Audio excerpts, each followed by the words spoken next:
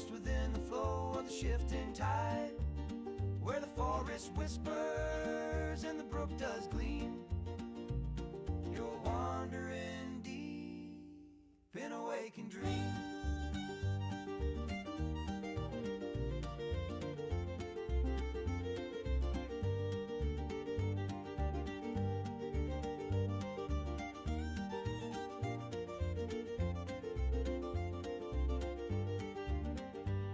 It's a place where the rules don't apply, where the trees seem to watch as you pass by. Every twist in the trail is a mystery. Every rustling leaf tells a history. Here you are on the shady side, dancing with the shadows, no need to hide. Where the stream runs cool and the world's unseen, and the air is heavy with a magic sheen.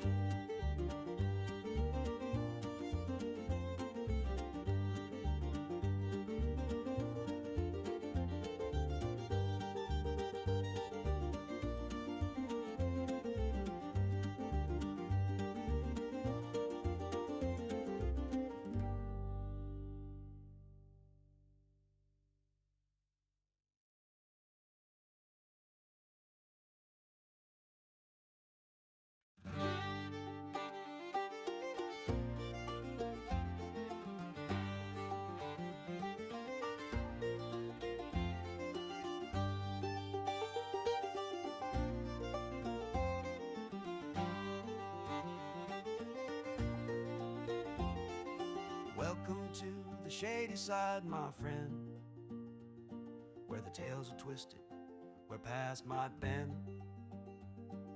The brook it laughs, the shadows play, and the world feels strange in a curious way.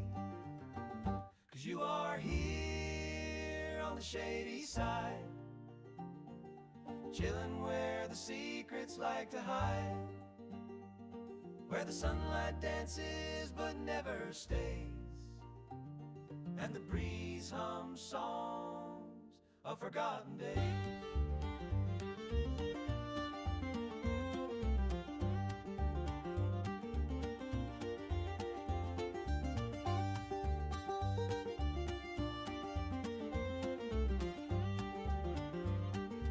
Oh my goodness, y'all, I turn around, I am running around trying to grab a few things. I come back and y'all got my chat filled up. What is going on, everybody? Hi there.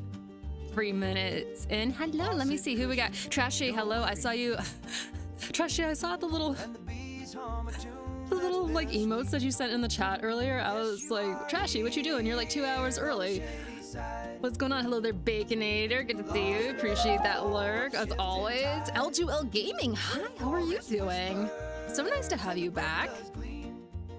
Need to shit. How'd you know, Sandon? How'd you know? How did you know? I need information. Get out of my bathroom. Just turn off that camera. Holy shit, 400 followers. I know. I cannot believe it, Riley. It doesn't feel real because last night, I never trust Twitch on this sort of stuff. When it was just like, oh, you hit it. And I was like, but I didn't see an alert go off. So therefore, how on earth am I supposed to trust you fully on that?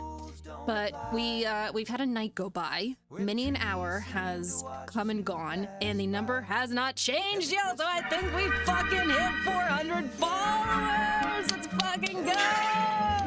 It's real this time. It's real this time. Bottom text, hello there. What's going on? Shady. Get it out while you can. Get it out while you can. Actually, I'm pretty sure that even after we have the official name change, you can call me Shady if you want. I know that's something that a lot of people are not really going to be able to just, you know, shake off right away. That is so friggin' odd. What is going on? I don't understand. I don't understand. I have you all in front of me. I don't need to worry about the analytics. All that matters is that you're here together. I have the day off, so I'm just vibing. Let's friggin' go, my guy. Fortnite Friday is canceled today. Oh no, is that because you have to work, Riley? Hello there, who? Every single time I read your name, I just think of Maui from Moana, Chihu, because I know that's probably not how I actually pronounce your name, but that's how I hear it in my head. Excuse me. I keep hitting my head on the slow ass ceiling, and I swear if I get bonked one more time, I'm gonna bomb the place. Can you not just, you know, duck your head? And is the ceiling that you're hitting your head on, or is it like a beam or something that could possibly be replaced? We are open until 10 tonight. Oh my gosh, Riley. Ugh. No, literally me during the summertime when I'm just like, why do I even fucking exist right now? Leave what is going on, my guy? Book time! Book time! Yoo-hoo! It's back. We are so back. We are educating the minds. We are enriching all the little wrinkles inside the brains and stuff like that. I'm really excited too, because yeah. Oh, I can't wait. I can't wait to get started. I kind of want to let things run for a little bit longer, but I don't want to waste anybody's time because I know that Riley said that he has to work tonight. But I'm very excited. It's my favorite novel of all time, and it actually it pertains a lot to the upcoming rebrand, which is in the process. It's a slow burn rebrand, but hello there, welcome back. Hope that you are having a magnificent day, whatever is going on with y'all. You can say cake. I will. Yep, you got it, cake. I will call you that. Anytime there's a reference to cake, I immediately my focus hones in, and I am paying attention. You know what? Fuck it. Let's get going. Wait a second? Did I miss anyone? As long as there is Subway Surfers in the corner, I'll be alright. I don't have Subway Surfers, unfortunately. Oh, are you talking to Riley?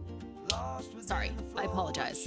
I shouldn't do that. I always feel like I'm infiltrating on a conversation every time. I'm just like, oh, it's a response to each other. But I'm like, does it anything? No, it's not. You're being nosy. Just because it's your chat box doesn't mean it's your chat messages. All right, fuck it. Let's just fucking go. All right.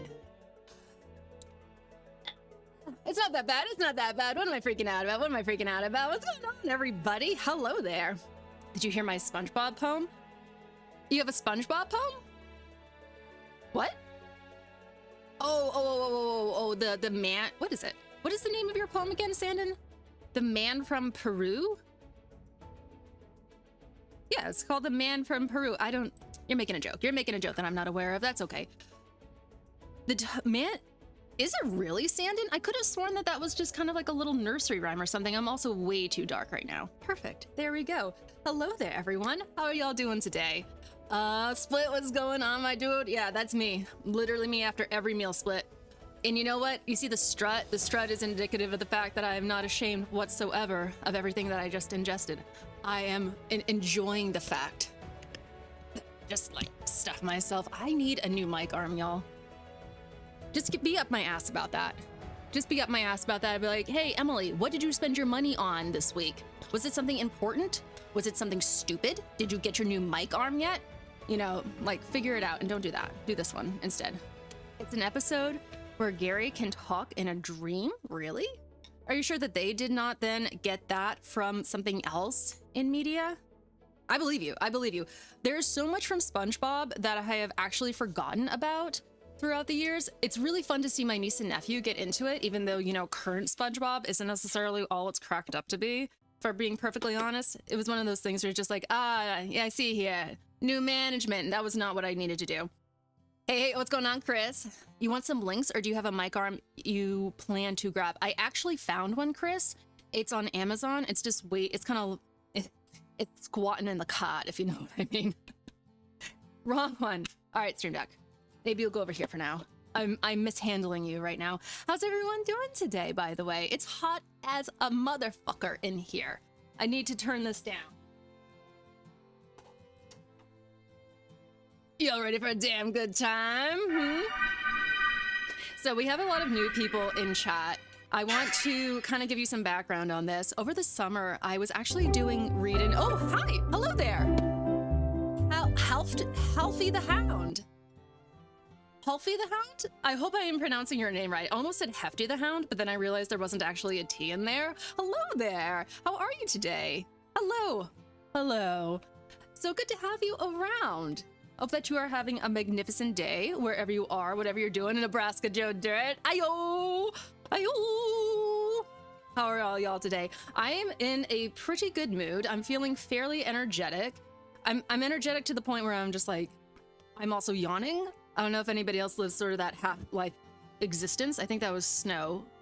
Or we're having an earthquake in New England. In which case, y'all know it's the end times because we don't get that shit in New England. Haffy. Oh, Haffy the Hound. Okay, perfect. Understood. 6, 7. No. Not in my chat. Not in my chat. Get it out. Sweep that shit out of here. It's already living rent-free in my head.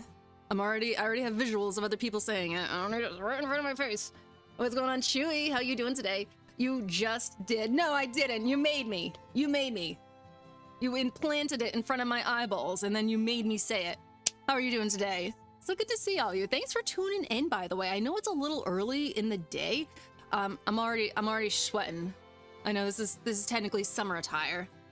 No, you did the dance? No, I didn't. This? I did this? No, this is just how I juggle balls, okay? This is how I do the balls weigh in. And just be like, one's a little heavier than the other, sir. You might want to get an ultrasound. Did I miss the reading? No, Chewy. We just started. I don't really know. I should probably actually look to see how many chapters is in this book. Oh, while I have the thought in my brain, let's make sure I can get this up here. See, that is the cover of the book, if anybody was curious. Oh, I hate to cover the face of the reading mushroom lady, but oh, I want everybody to be able to actually see it and know what it looks like. But before we get started, I just want to kind of catch up with y'all, see how y'all doing. Hello there, Linda. How you doing today, boo-boo? Hello. I see you. No, nobody's missed the reading yet, Chewy. Clip it. No, okay, it's fine. That's fine. If you want to provide evidence of me, you know, helping a nice gentleman out to find out if he has testicular cancer, go right ahead. Do that. You do that. That is just called charity, you know what I mean? Meffin? What does that mean? Meffin? What are you saying to me right now, bottom text?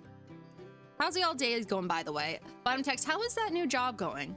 I know that you quit the one that you had in order to move on to something else, and you said that you're now hitting your head on it. Have we achieved satisfaction levels yet? The mushroom lady understands. She is reading with us after all. This is very true. I just feel bad. Northeast US representing and still frozen. Northeast US representing and still frozen. We are very much frozen where I am, L2L. Are you in the Northeast? I'm assuming you are. And forgive me if we've actually had this conversation before and I have forgotten what your answer is. Can I actually move this down here a little bit? It's a dumb 6-7 joke I was doing. Oh. See, I guess there's layers to the 6-7 joke. Down. Come on, OBS. Oh, wait a second. Can I just move? Oh, I can. Hey, y'all, did you know that in your sources, there's actually arrows that you can direct it to? Sure, just go all the way down there. Just so that it can be nicely layered. And we don't need to worry about anyone being covered. Yay, that looks a lot better, even though I'm kind of covering Catherine's name right there, but that's okay. I did not expect a balls joke. Sorry. Get out while you can, Haffy. Get out while you can. I don't know. I know that this kind of reeks of wholesome, but there ain't nothing more wholesome than a scrotum, if you know what I mean. It's just doing its job. Okay, so can I go on a little scrotum tangent right now? Is it going to freak everybody out? I don't want to go there if everybody's going to be like, no, I had a vision for what this stream is going to be and you're ruining it right now. So I need someone to say it's okay. Because I do have thoughts on scrotums. Yeah, from New York, so it's like fake New England. Oh, you know what? You're kind of like the cousin that we do acknowledge. Be like, hey, you're kind of getting the same.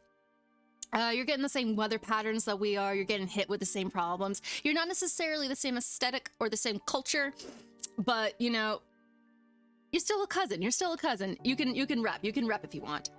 Pee is stored in the balls. Yep, absolutely. That's why there's two of them. One is for the bacon of the babies and the other one is for the urine.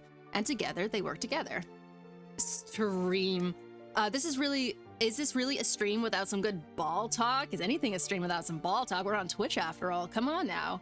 Conformity. And hi Zoid, I do see you. My favorite lurker out there, other than Sandon. You two are kind of my lurking twins out here. You're driving to work, and of course scrotum talk. Okay, so everybody seems to be giving me some the go ahead to talk about scrotums for a second. back in particular territory for us Hispanics, and I wouldn't trust anyone else to do it, bottom text, because y'all actually care. That's a story. Remind me of that story, bottom text, for after I get done talking about the scrotums. I didn't know it was going to be that kind of a reading stream. Well, we're going to be getting into something a little bit more wholesome, because this is definitely like a kid's book, so to speak, but it is exceptional. So I promise you that it is going to be well worth the listen. So when we're talking about scrotums in general, I don't have one. But I've observed them, you know, and I've taken time to consider them and to think about them. A story, yes, I'll get into that in a second, bottom text. I think you would be the only one who appreciates it. Maybe Linda will appreciate it. But we'll get into that in a second. So what? Rylery, cover your ears, Rylery. Rylery is like my homeschool kid, which is funny because I was definitely a homeschool kid, but you know, he's like my wholesome little dude. This is probably the best stream ever. I don't know about that yet, Rylery. I don't know about that yet. Absorb them for science, of course. I don't know how women work. Skill issue, my bro. Skill issue. Sounds like you've had opportunity that you haven't taken advantage of. I'm writing smut. Hell yeah, have it. Get after it. Let's fucking go. That's... I won't get into that. I won't get into that right now. I only read kids' books. Well, it's so funny, Nebraska, because some of my favorite books are kids' books, and I want to be a kids' book author someday, interspersed with actual adult writing as well. But I do want that to be my primary focus, as well as young adult novels. So yes, I have read a lot of kids' books, and they're some of the best novels in the world, in my opinion. I would probably like the next book that we read after this one might actually be another kids' book, and it'll heal your heart. But well, that's not a topic for right now. The topic right now, folks, is scrotums. Well, who out there in the club when they get to scrotum? Listen, I'm a supporter of the scrot, okay? I'm a supporter because, you know, it is a forgotten organ. It's an organ that does many good things. And if you think about it, they're pretty adorable. They're pretty adorable with the way that they behave. They kind of, curl up a little bit when they get a little too cold, and then they just kind of relax when they get a little too warm. It's all about trying to protect the babies. It's all about trying to protect the baby sperm. It's all scientific and biological, and it's pretty fucking cute, in my opinion. And they're all squishy, they're all soft. I think that they're cute. I think they're a very wholesome thing. Chat, who your scrote goat. I do apologize. I have no idea if this is TOS or not. But hopefully I'm speaking in biological terminology only. And the amount of actual cum jokes that I have heard on Twitch, I think it'd be highly hypocritical of them to come after me in this moment in time. But that's all I'm saying on the matter. That's all I'm saying. You know, if you just take a moment to, you know, check out the scrot in your life. And just be like, damn, look at you go. Look at you just like nestled in there. Doing your best out there. Protecting the babies, just instinctually. Can't be too hot, can't be too cold. The scrot must have it just right. Girl, TOS ain't got nothing on you. At least I'm not waving a gun around like some people. Fake gun. Which is also fine. Not fine, but you know. It ain't going that close to the line, at least. By the way, how is my volume right now, chat? I did, in fact, touch some dials. I'm sorry, I know I wasn't supposed to, but I was in a Discord call and my volume was kind of messed up, so I did end up hitting the gain. I know, I feel so terrible about it. So let me just check real quick and then you can give me some feedback. I think I sound okay, but if y'all don't think I sound okay, please let me know, because we're going to just be just kind of sitting here. It's going to be a calmer way to start stream, and I don't want to necessarily have to shout while I'm reading, so I will bring the mic closer to my face. As long as you don't so actual scrot, it is all good. I would never. I don't have a scrot to show. I'm scrotless at this moment in time, which is a shame. It is such a shame. But, you know, we must persevere. We must carry on. Okay, let me see if I can pull this closer. As a dude, I can confirm you are speaking the truth. Oh, hell yeah, Baconator. Hell yeah. Put me on a witness stand. Oh, shit. Fuck, going the wrong way. I'm ready to speak up on behalf of the scrotes. Hello, good beer, and what is going on? We were just having a little discussion. We were just having a little scrote discussion. I always have this stuff on my heart, you know what I mean? I have no one to say this stuff to, so unfortunately, all of you have to be subjected to it. I'm gonna lurk and get back to work. Okay, bottom text. I will send you a message later about Hispanics and doing construction. It has to do with our roof, because we just got half of our roof redone, and we had 2 different teams come in. One was mostly Hispanic, and the other one was white trash. Ask me which one I preferred up there. It was nicer and quieter and more polite. Ask me. Yeah, anyways, so welcome back, good beer, and hope that you are having a majestic day. I thought you were going to do the joke. I don't do the joke. No. Whatever do you mean? Just yell about scrote in the streets. Not in my little small town, L2L. Where I live, we definitely have the equivalent and the equivalent of the kind of the classic. Which do you prefer? The first people who were insanely nice and insanely professional and didn't scream the entire time that they were up on the roof about a bunch of ignorant bullshit. Oh my gosh. Which is fine. The white trash need to have jobs too. It's fine. This is just my personal feelings on the matter. Just my personal feelings. This is not representative of any other white people out there in the world. It's not representative of Twitch. Everything that I say is technically said in Minecraft under the magistrate of Minecraft. Okay, so who did you know? So anyways, I was responding to L2L. So in my neck of the woods, kind of the classic small town New England here, we could continue the convo in Discord, probably. Call it. M's feelings about ye old scrote. You know what, Nebraska? I have a strong feeling that more people share these feelings, but they're just afraid to express it. I clicked off the screen when you read my message. I don't even remember what I said, honestly, Haffy. If the Hispanics whistle songs while they work, they're true professionals. Oh, split. How'd you know? They actually did whistle. They were so nice. They were so incredibly nice. Very, very efficient.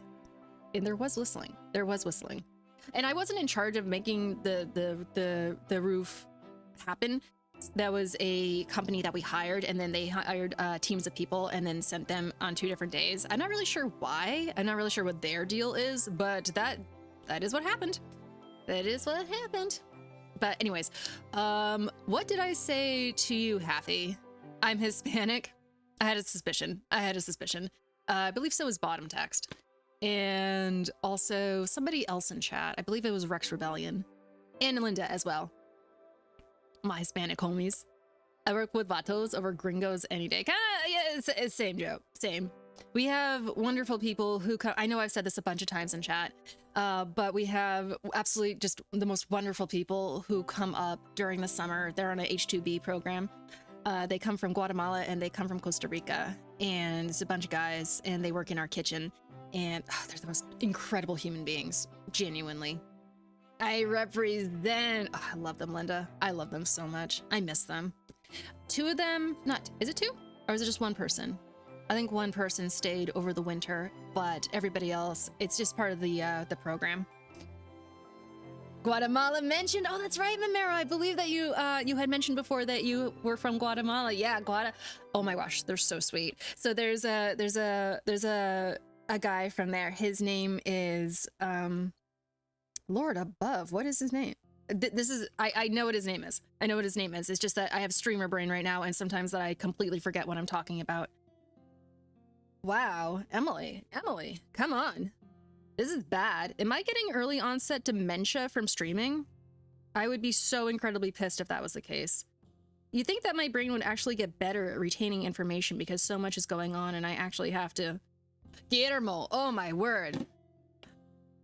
That's concerning. All right, nootropics. I don't care if you're a placebo effect. We're going to be trying you out anyways. His name is Guillermo, and he is just the sweetest human being ever. He's from Guatemala, and a couple of other people are from there as well. But Guillermo is he's just the nicest guy. Doc's the guy. It's just his first name. Calm down.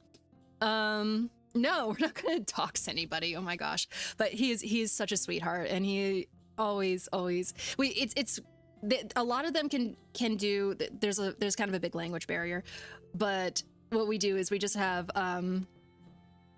we just have our Google Translate out the entire time, and we're just trying to have conversations between everybody and trying to like make everything known between each other. What is this? I am not doing this. Is this where the conducting of the energy inside of the science museum is coming from?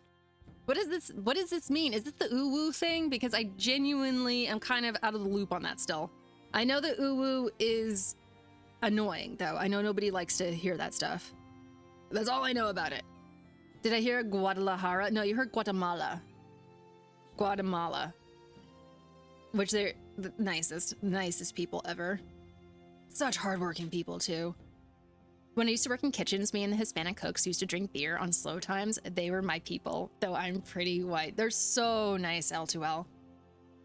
Hey, you said it right. Oh, hell yeah. Here's my thing, too. I will always do my best to try to respect whatever language I'm going to be attempting to say. But that's sort of the idea of just like, I'm a little white Irish Jewish girl from Maine, and I'm never going to be able to do the accent completely right. I'll try, but I don't want to like butcher it entirely. I'll do my best, but there's no perfection coming out of here.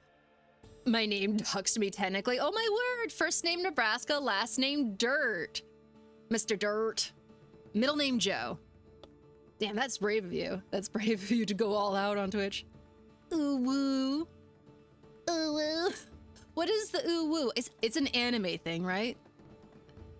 I heard that was Spanish, so it's a fraud Mexican. No. That's nice of you. I mean, I can try. I butcher it if they respect you. I butcher it, they respect you for trying. I know, and there's always just like that thing where just like, oh, you can never get close enough. I'm like, I can't, really. It's so funny to hear people who have a really thick accent in the US, like somebody from like Texas or Georgia or something like that, speak Spanish, because you know that there's no way that they're ever going to be able to overcome that dialect and do a different type of accent. So they are just going like, full on adios, folks, or something like that. That's a bad Texas accent, but they're close to the Mexican border, so therefore they obviously know some Spanish, but it's all done in like the boldest Texas accent you can possibly get. Can we get a odd? What? Can we get a what? Odd? I have no idea what that is, Hathy. I'm from Texas and cringing. I am sure. I am so sure, Chewy. I am not very good at replicating accents whatsoever. Like if I actually took some time and effort into thinking about it, but that's not going to be happening right now. It's a furry thing to my knowledge. It's a cutesy baby talk thing, according to sources. Okay.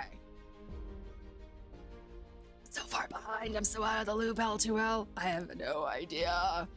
If it's a furry, I know that the awawawa thing is a furry thing. That's what I was that was explained to me at one point, and I know that depending on the tone and the context, it can mean different things, even though it's the exact same words or exact same verbiage. Not the right link. Oh, that's totally fine. Don't worry. Not furry exactly. Well, that's what I was thinking, Momero, because I know it's connected to anime in some capacity, because I've seen it shown up in chats, kind of for different reasons, but I've never really gotten the lore behind it. Did I get everybody, by the way? It's natural, It has to do more with multitasking. I think you're right, Chewy. I think you're right. And I think that goes for just about anybody, because your brain automatically starts filtering things out other than the most basic necessities, and it's kind of living at that surface level. And so I need to like dig up information from the past or from past experiences or something. The brain's just like, no, I can't see the connection to what's going on currently right in front of your face. So we're just gonna fail you on every level right now.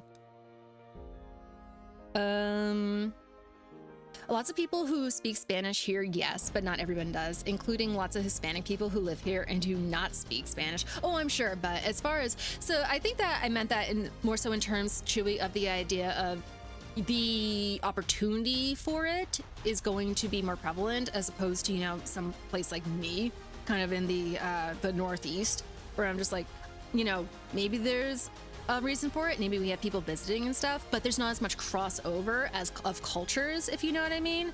It's white as hell up in here. White as hell. It's obnoxious. Why do I feel called out? Nobody's called out. This is me reporting on things that I have heard. So therefore, it's technically hearsay, if you know what I mean. And what's going on, Shady Owl? Welcome back. How are you today? Some dancing going on in the chat right now. I like your little croc boy. Oh, it's a dino. Forgive me. My bad. Em is confused by the oohs. Thank you for that. Thank you to everybody who clips, by the way. Genuinely. I think I've mentioned this before, but the clips really keep me going. Because every now and then I'll get off of a stream and just get into my head about it really, really bad. Where I'm like, what the fuck was that? What were you doing? And then I'll go back through, because I don't want to go back through VODs. Going back through VODs is kind of just this weird pill that you take and gives you a horrible stomach ache because, you know, existential crisis on the menu. It's right there for you. But clips are different. They're like little snapshots of what's going on and kind of, you know, moments that are deemed, you know, cool enough to memorialize. So going through them, I'm just like, oh no, that's right. You've been doing this for a while. You're good. You can keep going. It's not as bad as you think in your brain. So I really do appreciate when anybody does that. I suppose, but I've heard a lot of Spanish where I live in New York too. That's true, but New York is such a melting pot though, I feel. I've heard. I've been to New York once. I've been to New York City one time. It was very overwhelming. I was by myself and overwhelmed, and I don't ever want to go back. Unless I'm with a bunch of people. I hate reliving my own videos by watching them after I lived them. It's monotony. Yeah, I don't always do it, Joe. Sometimes I like to go back to, because I keep all the VODs, except for that fucking one that I lost. I'm going to mourn that for the rest of my life. But we have a VODs channel, and so, which I like to keep because as an artist, I really despise the feeling of losing something.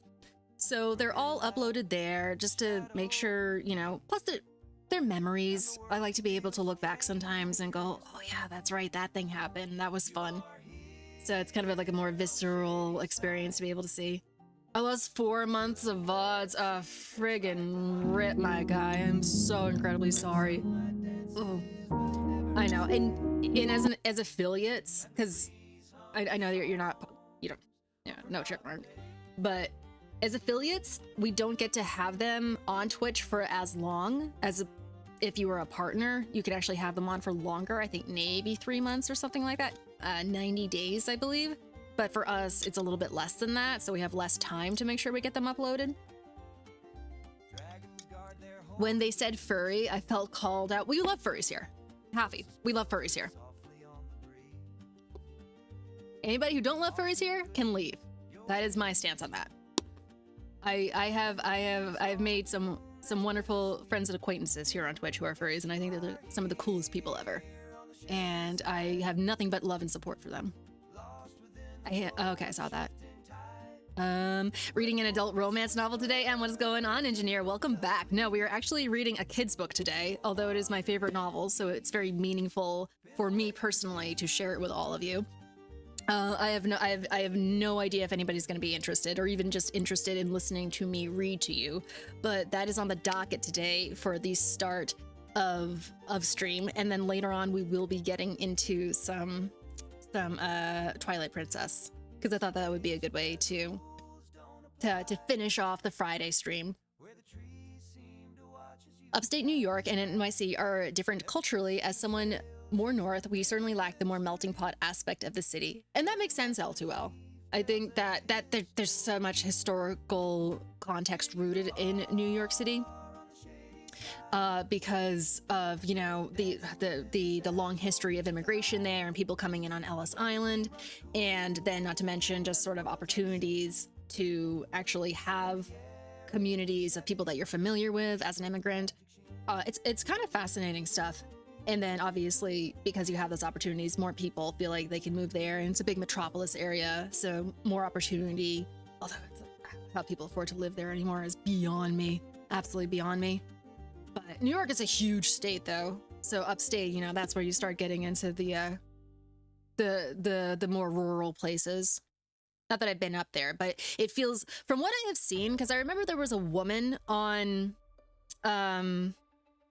Food Network at one point. She was kind of doing the farm to table, farmhouse, kind of down home cooking type of stuff, and she was from upstate New York, and I was looking at all the footage that they were collecting, and I was just like, oh my gosh, this is fucking New England right here.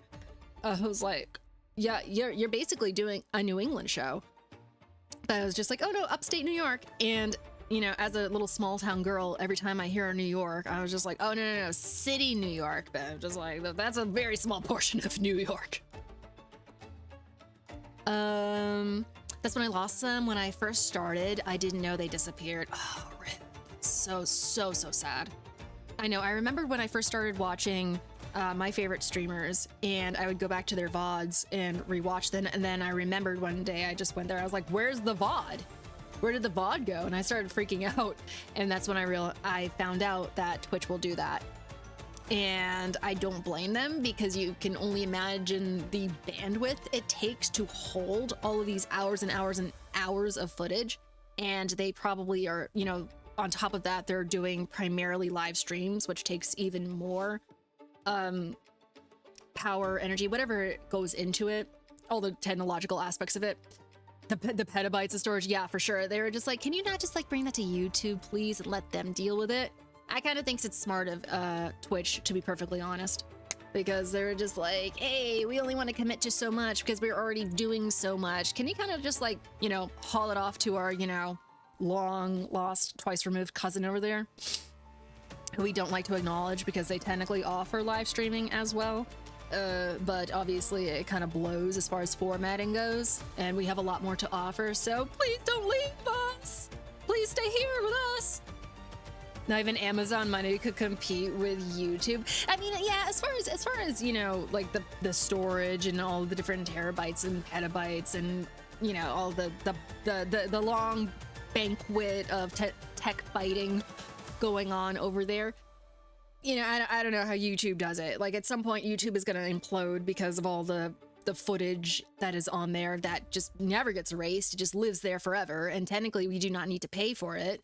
We don't need to pay to watch it, and we don't need to pay to upload it. And then we get all pissy at YouTube for trying to make money somehow, which granted they do in pretty shitty ways sometimes. So it can be, you know, it can be justified, the anger, you know, especially if they do it at the expense of their creators. But at the same time, you know, like, you need money to continue to do a thing, so it's a balancing act.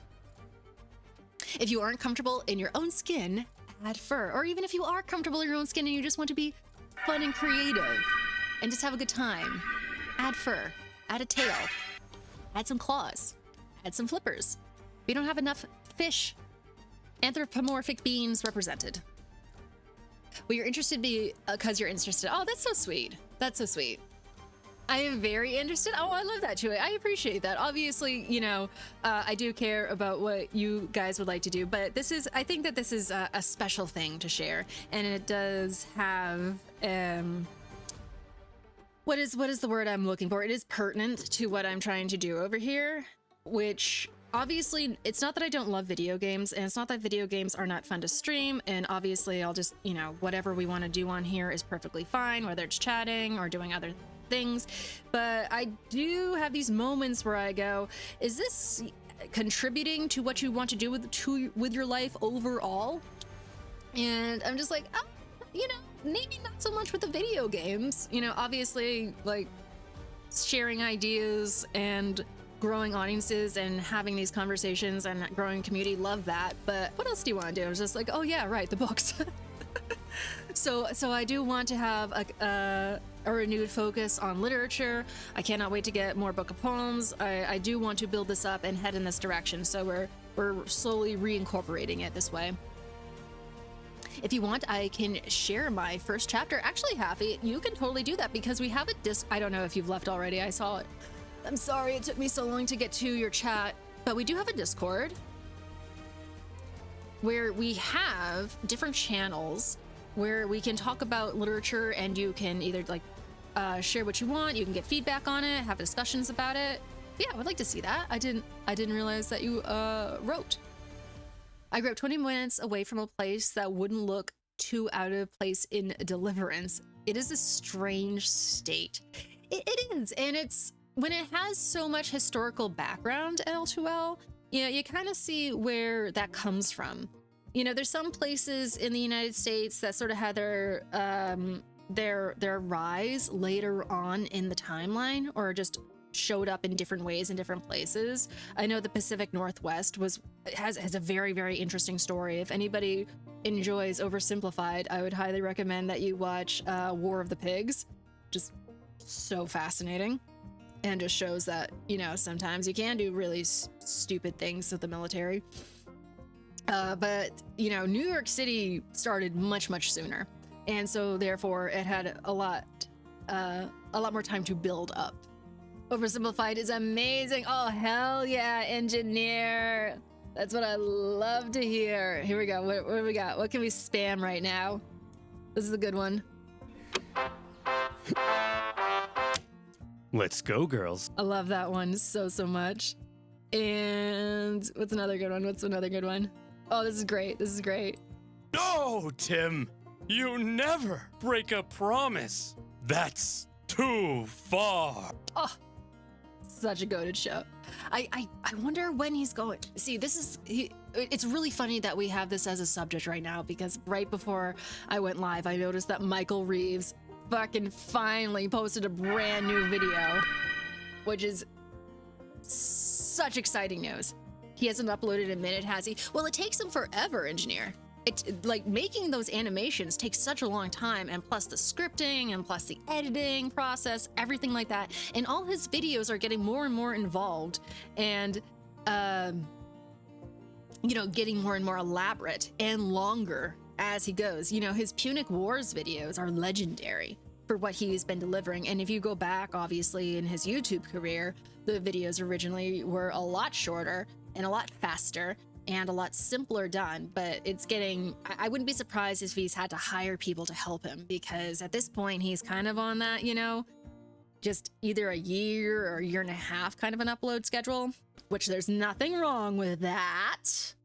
Nothing wrong. You know, stuff happens when it happens, and then when it comes out, it's a work of art, and it makes an indelible mark, and, you know, it was all meant to be.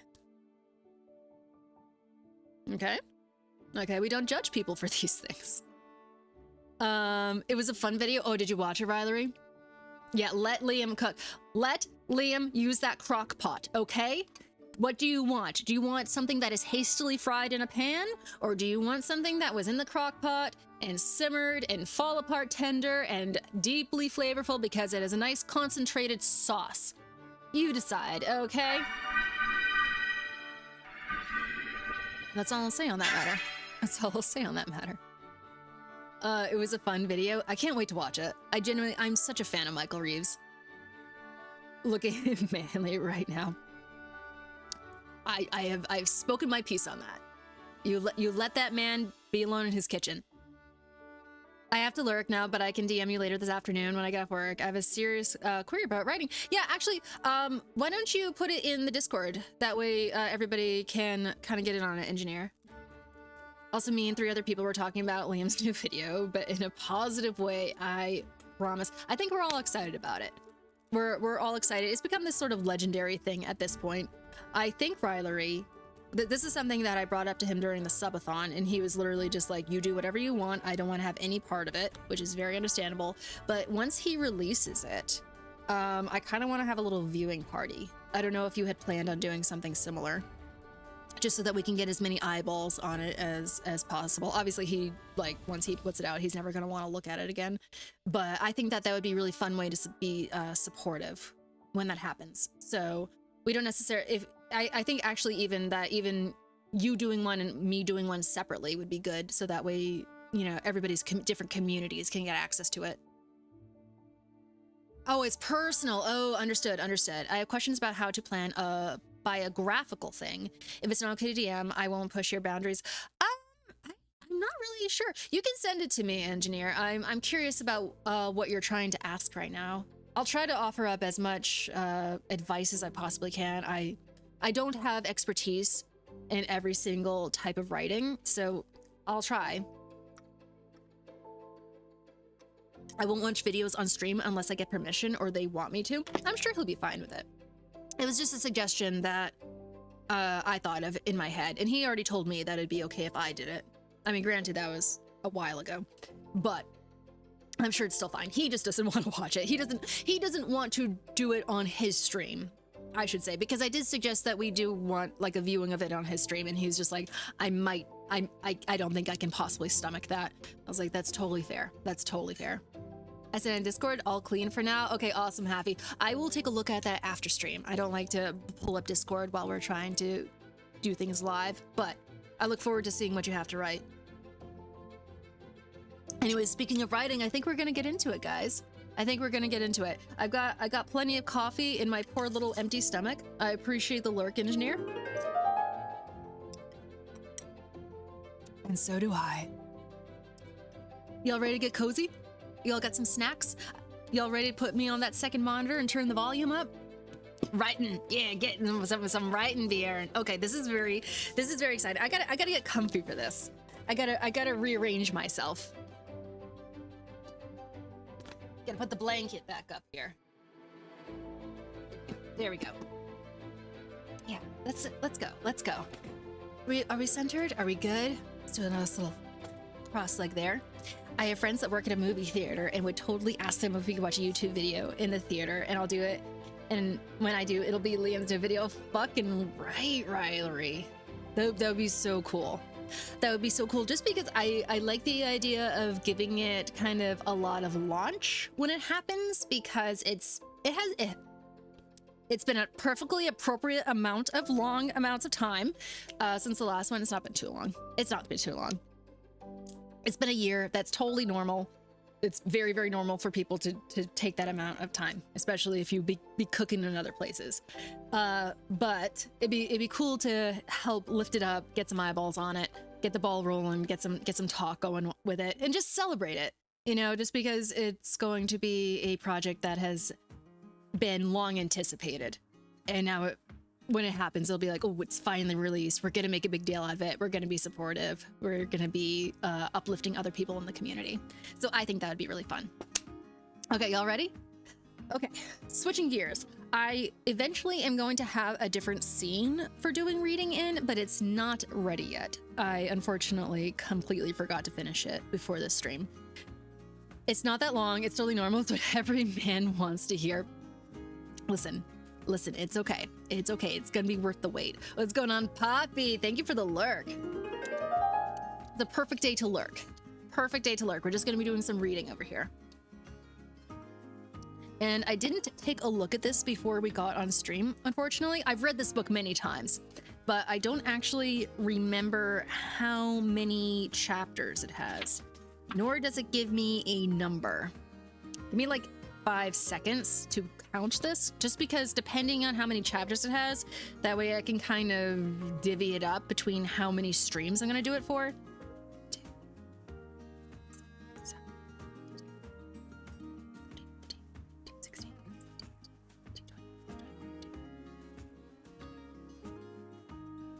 Oh, 30. Oh, my book had 30, but this is going to be a lot shorter. This is going to be a lot shorter of a book, obviously. You know, it's not the gigantic brick that my book is. So I think we can do maybe 3 chapters? Maybe 3 chapters each stream, and that would kind of be, ooh, maybe. No, that would be fine. That would be fine. So we're probably going to be doing like 3 chapters per stream, depending on how short they are. If they're really short, maybe we'll do more. Last night I said I would rather it take longer because he puts a lot of time and effort into his videos, and I prefer it has more time to cook rather than rush, as long as it doesn't take 3 years. Well, I completely feel the same way, Riley.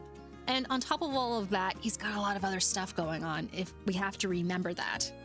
Whereas before, he just had YouTube for a long time, except when in the early days, he also was in the band. But now he's got us, he's got Twitch, he's going to school, he's got other responsibilities going on, and on top of all that, he's got to make these super elaborate YouTube videos. I mean, it's going to stress him out. So we want to be supportive, we want to be patient, and we have to remember that if it's taking him a long time, it's because he is providing so much time for us on Twitch, as well as trying to live his own life. So we've got to keep that in mind. 27 chapters? As 27 chapters? Did you look it up, Chewy? Did I read that incorrectly? Did I count incorrectly? I'm looking at the wrong friggin' thing. Oh my gosh.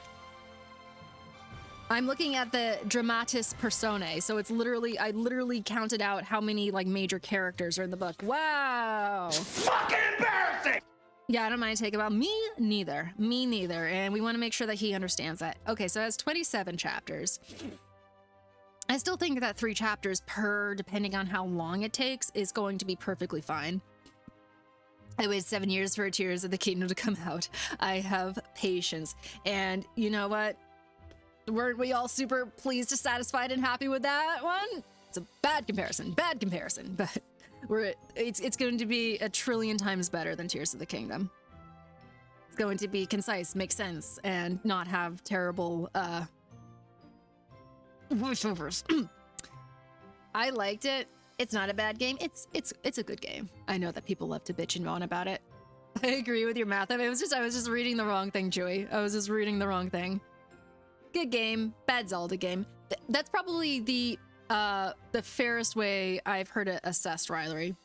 It wasn't bad. It wasn't bad, but I've heard endless conversations about how it could be better.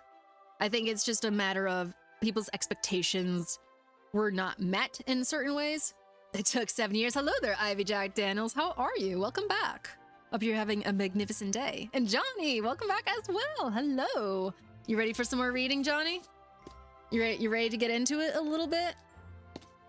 Book, yeah, best book, in my personal opinion. So, little backstory with this. I don't remember when I first found this, but it was a hot minute ago. And by the way, if I'm a little bit too loud, just let me know. I sound pretty good in my headphones. I don't want to have to end up screaming while I'm reading this.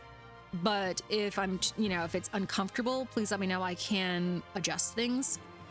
I could have said worse because I waited 10 years for 10 years or 7 years. You're changing your story. It's like Lego Zelda, not classic Zelda, but a good play for sure. For sure. Trust me, Joe, I had fun. I sunk hours and hours into that game. There was a lot of it that I personally was a little bit eye-rolly about, particularly when they sort of just rehashed cutscenes and the dialogue was a little wanting as far as good writing goes. I'm struggling talking. I'm gonna shut up. You're fine. You're totally fine. I'm in the same boat, my friend. I'm in the same boat. The cover looks cool. Doesn't it look gorgeous? I was strongly considered not getting the one that's on the cover, but a different one. As a... Where is it? Here it is. It's this one. This is going to be a chapter that comes out much later, but I've considered getting this illustration as a tattoo before. I might get it. I'm still kind of on the fence about it just because it's going to be a huge tattoo, but I'm considering getting that on my other leg. Thank you so much for the 7th stream streak, Johnny. I appreciate you. If you like this book, you should give it... What? You should give Weakest Beast Tamer a try. I've never heard of that, Joe. Do you mind dropping me a little link in the Discord so I can check it out later? It sounds interesting. I meant to say KH3 for the 10 years, but not Tears of the Kingdom. I had Tears of the Kingdom on the mind. What is Kingdom Hearts 3? Oh. Okay, so rivalry. We're gonna get into the book in 2 seconds, but rivalry brings up something that is going to this always makes me giggle. So if you're a Kingdom Hearts fan, rivalry, have you seen the video that Barry Kramer did on YouTube trying to explain the plot of the Kingdom Hearts franchise? It's so funny. It's so funny. I haven't even played. I played like the smidgen of Kingdom Hearts back in 2012. but I haven't actually like played the entire franchise out, but that I've watched that video like 3 times now because it's so friggin' funny. I'm about to get into a book of poems on fairies and sprites. Ooh, Johnny. Johnny, I love me some fairies. I love me some fairies. You're gonna have to share because I've been looking for a book of poetry about fairies, particularly if it's nothing that's like not, you know, super juvenile or aimed at children. And it's a little bit more elegant in the writing. I'm very curious. I'm very interested. It's so funny because you probably don't remember because we had this. Oh, did we really? I don't remember. If you think I remember things, my dude. I watched the video because you recommended it to me a while ago. Oh, what did you? Do you remember your thoughts on it? Do you remember your reaction to it? Okay, sorry. We're gonna get focused. We're gonna get focused up here. So yeah. I remember very specific things. We'll chat about it later. I do want to get into the writing, even though obviously just because I'm reading, guys, doesn't mean that the conversation has to stop. If you have a thought on something, you want to remark on something, the chatting can continue. And I will try to get to it and sort of bounce back and forth, but also try to remain a little bit focused on things. You don't have to be quiet. Nobody has to be quiet, by the way. Obviously, if you feel relaxed and you just want to listen, totally fine as well. But I don't want anyone to feel like they have to, you know, zip it or anything like that. Let the chatting commence. I'm also probably going to be lowering my cadence a little bit just so that I can preserve my voice somewhat. I know that sometimes if I'm just speaking for long periods of time, it can do things to my vocal cords. So that might be why my voice sounds a little bit different. But if I am whispering too much, please feel free to say something. Be like, what? What? And I will try to adjust. He did a very good and funny job. Okay. Good. I thought it was hilarious. I haven't even played the game. Alrighty then. So to give y'all a little bit. What? What? You said what? Alrighty then. So to give y'all a little bit of context, this book is about this girl. Her name is September, and she is going to be going on an excursion to Fairyland. That is essentially what the book is about.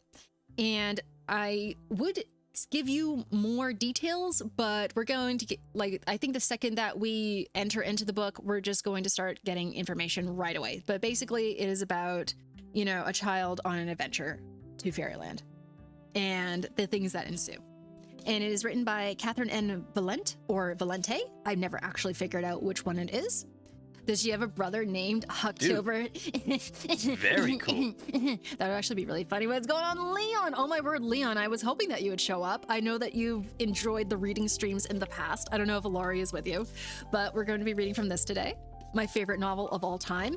And genuinely, chat, when I tell you that sometimes you come across a piece of media, whether it's writing or a show, music, a video game, or something along those lines, anything like that, where they go, this feels like it was created.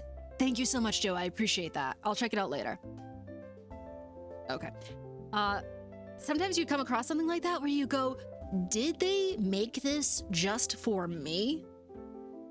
Because it touches all the different aspects of things that you enjoy, and it is relayed in a way that feels so in tune with your own personality and your own way of thinking and your own communication styles. That is how I felt when I read this book initially. I was just like, this woman wrote this book for me. This book is a manifestation, literally, of my own soul, spelled out and written down on physical pages. That is how I felt about this book. So this is a very important book for me. Very important, and I'm very happy that I can share it all with you. It's very, very personal. So let us get started. And they do have illustrations at the beginning of all of the chapters, so I will make sure to show you. So that is the first illustration. There's a lot of stuff going on in here, and y'all remember this. You'll notice the smoking jacket and the one little shoe and the fact that she's on a leopard. Emily, hello there, Laurie. You look so pretty today. Had to happen at some point, baby. I can't see you, but I'm sure you look ravishing, my darling, my ravishing. We're just about to get started, Laurie. So we're on chapter 1. Now, when I say this word, I want you to know that this is an actual word and I'm not mispronouncing something else, but this is this word, chat. I believe it is exund or exunt. It's not something else that ends in UNT, okay? That's not what I'm trying to say. I'm not really sure what this word is, but I think it's like an expedition or something like that, or to fly away. Alrighty then, so exunt on a leopard. Let me hydrate somewhat. Both pronunciations are correct, and thank you, Chewy. Thank you for looking that up. The C word, maybe, or bunt pan, in which a girl named September is spirited off by means of. Let me actually turn this music down. This might be a little loud. There we go. Already know that one? Oh, okay. See, I've often wondered. I've never had the opportunity to really include it in my everyday vocabulary. So, I use the C word. So do I. I love that word. Anyways, in which a girl named September is spirited off by means of a leopard, learns the rules of fairyland, and solves a puzzle. Once upon a time, a girl named September grew very tired indeed of her parents' house, where she washed the same pink and yellow teacups and matching gravy boats every day, slept on the same embroidered pillow, and played with the same small and amiable dog. Because she had been born in May, and because she had a mole on her left cheek, and because her feet were very large and ungainly, the green wind took pity on her and flew to her window one evening just after her 12th birthday. He was dressed in a green smoking jacket and a green carrier driver's cloak and green jodhpurs and green snowshoes. It is very cold above the clouds in the shanty towns where the six winds live. You seem like an ill-tempered and irascible enough child, said the green wind. How would you like to come away with me and ride upon the leopard of little breezes and be delivered to the great sea, which borders fairyland? I'm afraid I cannot go in, as harsh airs are not allowed. But I should be very happy to deposit you upon the perverse and perilous sea. Oh yes, breathed September, who disapproved deeply of pink and yellow teacups and also of small and amiable dogs. Well then, come and sit by me, and do not pull too harshly on my leopard's fur, as she bites. September climbed out of her kitchen window, leaving a sink full of soapy pink and yellow teacups with leaves still clinging to their bottoms in portentous shapes. One of them looked a bit like her mother, bending over a stubborn airplane engine in her work overalls. Classical mood music would hit a vibe with this. I just don't want it to be too loud. There, that's a little bit better. A little better. There we go. Sorry. One of them looked a little bit like her father in his long coffee-colored trench coat, gone away over the sea with a rifle and gleaming things on his hat. One of them looked a bit like her mother, bending over a stubborn airplane engine in her work overalls, her arm muscles bulging. One of them looked a bit like a squash cabbage. The green wind held out his hand, snug in a green glove, and September took both his hands and a very deep breath. One of her shoes came loose after she hoisted herself over the sill, and this will be important later, so let us take a moment to bid farewell to her prim little Mary Jane with its brass buckle as it clatters to the parquet floor. Goodbye, shoe. September will miss you soon. Now, said the green wind, when September was firmly seated in the curling emerald saddle, her hands knotted in the leopard's spotted pelt, there are important rules in fairyland, rules from which I shall one day be exempt, when my papers have been processed at last, and I am possessed of the golden ring of diplomatic immunity. I'm afraid that if you trample upon the rules, I cannot help you, for you may be ticketed or executed, depending on the mood of the Marquess. Is she very terrible? The green wind frowned into his brambly beard. All little girls are terrible, he admitted finally, but the Marquess, at least, has a very fine hat. Tell me the rules, said September firmly. Her mother had taught her chess when she was quite small, and she felt that if she could remember which way knights ought to go, she could certainly remember fairy rules. First, no iron of any kind is allowed. Customs is quite strict on this point. Any bullets, knives, maces, or jacks you might have on your person will be confiscated and smelted. Second, the practice of alchemy is forbidden to all except young ladies born on Tuesdays. I was born on a Tuesday. It is certainly possible that I knew that, the green wind said with a wink. Third, aviary locomotion is permitted only by means of leopard or licensed ragwork stock. If you find yourself not in possession of any of these, kindly confine yourself to the ground. Fourth, all traffic travels wintershins. Fifth, rubbish takeaway occurs on second Fridays. 6. All changelings are required to wear identifying footwear. 7th, and most important, you may in no fashion cross the borders of the worsted wood, or you will either perish most painfully or be forced to sit through a very tedious tea service with several spinster hamadreds. These laws are sacrosanct, except for visiting dignitaries and Spriggans. Do you understand? September, I promise you, tried very hard to listen, but the rushing wind kept blowing her dark hair into her face. I think so, she stammered, pulling her curls away from her mouth. Obviously, the eating or drinking of fairy foodstuff constitutes a binding contract to return at least once a year in accordance with seasonal myth cycles. September started. What does that mean? The green wind stroked his neatly pointed beard. It means, eat anything you like, precious cherry child. He laughed like the whistling air through high branches. Sweet as cherries, bright as berries, light of my moony moon. I love saying that. The leopard of little breezes yawned, and farther off from the rooftops of Omaha, Nebraska, to which September did not even wave goodbye. One ought not to judge her. All children are heartless. They have not grown a heart yet, which is why they can climb tall trees and say shocking things and leap so very high that grown-up hearts flutter in terror. Hearts weigh quite a lot. That is why it takes so long to grow one. But, as in their reading and arithmetic and drawing, different children proceed at different speeds. It is well known that reading quickens the growth of a heart like nothing else. Some small ones are terrible and fey, utterly heartless. Some are dear and sweet, and hardly heartless at all. September stood very generally in the middle on the day the green wind took her, somewhat heartless and somewhat grown. And so September did not wave goodbye to her house or her mother's factory, puffing white smoke far below her.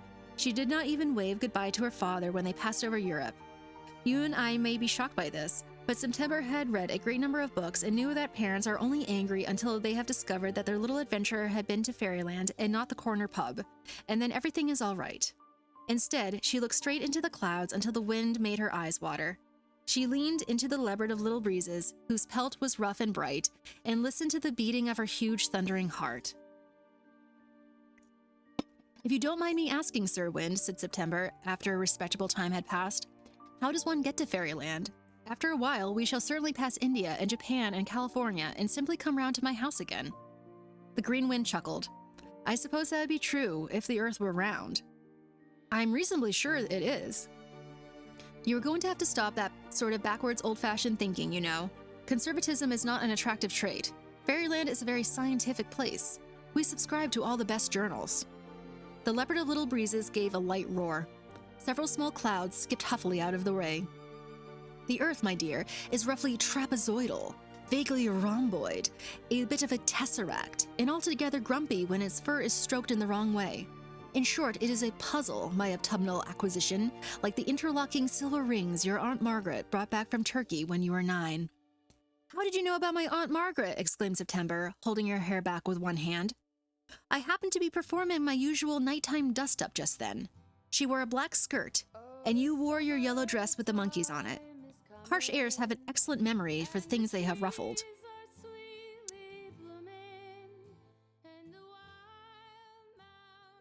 September smoothed the lap of her now wrinkled and rumpled orange dress. She liked anything orange. Leaves, some moons, marigolds, chrysanthemums, cheese, pumpkin, both in pies and out, orange juice, marmalade. Orange is bright and demanding. You can't ignore orange things. She once saw an orange parrot in the pet store and had never wanted anything so much in her life. She would have named it Halloween and fed it butterscotch. Her mother said butterscotch would make a bird sick. And besides, the dog would certainly eat it up.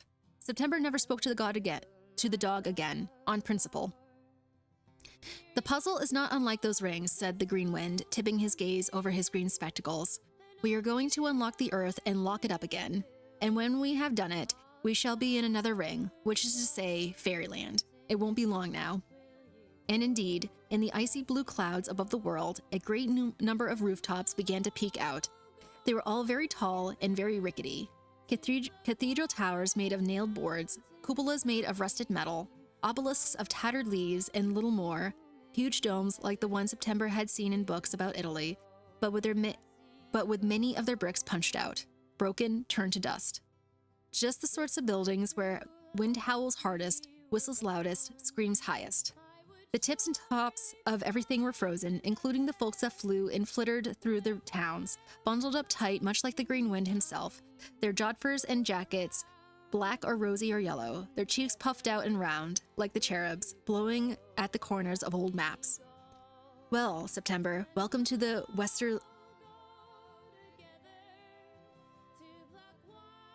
Trashy, it's funny because you posted that emote earlier before I started stream, and for a split second, I wasn't like sure what she was holding. I was like, is that a friggin' gun? But I think it's flowers? I'm not really sure. What is up, Salto Mortal? How are you? Welcome back. I hope you're having a majestic day. We're doing some reading right now. Should I post something? Is that confusing? Oh, we have a title. We have a title. You know what's going on. You know what's going on. I'm great, and so are you. Aw, thank you, Salt. I appreciate that. Well, we're reading this book. This book. The girl who first circumnavigated fairyland in a ship of her own making. And she just got picked up by the Green Wind. And for those of you paying attention, you know that the name change that's coming in soon, in a couple of months, I'm changing my Twitch handle to Emily Greenwind, which is a reference to this book and this character who takes a little girl and brings her to fairyland and back, which I thought would be very, very fitting for kind of the idea of what I am doing here on stream. So I'm excited by it. Oh yeah, it's all making sense now, right, Riley? Excuse me. So that's where the Emily Greenwind is going to be coming from. It's from this character and this book. Welcome, September, to the city of Westerly, my home, where live all the six winds in nothing at all like harmony. It's very nice and very cold, and I seem to have lost one of my shoes. The Green Wind looked down at September's toes, which were beginning to turn slightly purple. Being at least a bit of a gentleman, he shuffled off his smoking jacket and guided her arms into it. The sleeves were far too big, but the jacket had learned a drop or two of manners in its many travels and adjusted itself around September's little body, puffing up and drawing in until it was quite like her own skin. I think I look a little like a pumpkin, whispered September, secretly delighted. I'm all green and orange. She looked down. On her wide emerald velvet lapel, the jacket had grown a little orange brooch for her, a jeweled key. It sparkled as though made out of the sun itself. The jacket warmed slightly with bashfulness and with hoping she'd be pleased. The shoe is a very great loss, I won't lie, clucked the Green Wind, but one must make sacrifices if one is to enter fairyland. His voice dropped confidentially. Westerly is a border town, and the Red Wind is awfully covetous. Terribly likely your shoe would have been stolen eventually anyway. The Green Wind and September entered Westerly smoothly, the leopard of little breezes being extra careful not to jostle the landing. They strode down Squamish thoroughfare, where big-cheeked blue and golden winds went about their grocery shopping, piling their arms with tumbleweeds for rich, thorny salads. I love this book so much. Oh my gosh. Clouds spun and blew down the street the way old paper bags blow in the cities you and I have seen. They were heading for two spindly pillars at the end of the thoroughfare, pillars so enormous that September could not see right away that they were actually people, incredibly tall and thin, their faces huge and long. She could not tell if they were men or women, but they were hardly thicker than a pencil and taller than any of the bell towers and high platforms of Westerly. Their feet went straight down through the clouds, disappearing in a huff of cumulus.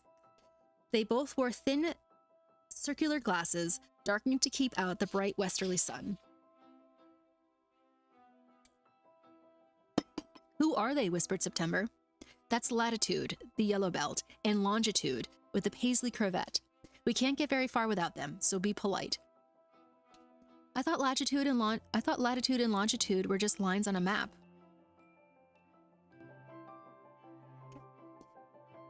They don't like to have their pictures taken. That's how it is with famous folk. Everyone wants to click, click, click away at you. It's very annoying. They made a bargain with the Cartographers Guild several hundred years ago. Symbolic representation only. Out of respect, you understand. September felt very quiet in front of Latitude and Longitude. Being young, she was used to most people being taller than she was. But this was of another order entirely, and she hadn't eaten anything since breakfast, and travel by leopard is very tiring. She didn't think she ought to curtsy, as that was old-fashioned, so she bowed from the waist. The Green Wind looked amused and copied her bow. Latitude yawned. The inside of his mouth was bright blue, the color of the ocean on school maps. Longitude sighed in a bored sort of way. Well, you wouldn't expect them to speak, would you? The Green Wind looked slightly embarrassed. They're celebrities. They're very private. I thought you said there would be a puzzle, said September, catching Latitude's yawn. The Green Wind picked at his sleeve, as though miffed she was not more impressed. When you solve a jigsaw puzzle, he said, how do you do it, pumpkin dear? September shuffled her cold foot on the smooth blue stone of the thoroughfare. Well, you start with the corners, and then you fill in the edges to make a frame, and then work inward until all the pieces fit. And historically, how many winds are there? September thought back to her book of myths, which had been bright orange and therefore one of her favorite possessions. 4, I think. The Green Wind grinned, his green lips curling under a green mustache. Quite so. Green, red, black, and gold.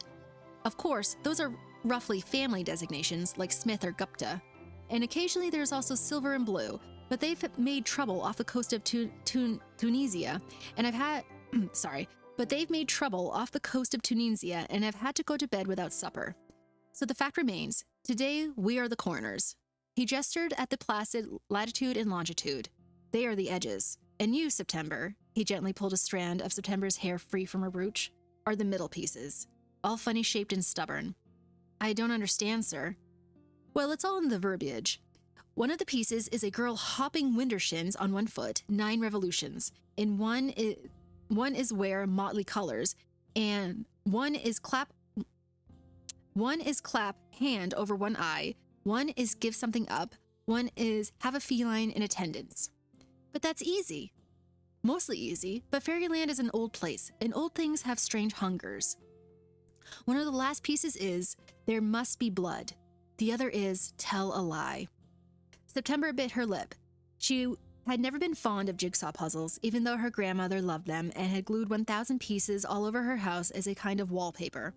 Slowly, trying to remember it all, she clapped one hand over her eye. She raised one foot and hopped in what she hoped was winder shins around the leopard of little breezes. Her orange dress flapped against the green jacket, oh my gosh. Emily, come on. Her orange dress flapped against the green jacket shining in the sun. When she stopped, September unfastened the jeweled orange key from her lapel and pricked her finger sharply with its pin. Blood welled up and dripped onto the blue stones. She laid the key gently at the feet of the impassive Latitude and Longitude and drew a deep breath. I want to go home, she lied softly. Latitude and Longitude turned smoothly toward each other, as though they were on pedestals. They began to bend and fold like staircases, reaching out for each other and interlocking. Brugeria? I'm not sure what that means, Leon. But please explain. They began to bend and fold like staircases, reaching out for each other and interlocking, hand into hand, foot into knee, arms akimbo.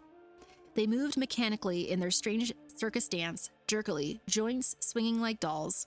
Oh, witchcraft. Joints swinging like dolls. The streets shook a little and then was still. Ever so briefly, Latitude and Longitude kissed, and when they parted, there was a space between their mouths, just large enough for a leopard carrying a harsh air and a little girl.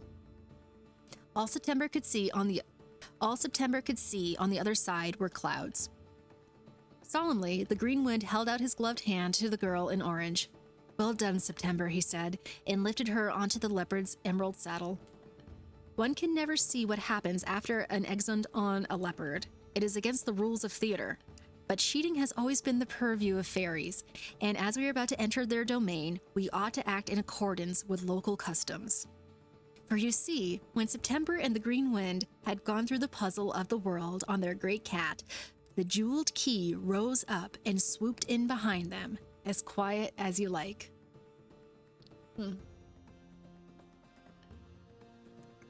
Okay, and that's the first chapter. That is the first chapter. Anyone paying attention? What do you think so far? What are our first impressions? I know it's a little bit hard to read. This is the first book in kind of I think it's like 4 books in the series or something like that. But the way that she writes is extremely lyrical, and she has very swooping sentences. This one is a bit tamer than the other ones. It's very fairy core. It's wonderful. What's going on, Foxworth? Hello there, my dear. Head pat. You head patting those heads. How you doing? You love it? Okay, excellent. We're doing some reading today, Foxworth. We're going back to readings on Fridays. We're good? Okay, awesome. I really missed reading. This is great news. I wasn't sure how y'all would react to the idea, but good. We're getting some good feedback. This is excellent. How are you doing today, Foxworth? How's the FOP today? When we get an opportunity, can we please get a little shout out for Mr. Foxworth QT? Wonderful VTuber, furry streamer. Y'all should go follow and have a good time over there when he streams. Lovely Icelandic boy. Thank you so much for that. Okay, so we are on to chapter 2. So this is the, I love the artwork here too. So this is the actual picture. I'll let y'all take a look of it. Censor for TOS. Just kidding. As you can see, we're missing a shoe.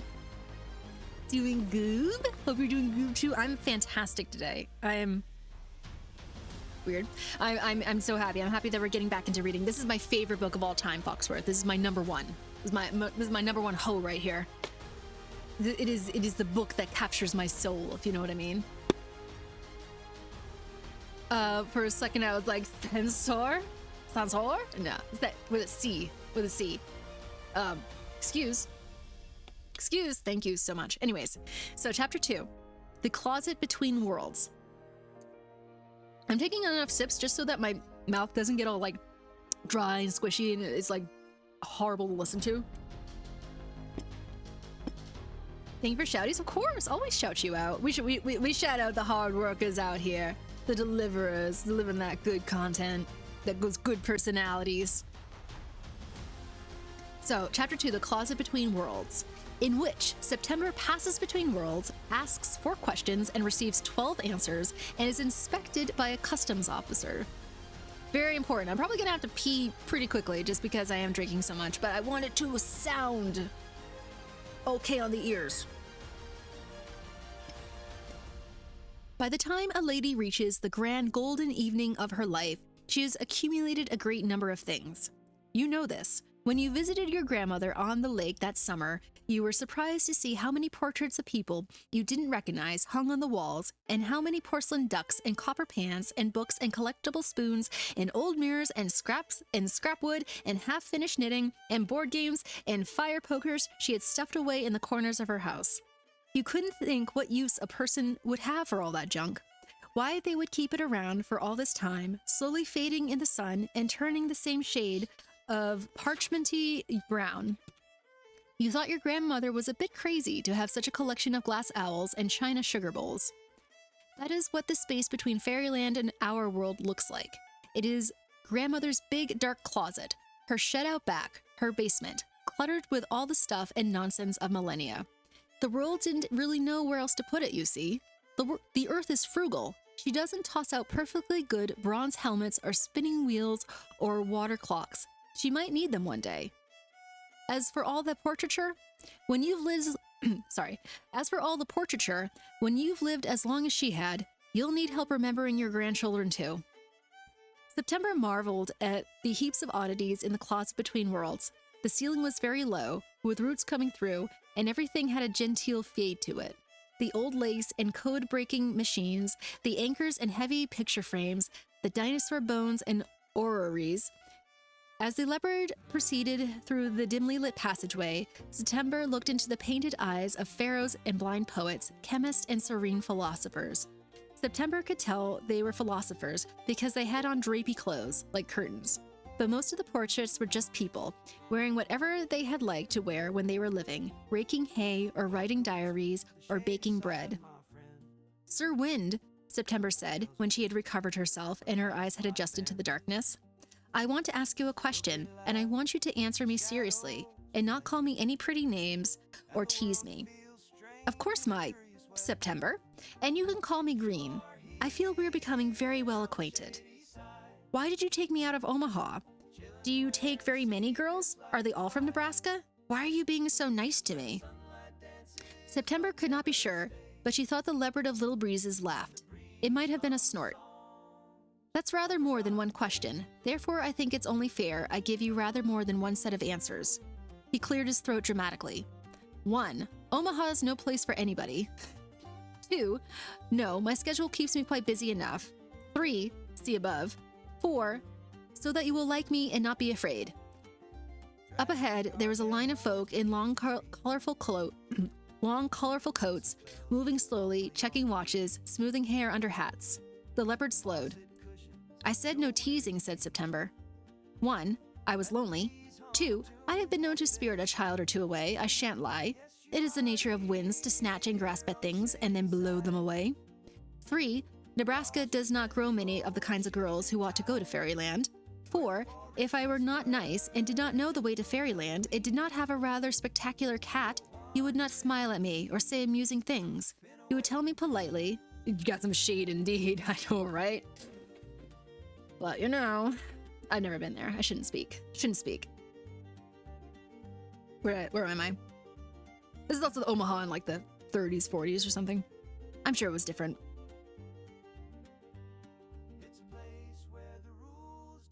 You would tell me politely that you like teacups and small dogs and to please be on my way. They came up short and took their place in line. Everyone towered above September. The line might have been long or short, she could not tell. September leapt off the leopard and onto the dry, compact dirt of the closet between worlds. The green wind hopped lightly down beside her. You said I was ill-tempered. Was that really why?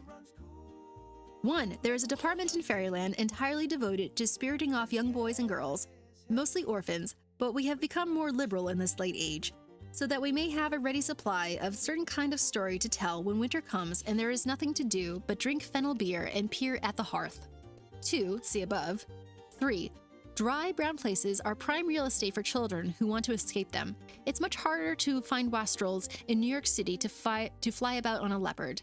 After all, they have the Metropolitan Museum to occupy them. 4. I am not being very nice at all.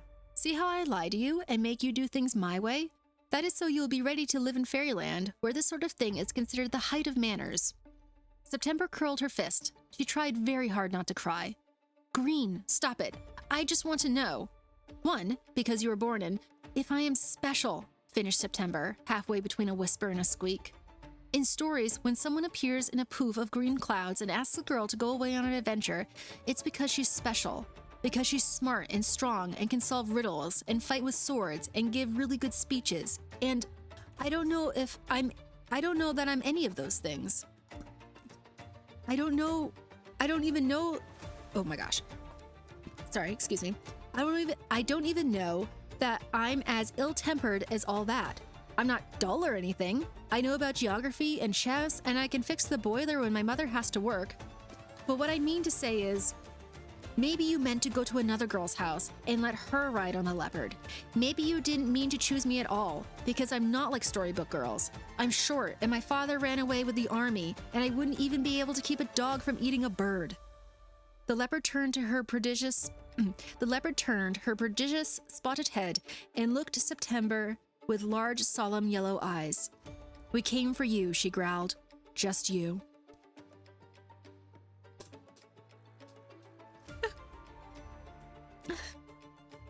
The big cat licked the child's cheek roughly. Hello, Stat. What's going on? It's First Girl. You're a protagonist. There's someone writing a book about you, so you get to something interesting. That's so friggin' funny. Oh my gosh.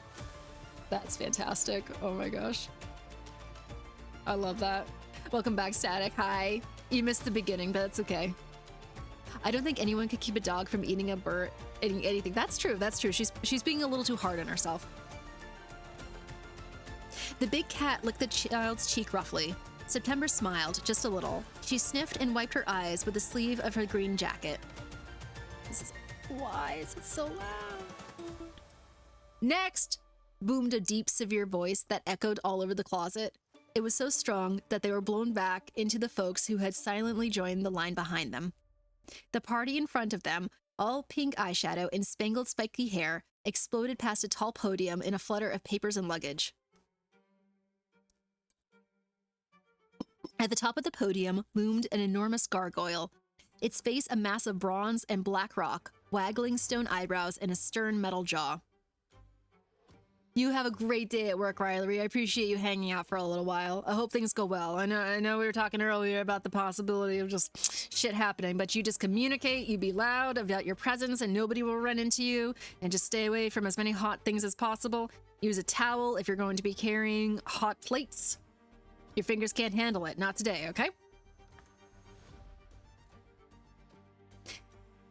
Its lolling eyes burned red flames. Its heavy arms clicked and whirred, greasy pistons pumping. The creature's chest was plated in gnarled, knuckled silver, half open along a thick seam, showing a thundering white velvet heart within. Her trousers zipped.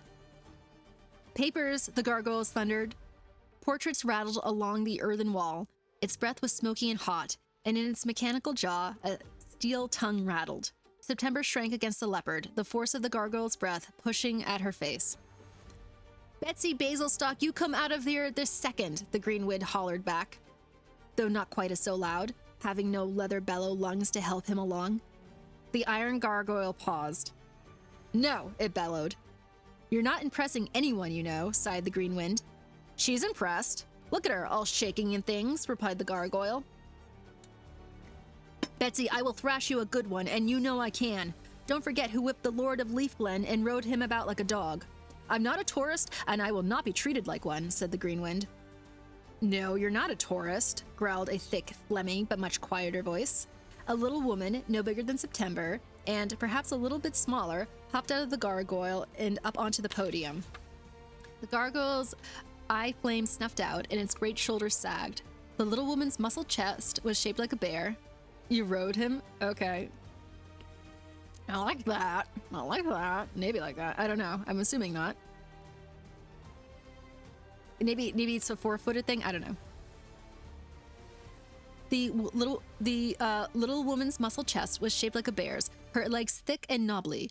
Her short hair sludged up and spiked along her scalp, sticking up in knife points. Okay, so we had a little illustration at the beginning. So we'll quickly revisit that. So that's our girl right there.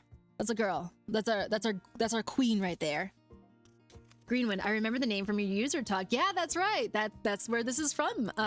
Foxworth. The Greenwind is out here. He is the character who is absconding with September, who was our protagonist, and bringing her to Fairyland. And I thought that it was just such a fitting name for, you know, the metaphor of what I would, you know, what we doing on the channel, you know. The green wind has found you, bringing you to Fairyland so you can visit and go back. That's a tie-in right there. That's part of the reason why we're also reading the book. Okay, so that is what Betsy looks like.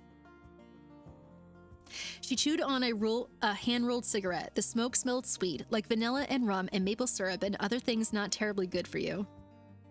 The girl's name is September. Ugh, one of the worst months. But I was born in September, Static. Another reason why I deeply connected with the book. And Static's like, yeah, that's why. That is why it's a terrible month. And I'm sorry. It's okay. It's okay if you bemoan the month that I was born in. You bemoan my existence, Static. I understand. You know? Someday we'll talk about it. That's okay. You're not a tourist, she repeated in a grumbly, gravelly voice. You're a green list. And that means no good scoundrel, and that means no entry allowed. Orders in the Marquest. Betsy, I filed my immigration request with the stamps of the 4 clandestines weeks and weeks ago, and I even have a letter of reference from the Sealy Parliament. Well, the clerk. But it's on official letterhead and everything, and I think we all know that stationery makes a statement, the Greenwood said defensively. Betsy quirked a hairy eyebrow at him. I know. It's all about who's in charge. Betsy quirked a hairy eyebrow at him and hopped back into the gargoyle puppet, quick as a blink. It roared to life, all fiery eyes and clanking arms. Oh wait, we can do this, we can do this, we got this, chat. Go away, or see who gets thrashed! Green, whispered September. Is she a gnome? Too right I am, grumbled Betsy, squeezing out of the puppet again. It slumped in her absence. And very perceptive of you, that is. What gave it away? September's heart still hammered all over the place from the yellowing of the gargoyle. She held a trembling hand a little above her head. Pointy, she squeaked and cleared her throat. Gnomes have pointy hats? I thought pointy hair is as good as a hat, maybe? She's a regular logician, Greenie. My grandmother wears a pointy hat, girl. My great-grandmother. I wouldn't be caught dead in one any more than... I wouldn't be caught dead in one any more than you'd like to wear a frilly bonnet. Gnomes are modern now. We're better than modern, even. Just look, you. And Betsy flexed an extremely respectable bicep, the size of an oil can, which I don't have. Not yet, not yet. We're lifting. We're back to lifting, chat. None of this flitting about in gardens and blessing thresholds for me. I went to trade school, I did. Now I'm a customs agent with my own great hulking hunk of a heave here. What have you got? You don't have the oil can or the bicep? Both. Both. Someday. Someday, though. You don't need to lift M. You already got loaded guns. Oh, that's very true. That's very true. Although I need to get more CO2 for that. There we go. Oh, my poor stupid smile lines. I look so old, but all I do is smile on stream, so it's just like making them worse all the time. Oh well, that's my problem. That's a skill issue.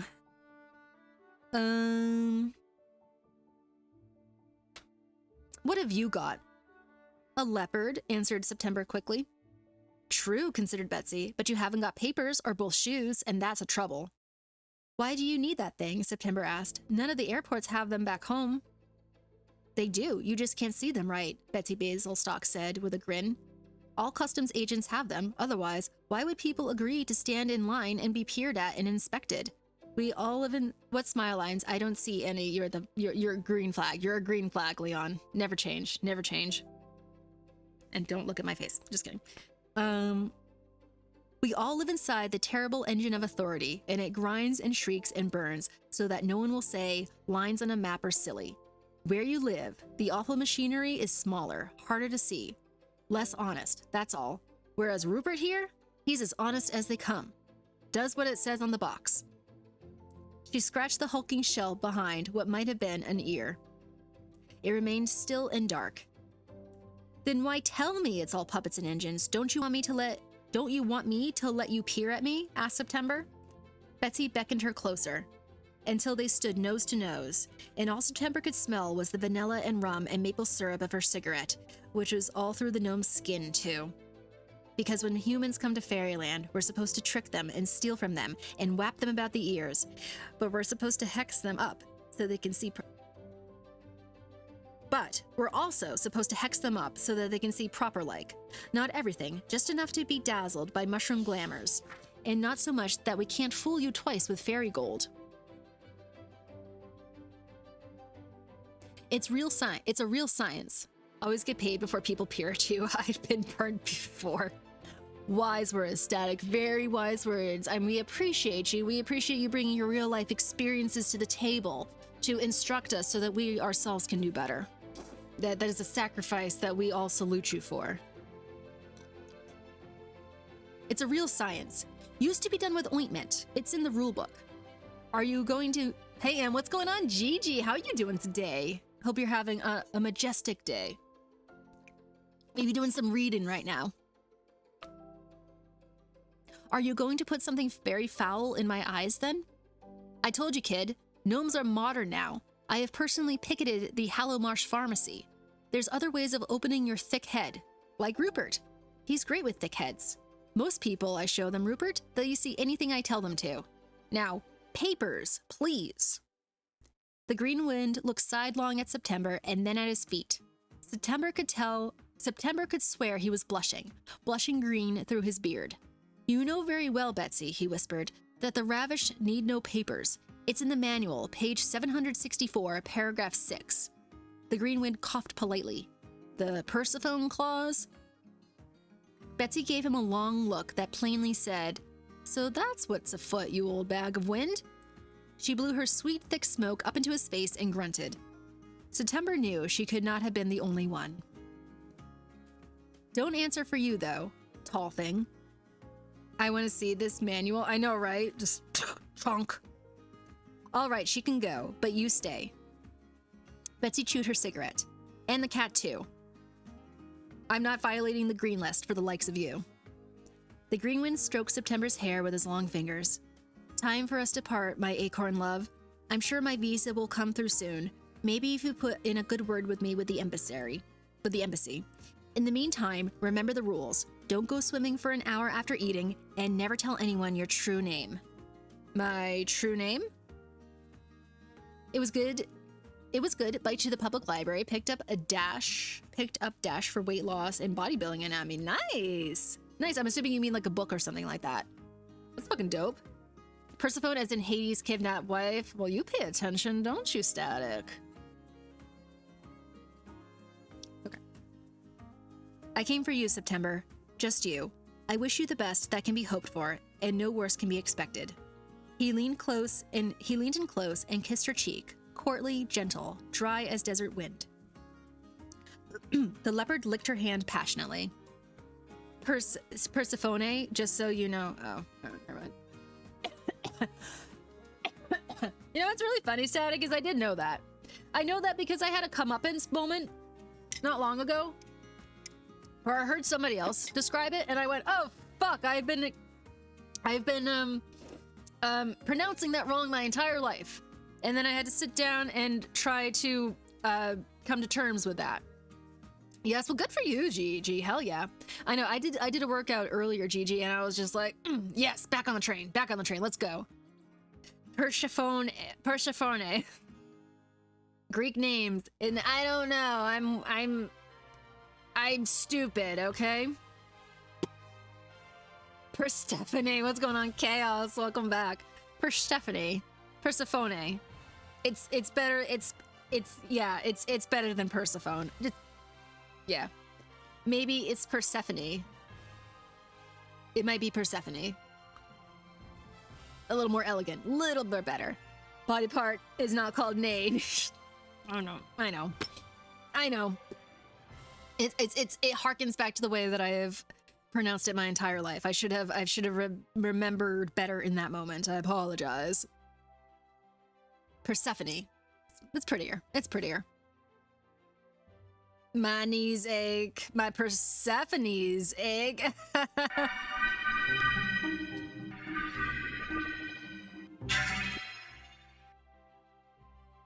Close your eyes, the green wind whispered. September did. She felt a warm, sunny wind on her face, full of the smells of green things, mint and grass and rosemary and fresh water, frogs and leaves and hay. It blew her dark hair back, and when she opened her eyes, the green wind and the leopard of little breezes had gone. In her ear floated his last airy sigh. Check your pockets, my chimney child. Betsy waved her hands in the air as if to disperse an unpleasant perfume. He's such a lot of bother. You're better off. Theatrical folk are nothing but a bundle of monologues and anxiety headaches. Yeah, there's a lot of names and words like that that are impossible to learn. They're pronounced by reading them. Oh, literally. And if you spent your childhood learning about Greek gods on your own with no one to actually like explain to you how, you know, like the original pronunciations are, then you're on your own, aren't ya?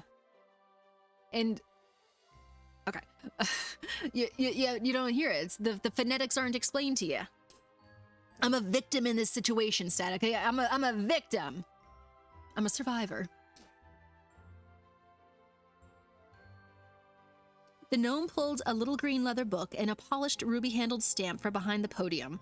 She opened the book and began stamping with a vicious delight. Temporary visa type, pomegranate. Because of Persephone. Victim of the English language. Mamero gets it. Although it's Greek. It's technically Greek. Housing allotment, none. Alien registry category, human, ravished, non-changeling. Size, medium. Age, 12. Privileges, none. Or as many as you can catch. Anything to declare? September shook her head. Betsy rolled her red-rimmed eyes. Customs declaration. One black shoe, one shoe, black. One dress, orange. One smoking jacket, not yours. The gnome peered down from her podium. One kiss, extremely green, she finished emphatically, stamping the book hard and handing it down to September. Off you go now. Don't hold up the line.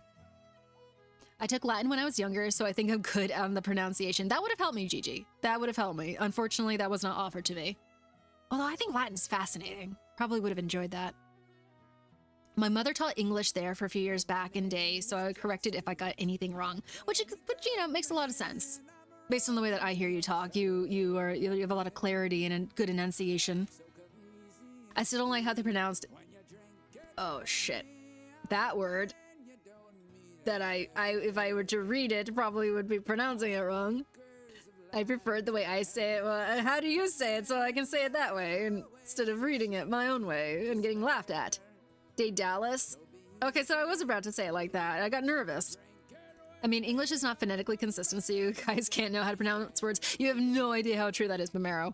You have no idea how just like whatever English has been like way back and like, you know, the early days, 1300s, 1400s. You can't do anything any worse than Stargate. I'm like, is that a challenge? You doubting my abilities over here, Chaos? So I'll rise to the occasion. Wasn't it De Luce? Oh. Maybe that's how he wanted it pronounced. Betsy Basilstock grasped September by her lapels and hauled her off her feet, past the podium, towards a rooty, moldy, wormy hole in the back wall of the closet between worlds.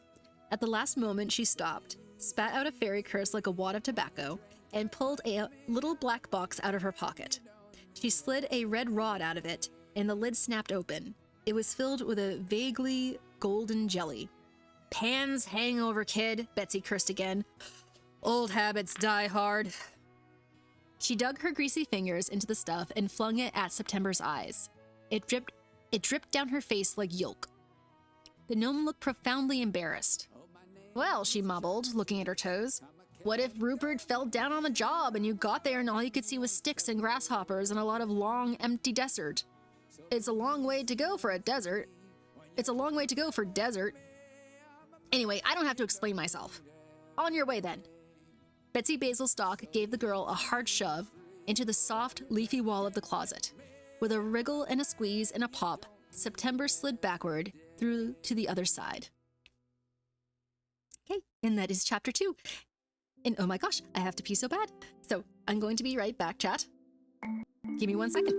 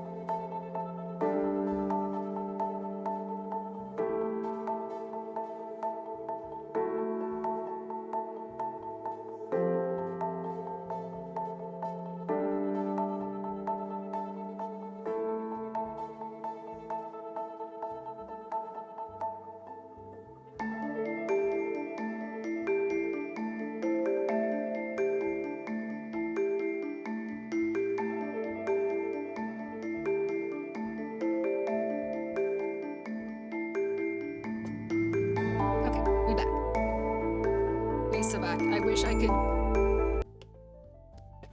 Chad, I wish I could take my phone and just show you how cute my cat is on my bed right now. She's just, you know, curled up in this gigantic sea of a flannel blanket, and she looks so fucking comfortable and so adorable. Oh my gosh. Okay, how we feeling? We doing good? We doing good? See, these chapters are a lot shorter, so you see, when we read my book, the chapters were significantly longer, and we were just like saying shit constantly the entire time, so we ended up going, you know, like 3 to 5 hours just to get 2 chapters done. So this one, we're flying down the rails on this one. Take a pic of her and put it in the Discord. I kind of want to. Okay, wait a second. I'll be right back.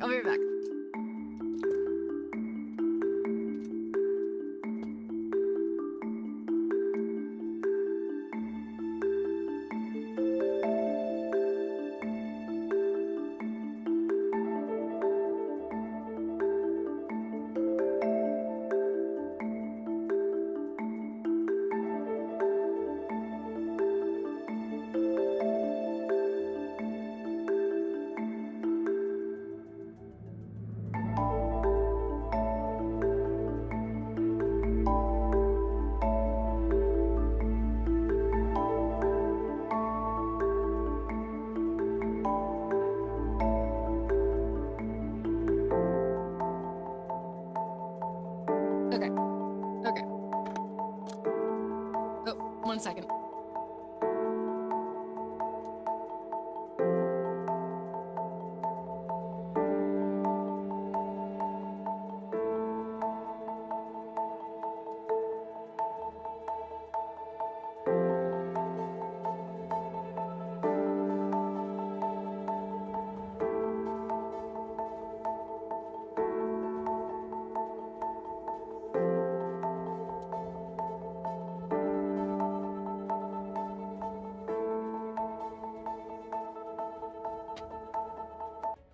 Okay, sorry about that, guys. Someone had to say something to me.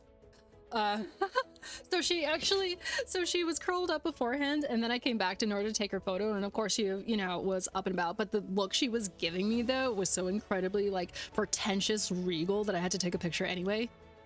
I just got a Discord notification.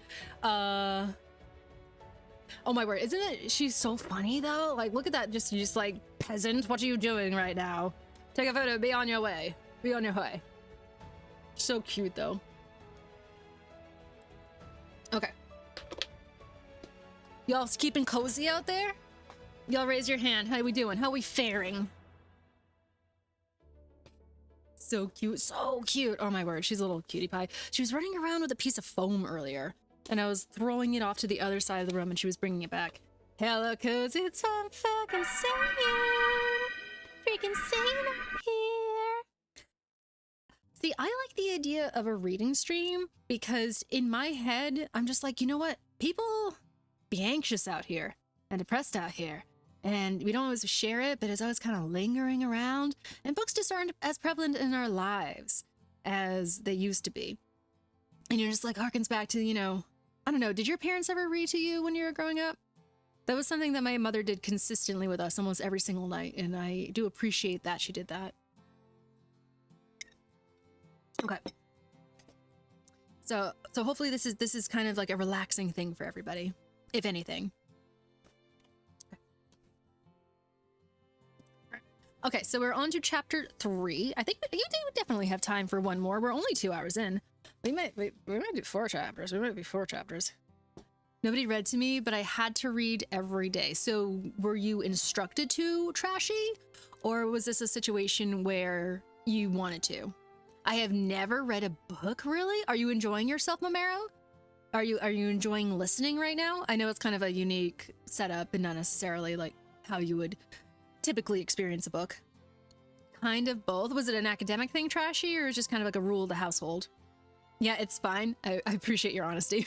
I appreciate your honesty. It could be sometimes, you know, it's an uncertain thing if you've never really done it before. Very cool. Okay, perfect. I was worried that didn't go through. I appreciate you sticking around, Momero, anyways. Always am happy to have your company. Okay, so we're on to chapter 3. This is what the illustration looks like, which I think looks dope as fuck. It's definitely giving sort of like brooding, mysterious Victorian parlor. More of a rule, before I played games, I had to read a few chapters. I like that rule, actually. I really like that rule. If I have children someday, God willing, excuse me, I think that I'll definitely be implementing that as well. But more than anything, if I have kids, I would love to instill a love of reading in them so that it's not necessarily a chore. Cooking wizards, yummy. Oh, this is a good one. This is a good one. I love this chapter. This is a little bit polyamorous, if you know what I mean. Okay, so chapter 3. Hello, goodbye, and many thanks. In which September nearly drowns, meets 3 witches, one a werewolf, and is entrusted with a quest for a certain spoon. I've read a lot of books. Yeah, some of the best ones, Chaos. Some of the best ones. We stan Dr. Seuss around here, even though he had some questionable stuff going on in his personal life. Not that bad, though. Not as bad as other people. Oh, and Mom used to read a freaking lot, but I never got into it. Well, I'm happy that you're hanging out with us. I know this doesn't necessarily fill everybody's cup, but I still think that there's a lot to be offered to people in different capacities when it comes to reading. Okay, so saltwater hit September like a wall. It roared foamily in her ears. Oh, wait a second. It roared foamily in her eyes, snatched at her hair, dragged at her feet with cold, purple-green hands. She gasped for air and got 2 lungfuls of freezing thick sea. Now, September could swim quite well. She had even won 2nd medal at a tournament in Lincoln. She had a trophy with a winged lady on it, though she always wondered what use a flying girl would have for swimming. The lady should have had webbed feet, September was sure. But in all her after-school practices, her coaches had never impressed upon her the importance of practicing her butterfly stroke while being dropped from a great height without any ceremony at all into an ocean, with fairy ooze in one's eyes. Really, September thought, how could they leave out something like that? She floundered and dipped beneath the giant waves, only to bob up again, sputtering and gasping air. She kicked hard, struggling to get her legs properly under her and orient herself toward the shore, if there was a shore, so that the waves could carry her toward land, if land there was, and not away from it.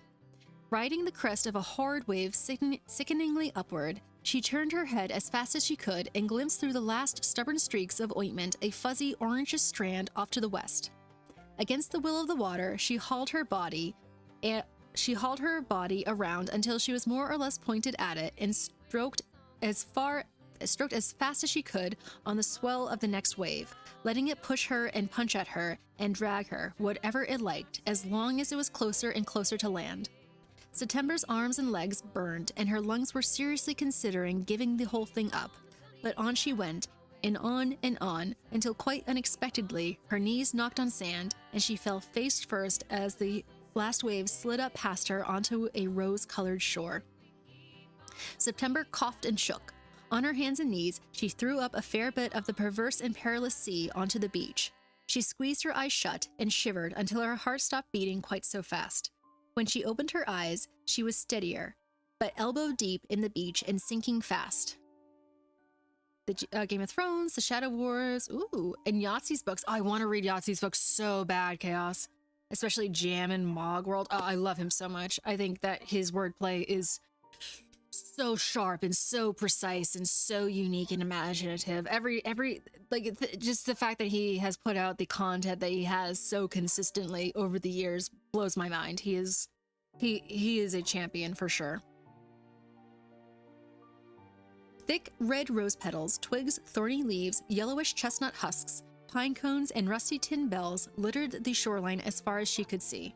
September scrambled and tripped and waded through the strange, sweet-smelling rubbish, trying to find some solid ground beneath the blackberry brambles and robin's eggshells and wizened, dried toadstools. The land was not very much more solid than the sea, but at least she could breathe, in sharp, jerky gulps as the brambles pricked at her and the twigs pulled at her hair. I have not been in Fairyland nearly long enough to start crying, September thought, which y'all know I don't believe in. Anyways. Then bit her tongue savagely. That was better, she could think, and the flotsam of the beach did seem to get shallower as she pushed through the wreckage. Finally, the wreckage was only knee-deep, and she could trudge through it like so much heavy snow. At the far edge of the shore were tall silvery cliffs, spotted with brave, stubborn little trees that had found purchase on the rocks and grew straight out sideways from the cliffside. At their tops, great birds wheeled and cried, their long necks glowing bright blue in the afternoon light. She stood alone on the beach, breathing heavily. She rubbed her eyes to get the last of the gnome ointment out, where it had hardened like sleep dust. When September's eyes were clean of salt and gnome, she looked back down the beach in the direction she had come from. Suddenly, the beach didn't look like rose petals and sticks and eggshells at all. It glittered gold, real gold, all the way down to the violet-green water. Doubloons and necklaces and crowns, pieces of 8, and plates and bricks and long glittering scepters. These shone so brightly, September had to shade her eyes. No matter how she walked, to the left or right, the shore stayed firmly golden now. September shivered. She was terribly hungry and dripping rather dramatically. She wrung out her hair and the skirt of her orange dress onto a huge golden crown with crosses on it. The jacket, mortified that it had been so distracted from its duties by a mere momentary drowning, hardly puffed out, billowing in the sea wind until it was quite dry. Well, September thought, it's all certainly very strange, but the green wind is not here to explain it anymore, and I can't stay on the beach all day like a sunbather. A girl in want of a leopard still has feet. She looked out at the rolling purple-green waves of the sea once more. A stirring that she could not name fluttered within her, something deep and strange to do with the sea and the sky. But deeper than the stirring was her hunger, and her need to find something that bore fruit or sold meat or baked bread. She folded up the stirring very carefully and put it away at the bottom of her mind. Tearing her eyes from the storming waves, she began to walk. After a moment, she prudently knelt down and gathered up a particularly jewel-encrusted scepter. You never know, she thought. I might have to ransom things, or bribe folks, or even buy something. September was not prone to stealing, but neither was she entirely stupid. She began to walk up the beach, using the scepter as a walking stick. The going was not easy. Gold is very slippery to walk on and insists on sliding all over the place. She found that her bare foot was actually a bit more suited to the task than the shod one, as she could grasp at the gleaming ground with her toes. Nonetheless, every step set off a little cascade of coins. By the afternoon, September thought she had probably stepped on the collective national worth of Finland. Just as this rather grown-up thought crossed her mind, a long, peculiar shadow fell across her path. In Omaha, signposts are bright green with white writing, or occasionally white with black writing. September understood those signs and all the things they pointed to. But the signpost before her now was made of pale, wind-bleached wood and towered above her. A beautiful carved woman with flowers in her hair, a long goat's tail winding around her legs, and a solemn expression on her sea-worn face. The deep gold light of the fairyland sun played on her carefully whittled hair. She had wide, flaring wings like September's swimming trophy. The wooden woman had 4 arms, each outstretched in a different direction, pointing with authority. On the inside of her easterly arm, pointing backward in the direction September had come, someone had carved in deep, elegant letters, "To lose your way." On the northerly arm, pointing to the top of the cliffs, it said, "To lose your life." On the southerly arm, pointing out toward the sea, it said, "To lose your mind." And on the westerly arm, pointing up to a little headland and a dwindling of the pointing up to a little headland and a dwindling of the golden beach, it said, "To lose your heart." September bit her lip. She certainly didn't want to lose her life. So the cliffs were right out, even if she thought she could climb them. Losing her mind was not too much better, and besides, there was nothing about with which to fashion a sea-going vessel, unless she wanted to sink promptly on a raft of gold. She had already lost her way, walking for miles in this direction, and anyway, if one's way is lost, one cannot get anywhere, and she definitely wanted to get somewhere, even if she didn't know where somewhere was. Somewhere mainly involved food, and a bed and a fireplace, whereas here had only fairy gold and a roaring cold sea. Only the heart was left. Oh, what happened?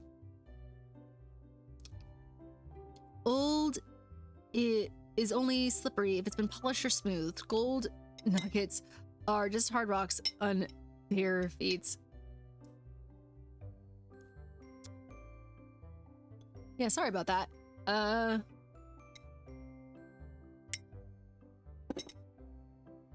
Automod be on its game sometimes. And then sometimes it'd be grasping. You and I, being grown up and having lost our hearts at least twice or thrice along the way, Lord, real. Stream now, come on.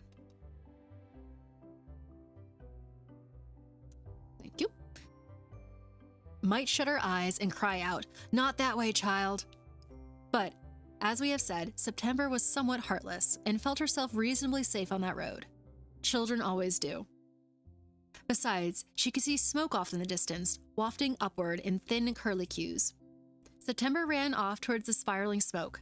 Behind her, the beautiful four-armed woman who pointed the way closed her eyes and shook her birchwood head, rueful and knowing. She did a little SMH. "Hello," called September as she ran, tripping over the last of the gold bricks and scepters. "Hello." 3 figures hunched blackly. I don't know why gold is bad. Gold's not bad. So I don't know if it was clear in this. So this is kind of, this has some fairy tale lore to it. So traditionally, fairy gold is enchanted. So it's all over the place on the beach, but when she originally got there, it looked like sticks and toadstools and like eggshells and stuff like that, because it was enchanted so that human beings and mortals only saw that and they didn't realize it was gold. But because the gnome had put ointment in her eyes, eventually it kind of sunk in and she was able to see past the enchantment. So that's why she's able to see how much gold there is. Shake my damn head. Girl, don't you lose your heart. Although, like, her other options weren't necessarily that much better. So I don't know why we're judging. 3 figures hunched blackly around a large pot, a cauldron really, huge in iron and rough. They were dressed very finely. 2 women in old-fashioned high-collar dresses with bustles, hair drawn back in thick shagons. How do you say that? How do you say that?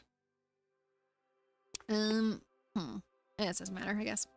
And a young man in a lovely black suit with tails. Not those types of tails. The dress, look it up, dress tails. But what September chiefly noticed were their hats. Any child knows what a witch looks like. The warts are important. Yes, the hooked nose, the cruel smile, but it's the hat that cinches it. Pointy and black with a wide rim. Plenty of people have warts and hooked noses and cruel smiles, but are not witches at all. Hats change everything. September knew this with all her being, deep in the place where she knew her own name, that her mother would still love her even though she hadn't waved goodbye. For one day, her father had put on a hat with golden things on it, and suddenly he hadn't been her father anymore. He had been a soldier, and he had left. Hats have power. Hats change you into someone else. I miss hats. Hats really aren't that much a thing anymore. And I think Mina Lay has a fantastic video on this. Y'all should go watch this. I know we're going off on a tangent here, but I think it's so fascinating how hats have just shifted in the culture. And now if you are trying to be considered a respectable professional person, don't fucking put a hat on your head at all. It diminishes you. Whereas back in the day, it was just a staple of fashion. I think it's so interesting, but go watch her video. These hats were not Halloween witch hats, made out of thin satin or construction paper and spangled with cheap glitter. They were leather, heavy and old, creased all over, their points slumped to one side, being too majestic and massive to be expected to stand up straight. Old, knotted silver buckles gleamed malevolently on their sides. The brims jutted out, sagging a little. The kind of brim you might expect cowboys to have, the kind that isn't for show, but to keep out the wind and rain and sun. The witches hunched a little under the weight of their hats. "Hello," September said, a little more politely, but only a little. "What?" snapped one of the women, looking up from her These guys are expensive. I know, but they last. They last. You gotta oil them, though. Oh, it did on... Oh, gosh. Gosh. Oh, dang it! One of these days. There we go. You shouldn't be giving me these many problems, Stream Deck. What? Snapped one of the women, looking up from her muttering. She had a beaten black book in one hand, heavily dog-eared. Excuse me. I said hello. Yes, that's me. What? Said September, confused. Are you very dull or very deaf?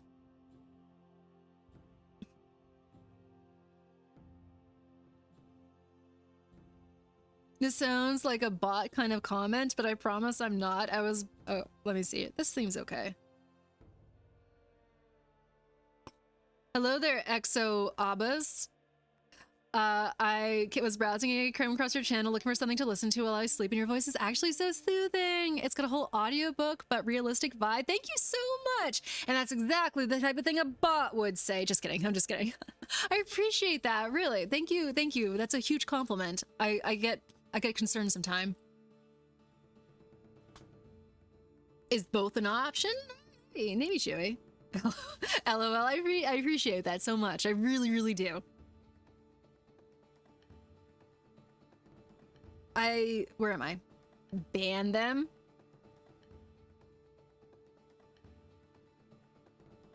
I don't know. They're not good. Well, we're keeping an eye. We're keeping an eye out. If you start trying to sell me something, Abbas, we might talk. We might talk, but I don't know. But I think you're fine. I think you're real. You're giving me real person right now. Feather hats. I was just joking. Okay, I was just like, why, Mamera? Why? What's going on? I'm not a bot. You don't seem like a bot. You don't seem like a bot. I appreciate the compliment. I really, really do. No, I said we should together chat and talk about my new feather hats. Oh my gosh, Chaos. That's so funny. Yeah, the account isn't new. You're safe. Thanks, Alari. We got verification. We got the stamp. I'm enjoying the story. Excellent. This is wonderful news. I see that Prime sub. Wonderful. I only kind of like was curious because Automod did hold it for a second, and I think maybe it's because you said bots in the chat. I'm not sure, but I was just like, well, I don't know. But no, it's all good. It's all good. I'm glad you're enjoying it. I really, really am. Are you very dull or very deaf? Said the other woman, flinging an alarmed lizard into the cauldron. Probably Abbas, but I appreciate that. I really do. Oh, cried the young man, a little deaf child. How sweet. We should adopt her and teach her to write symphonies. She'll be all the rage in town. I'll buy her a powdered wig and a tricorn. I'm not deaf, said September, who was very cross when she was hungry. Singer. Or dull. I said hello, and you said nothing sensible at all. Manners, child, said the woman with the book, her cruel witch's smile curling up at the corners of her lips. Aw, thanks, Twashy.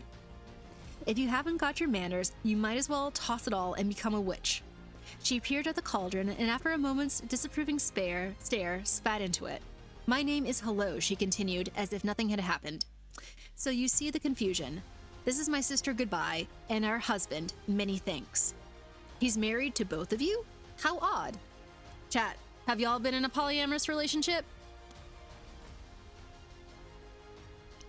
This story for another day. Shh. I love audiobooks, but when they have that unrealistic voice, it just throws me off. Yeah, I've never been able to get into audiobooks, Abbas. I have not. Well, we'll talk about that sometime else. Yeah, I'm not super into it, but yes, but not intentionally. Oh my gosh, trashy. Did we just connect on something? Anyways.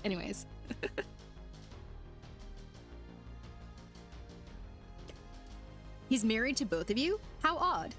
Suddenly their eyes narrowed and they stood very straight. September hurried to correct herself. I mean, my name is September. How do you do? We do perfectly well, said Goodbye coldly, pinching off one of the black pearl buttons at her throat and tossing it into the brew. It all works out very nicely, really. My sister and I are very close and very efficient, and when we were young, it seemed like a great waste of time for both of us to go through the tiresome nonsense of courtship and blushing behind curtains and love potions and marriage. So we went through it once, together. We estimate we saved each other 2 full years of living. And besides, all witches must keep up a certain level of deviance in their personal lives, or we should be expelled from the union. Hello smiled as demurely. Okay, as long as it works for you. They get along very nicely, Chewie. They get along very nicely. Hello smiled as demurely as a witch can manage. We chose many things for his many virtues, and because, besides being a wonderful cook and a superb mathematician, he is also a werewolf. Really? A werewolf? And you turn into a wolf when the moon is full? Many Thanks grinned. No, dear, said Hello. A werewolf. And so that you guys understand what I'm looking at here, let me give you a moment to look at the spelling. So that is what they're talking about right there. So that is what they're describing when I'm reading it. Gah! I know, right? I know, right? No, dear, said Hello. A werewolf. She rolled her R a little. Otherwise, it seemed quite the same word to September. Wow. Werewolf. Exactly, Chaos. Exactly. You got that spelling right. Ooh, where am I?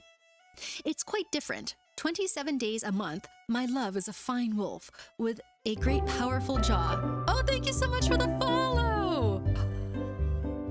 I'm so glad that the green wind has brought you to us, Abbas. I appreciate that so very much. During the full moon, he becomes a wait a second, where am I? 27 days a month, my love is a fine wolf with a great powerful jaw and a thumping tail. During the full moon, he becomes a human, as he is now. My husband is the wolf. Hers is the man. That doesn't seem quite fair, said September. She gets a lot more husband. Oh, we agreed upon it long ago. I don't like men to talk too much, and she doesn't like them too much underfoot. Hello said with a laugh. Goodbye smiled at her husband with a deep fondness.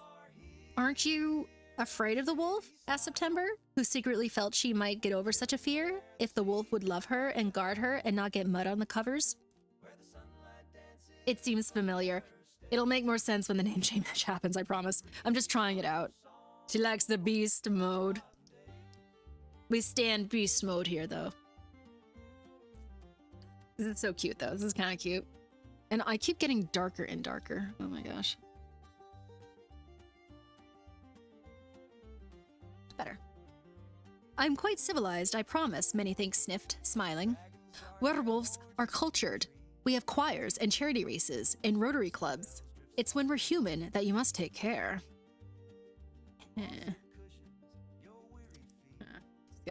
Just kidding. Now, what is it you want, child? As you can see, we're quite busy. Goodbye sniffed deeply at the pot. Be bold, thought September. An ill-tempered child should be bold. I hoped you might have something for me to eat. I've only just gotten here and, well, I'm not lost because I haven't any idea where to go that I might get lost on the way to.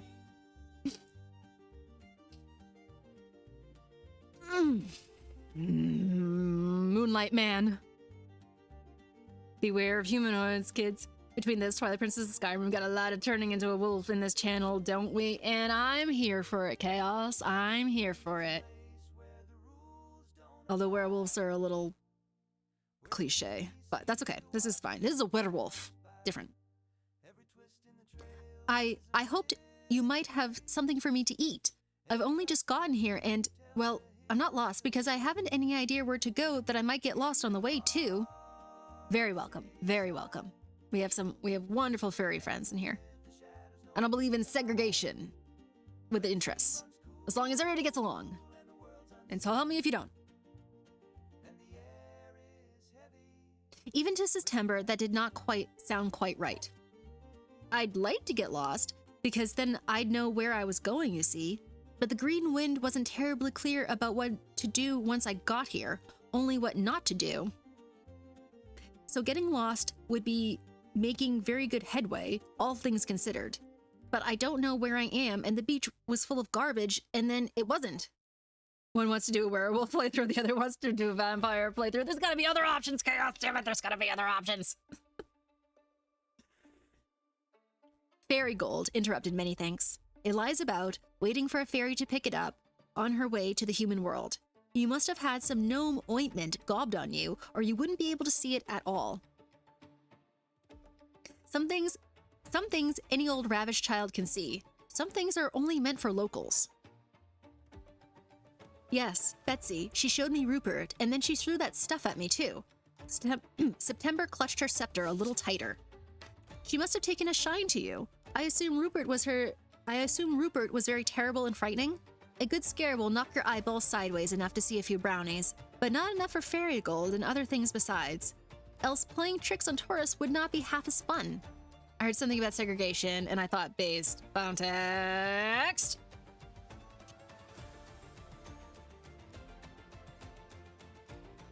The werewolf sighed heavily. He had little wrinkles at the corner of his eyes. But there's rationing these days, and gnome stuff is precious. Have you got any left? Many things peered at her eyes and sighed in disappointment. September did not like being examined so closely. I'm very hungry, Sir Wolf, she said. She whispered hopefully. Is that soup? Don't you dare, breathed Goodbye. It's our spell, and you can't have any. September brightened a little. This is what she had come for, witches and spells and werewolves. What sort of spell? All three looked at her as though she had asked what color a carrot was. We're witches, said Hello. Many things pointed meaningfully at his hat. But witches do all kinds of spells. That's sorceresses, corrected Goodbye. And magic. That's wizards, sighed Hello. And they change people into things. That's thaumaturgists, huffed Many Things. And make people do things. Enchantresses, sneered Goodbye. And they do curses and hexes, stregas, hissed both sisters. And change into owls and cats, brujas. Oh, Leon, growled Many Thanks. Well, what do witches do then? September refused to feel foolish. It was hard enough for a human to get to fairyland. True stories must be nearly impossible to get out. We look into the future, grinned Goodbye, and we help it along. Why do you need lizards and buttons for that? And such nice clothes. Look who's a witch now, mocked Hello, snapping her book shut. What could you know about it? The future is a messy, motley business, little girl. I knew it. Brujas. Sorry. Brujas.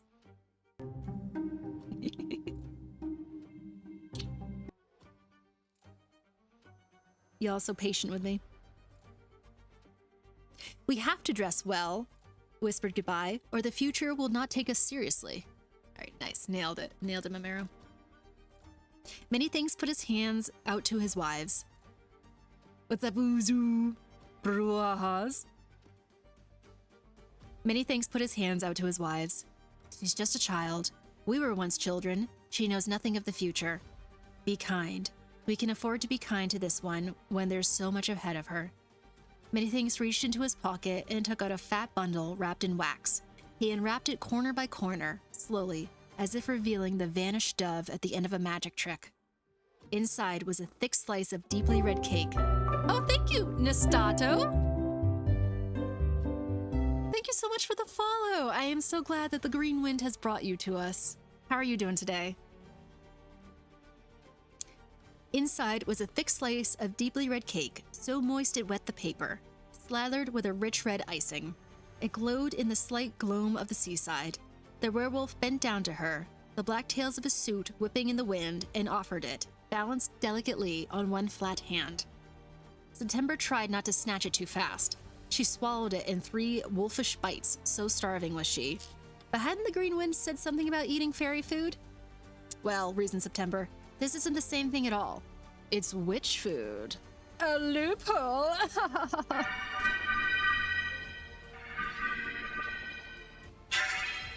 I don't suppose, gulped September, when the cake had settled in her belly, that you would tell me what was ahead of me, so I could look out for it. Hello, I believe we have an utterly unique specimen on our hand. A child who listens, Goodbye said, laughing. Goodbye laughed a lot. Many Things shook his head. That's really more a seer's business, love. I'd be happy to show you your future, little one, interrupted Hello, but her voice was dark. The witch dipped her bare hand into the gurgling, boiling soup of the cauldron. She hauled out a handful of lumpy muck, the color of bruises, and jam gone off. Quite chewy, quite. She flung it at the earth, where it steamed and wriggled and reeked. All three witches peered at the gob intently. Many things poked at it with a neatly trimmed fingernail. Wait a second, is it? We're gonna do 4 chapters. We're gonna do 4 chapters. I just letting you know. Strap in. My favorite chapter's coming up. The sisters looked meaningfully at one another.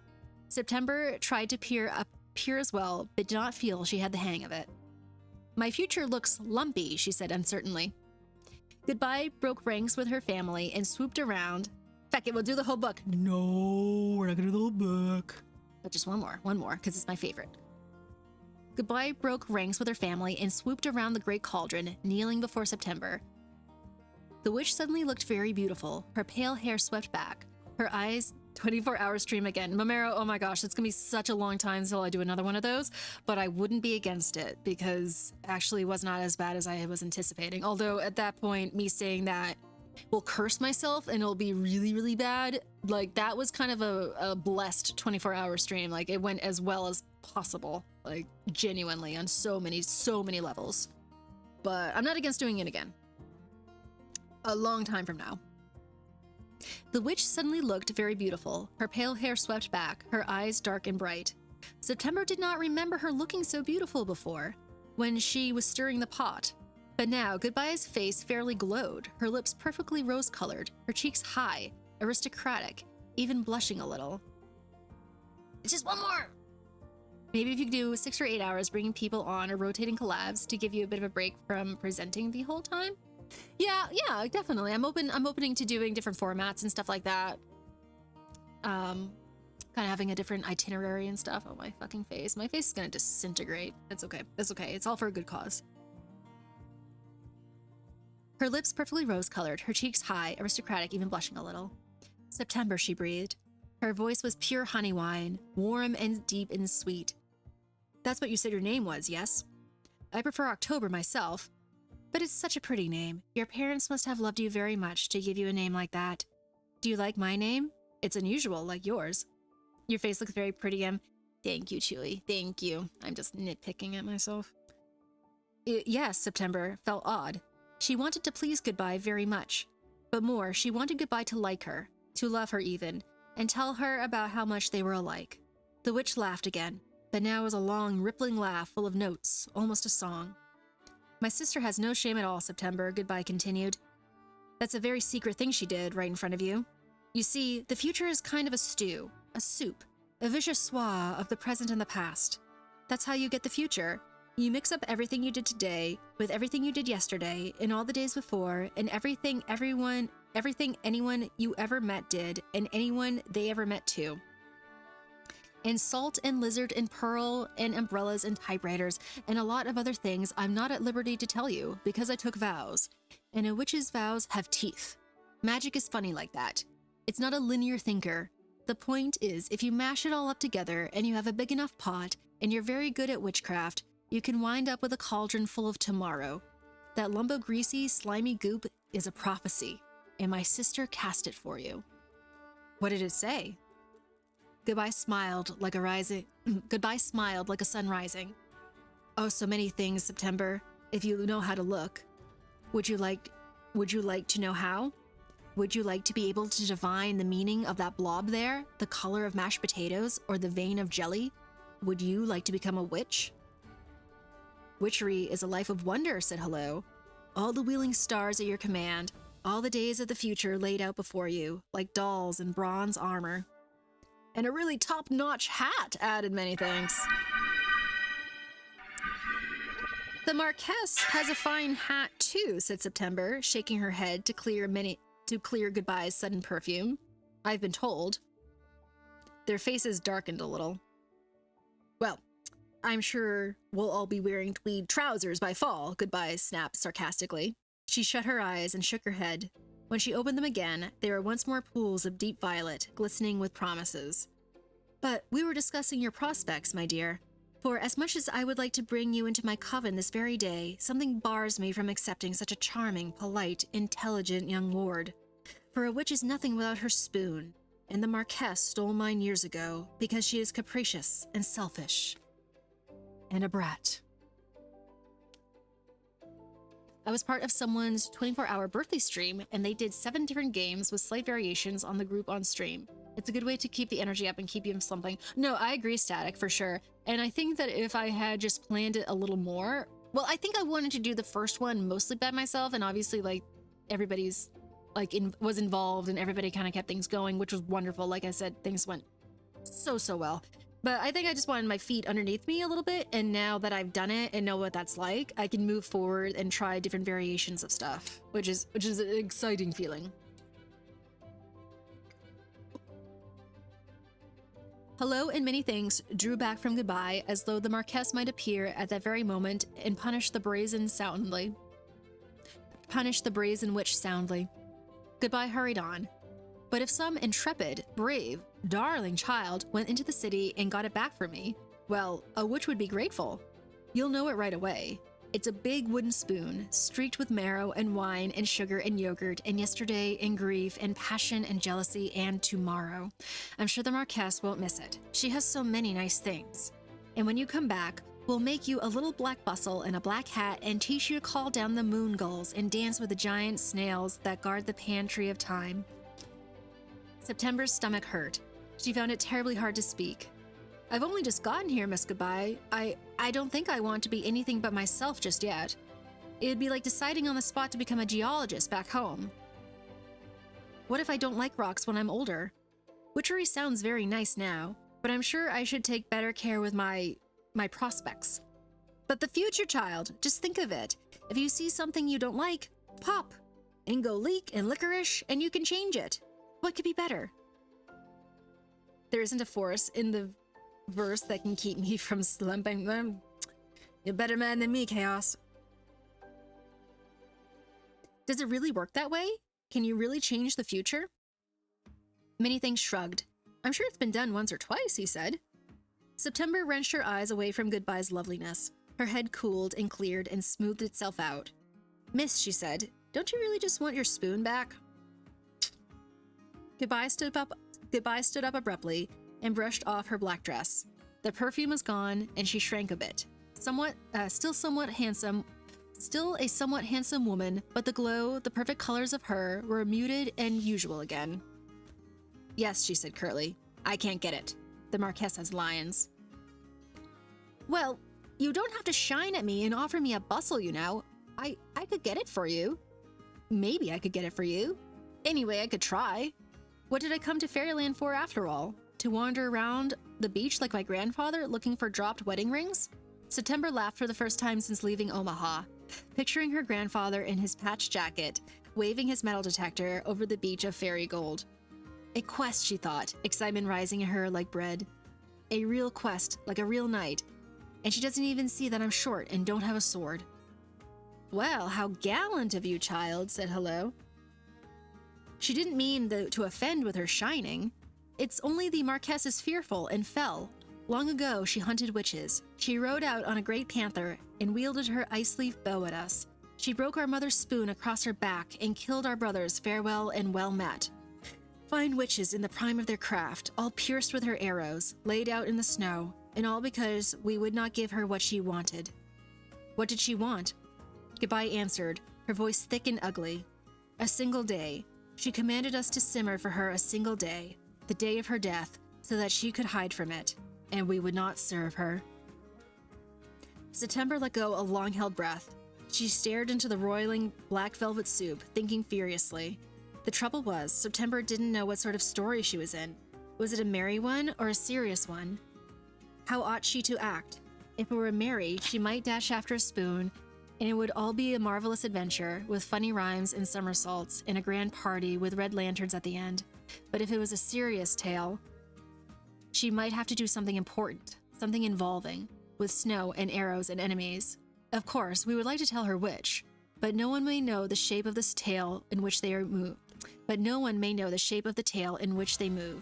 And perhaps we do not truly know what sort of beast it is either. Stories have a way of changing faces. They are unruly things, undisciplined, given to delinquency and the throwing of erasers. That is why we must close them up into thick, solid books, so they cannot get out and cause trouble. Yo, Chad, is that not fucking bomb? was right there. Oh, fucking right. Oh my gosh. Oh, I love this woman's writing. I love this woman's writing so fucking much. It's so perfect. It's so good. Sorry, it's just, sorry. And I'm so red right now. I swear it's not my actual skin color. It's just the camera. There we go. Let's go, girls. Oh. Sorry. It stirs me. It stirs me. Whew. Surely she must have suspected the shape of her tail when the green wind appeared in her kitchen window. Certain signs were unmistakable, but now she is alone, poor child, and there do not seem to be too terribly many fairies about, and instead of dancing in mushroom rings, she must contend with very formal witches and their dead brothers, and we must pity her. It would be easy for me to tell you what happened to her. Why, I need only choose a noun and a few verbs, and off she goes. But September must do the choosing and the going, and you must remember from your own adventuring days how harsh a task lies before her at this moment. But a machinist daughter can be shrewd and practical. And can't there be snow and enemies and red lanterns and somersaults and at least one mushroom ring? Oh, there's not a mushroom ring in there. Never mind. And that would be the best thing, really, if she can manage it.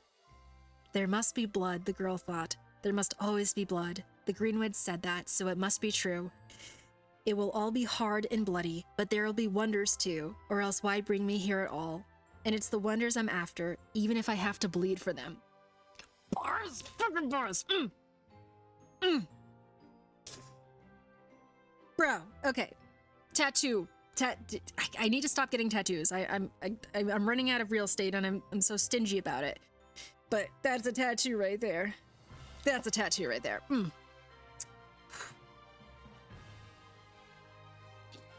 Finally, September stepped forward and, quite without knowing she meant to, dropped to one knee before the witch goodbye.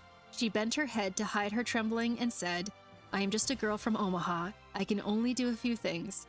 You always got your forehead. Ugh.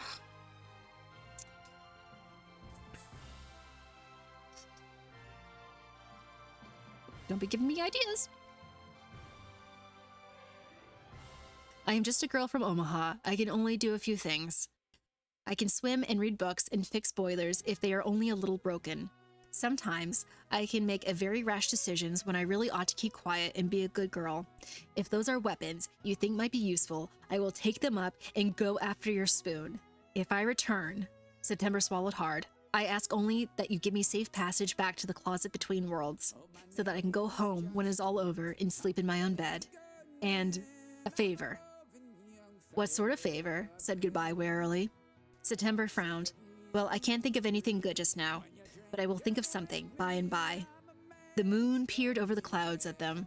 With great solemnity, Hello and Goodbye spat into their hands and shook on the bargain. What about the lions? Goodbye said fearfully. Well, I have some experience with big cats. I expect lions are no more fearsome than leopards, answered September, though she was not quite so sure as she sounded. Only tell me, where does the Marquess live? How can I get there? As one, the three witches pointed west at a cleft in the cliffs. Where else? Said Many Thanks. The capital. Pandemonium. Is it very far? They all looked shamefacedly at their feet. More than very, then, thought September. Goodbye, said Hello. Many Thanks, said Goodbye. Farewell, said Many Thanks, and kissed her very lightly on the cheek. The werewolf's kiss joined the green winds there, and the two of them got along very well, considering.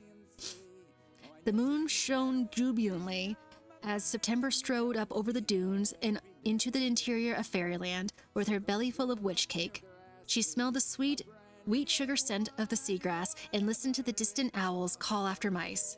And then she suddenly remembered, like a crack of lightning in her mind. Check your pockets. She laid her scepter in the grass and dug into the pockets of her green smoking jacket. September pulled out a small crystal ball, glittering in the moonlight. A single perfectly green leaf hung suspended in it, swaying back and forth gently, as if blown by a faraway wind. And that is the end of chapter 3. Oh! Beautiful. Y'all, I'm having a damn good time. I hope y'all are. I hope you're all are even a tenth of the joy that I'm feeling right now, because I am in full on happiness. Oh, okay. So I know I said 3 chapters, but also like this is like they're kind of short. You know, we're making good headway. Very good time. Let's fucking go. We're making pretty good time here, and this is by far my favorite chapter. So, are y'all good with this? Y'all good with this? Is it okay if we do one more? And then I promise we'll do some gaming. We'll do some chilling and hanging, kind of like conversing and stuff. No, Tim. You never break a promise. Woo. That's too far. Let's go. Let's fucking go. The 6th one, just one more. No, just one more, because I do want this to kind of last, for a couple of weeks at least. But I'm having fun, so let's do one more, and then we'll move on to something else. But this is my favorite so far. So I showed this picture at the beginning of the stream. So that's September, and then this is a character that we are about to meet. And I think I mentioned this before, but I've strongly considered getting this as a tattoo. It's a big one, and it would be on my leg, and leg tattoos fucking hurt you. They really, really fucking hurt. So I'm not quite there yet, but I really want to at some point. Maybe. It's the wyvern? Oh, just you wait, Trashy, just you wait. You're onto something. You're close. I'm starting to get hungry too. Damn it. Okay, so chapter 4. The Wyverary.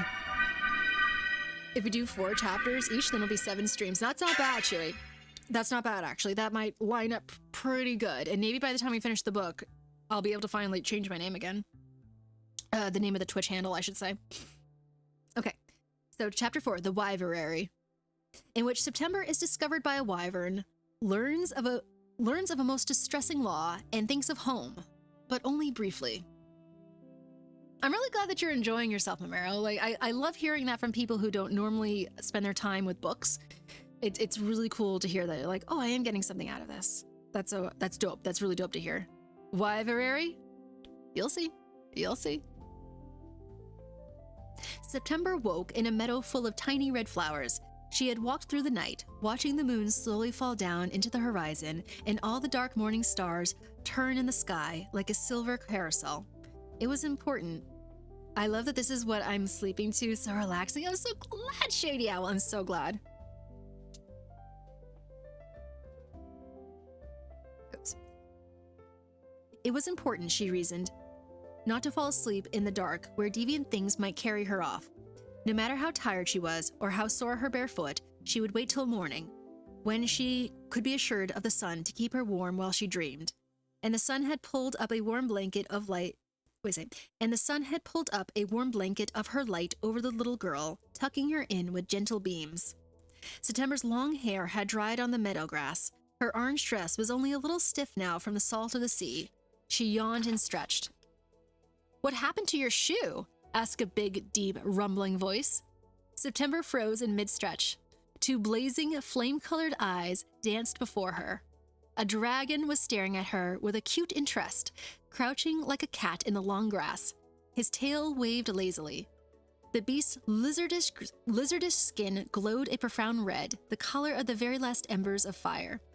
His horns, and these horns led September to presume the dragon, a he, jutted out from his head like a young bull's, fine and thick and black. He had his wings tucked neatly along his knobbly spine, where they were bound with great bronze chains and fastened with oh my goodness, Emily, slow down. And fastened with an extremely serious-looking lock. I lost it," said September, holding herself utterly still, so as not to spook either the dragon or herself. Her arms still stuck out into the air. It fell into the sink as I was climbing onto a leopard." "That's not losing it," the beast rumbled sagely. "That's leaving it." Said September. "I don't wear shoes myself," the dragon haroomed. "Tried it when I was a wee thing, but the cobblers gave me up for lost. He rose up on heavily muscled hind legs and, balancing carefully on one of them, flexed one enormous 3-toed scarlet foot. His black claws clicked together with a sound like typewriter keys clacking. "You're very quiet."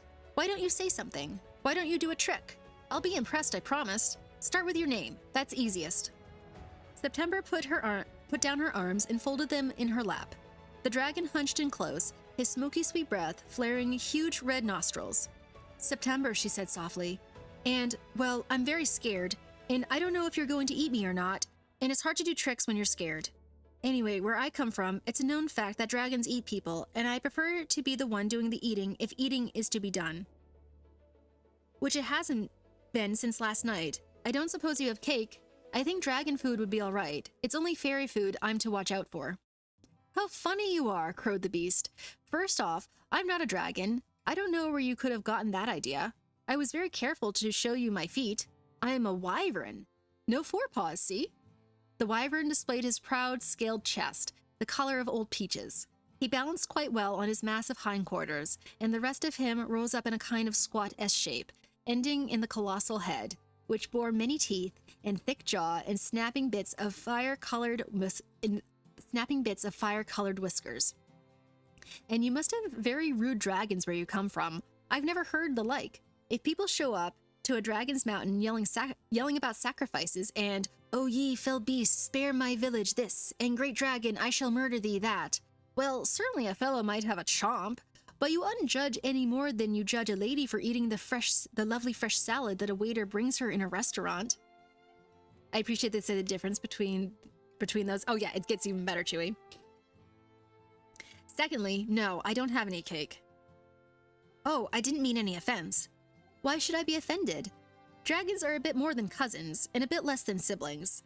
I know about all of them, you see, because they begin with D. What is your name, Wyvern? I should have been more polite. I am the Honorable Wyvern, A through L, small fay, and I would say, at your service, but that's rather fussy, and I am not, you see, so it'd be inaccurate. That's a very funny name for... September considered her words. Such a fine beast, she finished. It's a family name, A through L said loftily, scratching behind one horn. My father was a library. So, properly speaking, I am a lyvern, or a libern. A wyverary? I'm still trying to find the best term. Well, I think that's very unlikely, said September, who preferred wyverary. However unlikely it may seem, it is the truth, and therefore 100% likely. My sainted mother was the familiar of a highly prescient scientist, and he loved her. He polished her scales every week with beeswax and truffle oil. He fed her sweet water and bitter radishes, grown by hand in his laboratory, and therefore much larger and more bitter than usual radishes. He petted her and called her good wyvern, and made a bed for her out of river rushes and silk batting and old bones. They didn't come from anyone he knew, so that was all right, and a wyvern nest has to have bones, or else it's just not home. It was quite a good situation for my mother, even if she hadn't liked him a great deal and thought him very wise. As all reptiles know, the bigger the spectacles, the wiser the wearer, and the scientist wore the biggest pair ever built. But even the wisest of men may die, and it is especially true when the wisest of men has a fondness for industrial chemicals. So went my mother's patron in a spectacular display of science. Time to get some bones, I guess, for sure. That's very sad, sighed September. Terribly sad. But grief is wasted on the very roasted. Without her companion, my mother lived alone in the ruins of the great library, which was called Complete, in a very passionate and dashing library indeed. Emery, you should better text. Hi. Under the slightly blackened rafters and more than slightly caved-in walls, my mother lived and read and dreamed, allowing herself to grow closer and closer to Complete, to notice more and more how fine and straight his shelves remained.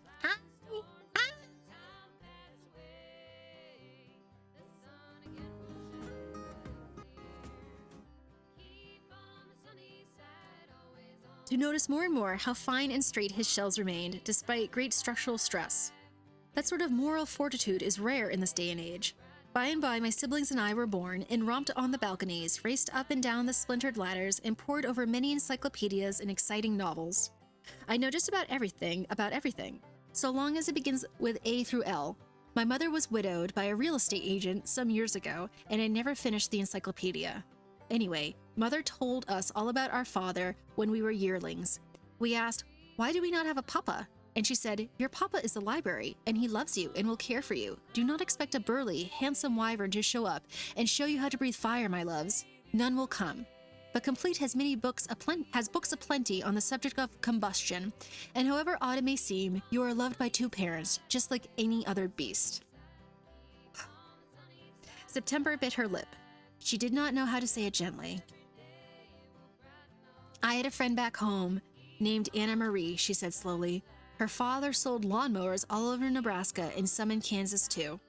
When Anna Marie was little, her daddy ran off with a lady from Topeka with the biggest lawn in the county. Anna Marie doesn't even remember her daddy, and sometimes when she's sad, her mother says she didn't have one, that she's an angel's daughter and no awful lawnmower salesman had a thing to do with her. Do you think maybe it could have been like that with your mother? A through L looked pityingly at her, his blazing red face scrunched up in doubt. September, really, which do you think is more likely? That some brute bull left my mother with egg and went off to sell lawn massagers? Or that she mated with a library and had many loved and loving children? I mean, let us be realistic. Besides, everyone says I look just like my father. Can't you see my wings? Are they not made of fluttering vellum pages? If you squint, you can even read a history of balloon travel. A through L shifted his wings slightly to show their fluttering, but the great bronze chain kept them clamped down. He waggled them feebly. Oh, of course, how silly of me. You must understand, I am new to Fairyland, September assured him. But really, his wings were leathery and bony, like a pterodactyl's, and not like vellum at all, and there was certainly nothing written there. September thought the creature was a little sad, but also a little dear. Oops.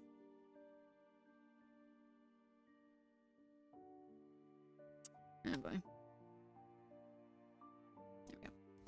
Why are your wings chained up? She asked, eager to change the subject. A through L looked at her as though she must be somehow addled. It's the law, you know. You can't be so new as all that. Aeronomic locomotion is permitted only by means of leopard or licensed ragwort stock. I think you'll agree I am not a leopard or made of ragwort. I'm not allowed to fly. Why ever not? A through L shrugged. The Marquess decreed that flight was an unfair advantage in matters of love and cross-country racing. But she's awfully fond of cats, and no one can tell a ragwort to sit still, so she granted special dispensations, I should say. But surely you're bigger than the Marquess. Couldn't you say no? Squash her or roast her or something? A through L marveled. His mouth dropped open a little. What a violent little thing you are. Of course I am bigger, and of course I could say no. And of course in the days of good Queen Mallow, this would never have happened, and we're all very upset about it. But she's the Marquess. She has a hat. And muscular magic besides. No one says no to her. Do you say no to your queen? We don't have a queen where I live. Well, then I'm very sorry for you. Queens are very splendid, even when they call themselves marquesses and chain up poor wyverns. Well, very splendid and very frightening. But splendid things are often frightening. Sometimes it's the fright that makes them splendid at all. What kind of place did you come from with no queens and bad fathers and Anna Maries? Just one Anna Marie. I come from Nebraska, September said. Home seemed very far away now, and she did not miss it yet. She knew dimly that this made her a bad daughter, but Fairyland was already so large and interesting that she tried not to think about it. It's very flat and golden, and my mother lives there. Every day she goes to a factory and works on airplane engines, because everyone's father left for the war, and there's no one left to make airplanes. She's very smart and pretty, but I don't see her much anymore, and my father went away with all the others. He said he would be safe because he would be mainly learning things about other armies and writing them down, not shooting at them. But I don't think he's safe. And I don't think my mother does either. And the house is dark at night, and there are howling things out on the prairies. I keep everything as clean as I can so that when she comes home, she'll be happy and tell me stories before bed, and teach me about boilers and things that she knows. September rubbed her arms to keep warm in a sudden breeze that kicked and bucked through the fields of little red flowers. I really don't have many I really don't have many friends back home. I like to read, and the other kids like to play baseball or play with jacks or curl their hair. So when the green wind came to my window, I knew what he was about because I've read books where things like that happened. And I didn't have anyone to miss except my mother. September wiped her nose a little. I didn't wave goodbye to her when we flew away. I know I ought to have. But she goes to the factory before I'm awake in the morning and just leaves biscuits and an orange on the table, so I thought maybe I wouldn't say goodbye to her, since she doesn't say goodbye to me. I know it was vicious of me, but I couldn't help it. And really, she leaves little notes with the biscuits and sometimes funny drawings, and I didn't leave her anything, so it's not fair at all. But I don't want to go home either, because there aren't gnomes and witches and wyveraries at home, just nasty kids with curly hair and a lot of teacups that need washing. So I will say I'm sorry later, but I think it's better to be in Fairyland than not in Fairyland on the whole. A through L carefully put his claw around her shoulders. His talons quite dwarfed her. She wrapped her arms around one and leaned against it, the way she might have leaned against an oak trunk back home. Except things are not well at all in Fairyland, are they? The witch's brothers are dead, and they've no spoons, and your wings are all chained and sore. Don't say they aren't, Elle. I can see where they've rubbed the skin away. And can I call you Elle? A through L is so very many syllables. Things are not right here, and I haven't even seen a proper fairy at all, with glittering wings and little dresses. Just sad folk and no food. And that's more than I've said to anyone in forever, even the green wind. I do wish he had been allowed to come with me. I believe I am sick to death of hearing what is and is not allowed. What is the purpose of a fairyland if everything lovely is outlawed, just like the real world? How poor you are, September. You make my heart groan. I know about homesickness. It begins with H. What will you do? September sniffed and straightened up. She was not one to feel sorry for herself for long. Mainly, I'm going to Pandemonium to steal the spoon that belongs to the witch goodbye, so that she can cook up the future again and not feel so sad. Aetheriel sucked in his breath. That's the Marquess's spoon, he whispered. I don't care if it is. What a dreadful person the Marquess must be, with her ugly chains and her bow and her silly hat. I shan't feel at all bad about stealing it from her. The Wyvern drew his huge foot back and settled down on his haunches just like a cat, so his face was on a level with September's. She saw now that his eyes were kindly, not fearsome at all, in a beautiful shade of orange. I'm going to the city myself, human girl. After my mother was widowed, my siblings and I each went our separate ways. M through S to be a governess, T through Z to be a soldier, and I to seek our old grandfather, the Municipal Library of Fairyland, which owns all the books in the world. I hope that he will accept me and love me as a grandson and teach me to be a librarian, for every creature must know a trade. I know I have bad qualities that stand against me, a fiery breath being chief among these, but I am a good beast and I enjoy alphabetizing, and perhaps I may get some credit for following in the family business. The Wyvern pursed his great lips. Perhaps we might travel together for a little while? Those beasts with unreliable fathers must stick together after all, and I may be a good deal of help in the arena of locating suppers. Oh, I would like that, Elle, said September happily. She did not like to travel alone, and missed the leopard and her green wind fiercely. Let us go now, before the sun gets low again. It is cold in Fairyland at night. The two of them began to walk west, and the chains around the Wyvern's red wings jangled and clanked. September was not even so tall as his knee, so after a little while, he let her climb the chains and ride upon her back, sliding her scepter through the links. September could not know that humans riding marvelous creatures of a certain size was not allowed. A through L knew, but for once he did not care. I shall amuse you along the way, he boomed, by reciting all the things I know. Aardvark, abattoir, abdication, adigio, alligator, Araby. Ooh, baby!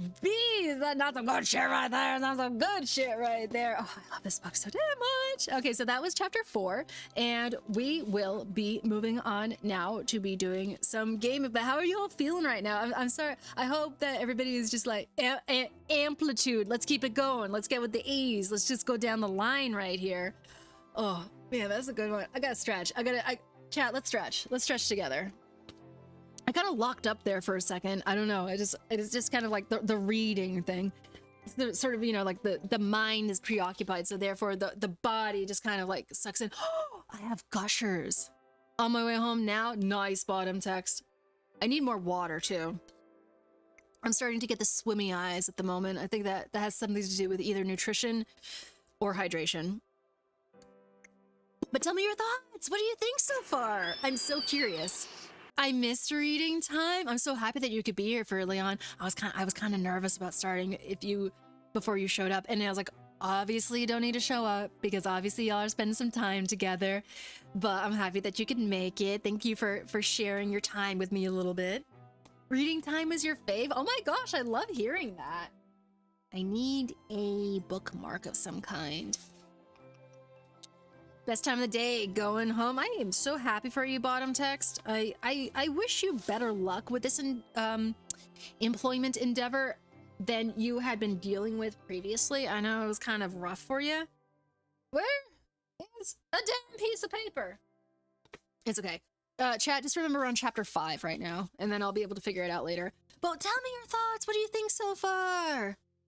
I still think Emily book better than audiobook. My book, or reading out loud better than listening to audiobook?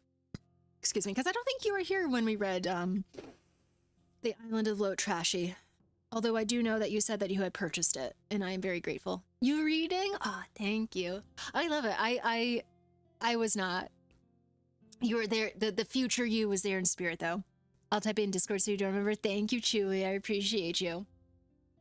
It's just so nice. It's nice to share this with you guys. It feels like I'm like ripping open the heart and revealing myself to you, like all my inner workings and stuff, and all sort of my bright red sort of raw vulnerability. It's nice. Okay, Mummer, I'll take that. I'll take that. Like as for somebody who's not accustomed to spending time with books, I will take that 100%. I appreciate the patience. I'm surprised that everybody's kind of chilling with the idea right now. I'm happy to be reincorporating this. Okay, so.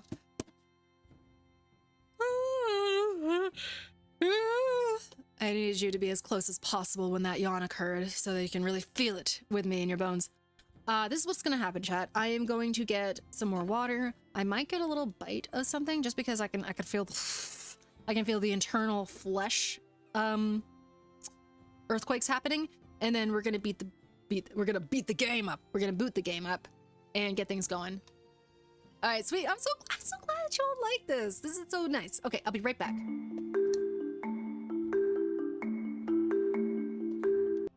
And we got gushers. I really should move the mic back. I know I'm a little bit close to it right now. We got gushers. I forgot that I ordered these, and then they showed up in the mail today. Oh lordy, don't fall, don't fall. Don't fall, don't fall. Okay. Sideburns are crazy. I'll be right back.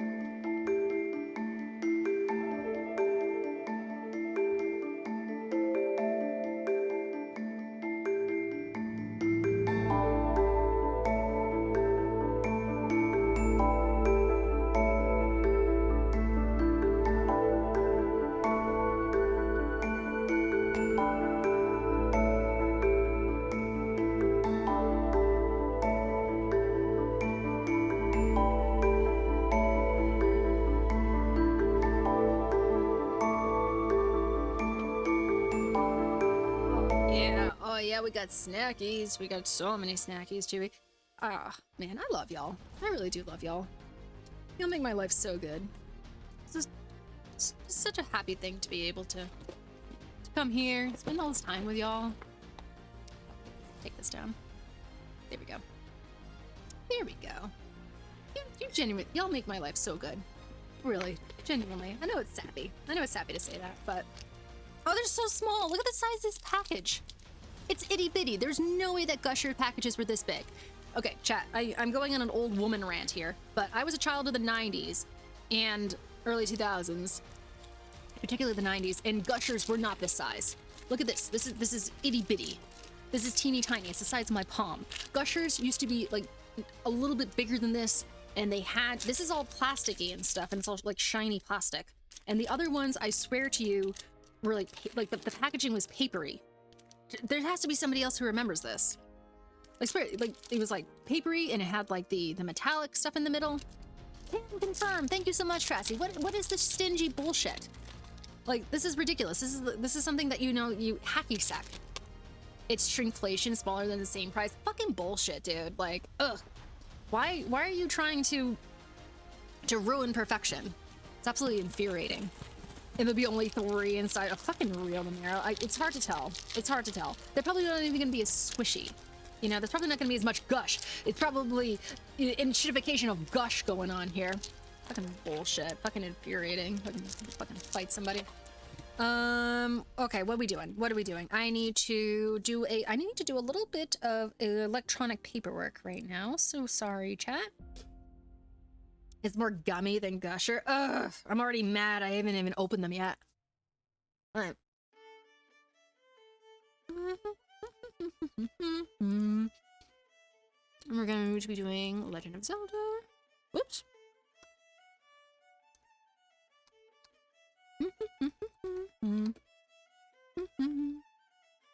There we go.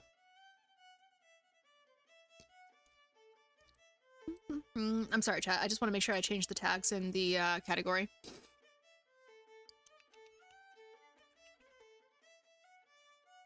Oh, one second, guys. So Zelda, light, puzzles, fantasy. All right.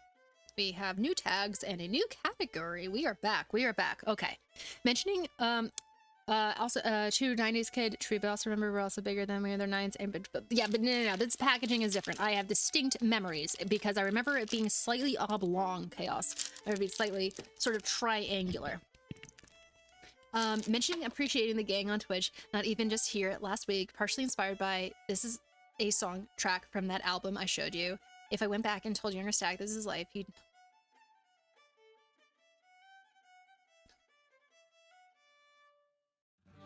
Let's...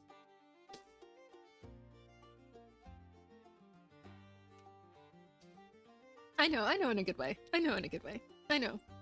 Because I'm in the same boat, dude. I'm in the same boat. Trust me. Trust me. Not even like younger Static, like not younger Emily, but younger like Emily from like 2 years ago. I never would have believed you. Never would have believed you. It is a miracle. It is a miracle what is going on right now. You all are my miracle.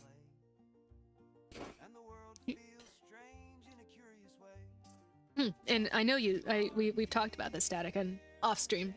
Static and I have had many a very deep conversation off stream, so I know your story. I know enough of your story, Static, to know how deeply meaningful that is. But it is my deep honor to be able to be here, sharing time and space with all of you. The world just do shit, we just be here. It's wild. You know, that's somewhat true, Static, but also there's a lot of truth to the fact that we put ourselves here. We put ourselves here, and we did the work, and we showed up, and we decided our way in another direction. And we should be able to take full credit for that and be able to own that with everything that we do. To say, yes, this is incredible, and it is a miracle and a blessing that we all happen to be here at the same time and make these connections, and that is a beautiful thing. It is a God-sent thing. I know that God put me in this position right now. I know it. Like, God is so good. God is so good for giving me Twitch, genuinely. Odd statement, maybe, but true statement. But also, I recognize the fact that I chose to keep showing up. I chose to be here. You all chose to be here. You chose to be you. You chose to show back up, and that is, and that is us having power and being empowered every day with these little decisions. And that is powerful too. That is very powerful too. We can't just shrug that off and say it's coincidence when it really isn't. Cut my life into pieces. This 6 feet doesn't feel so far. No, that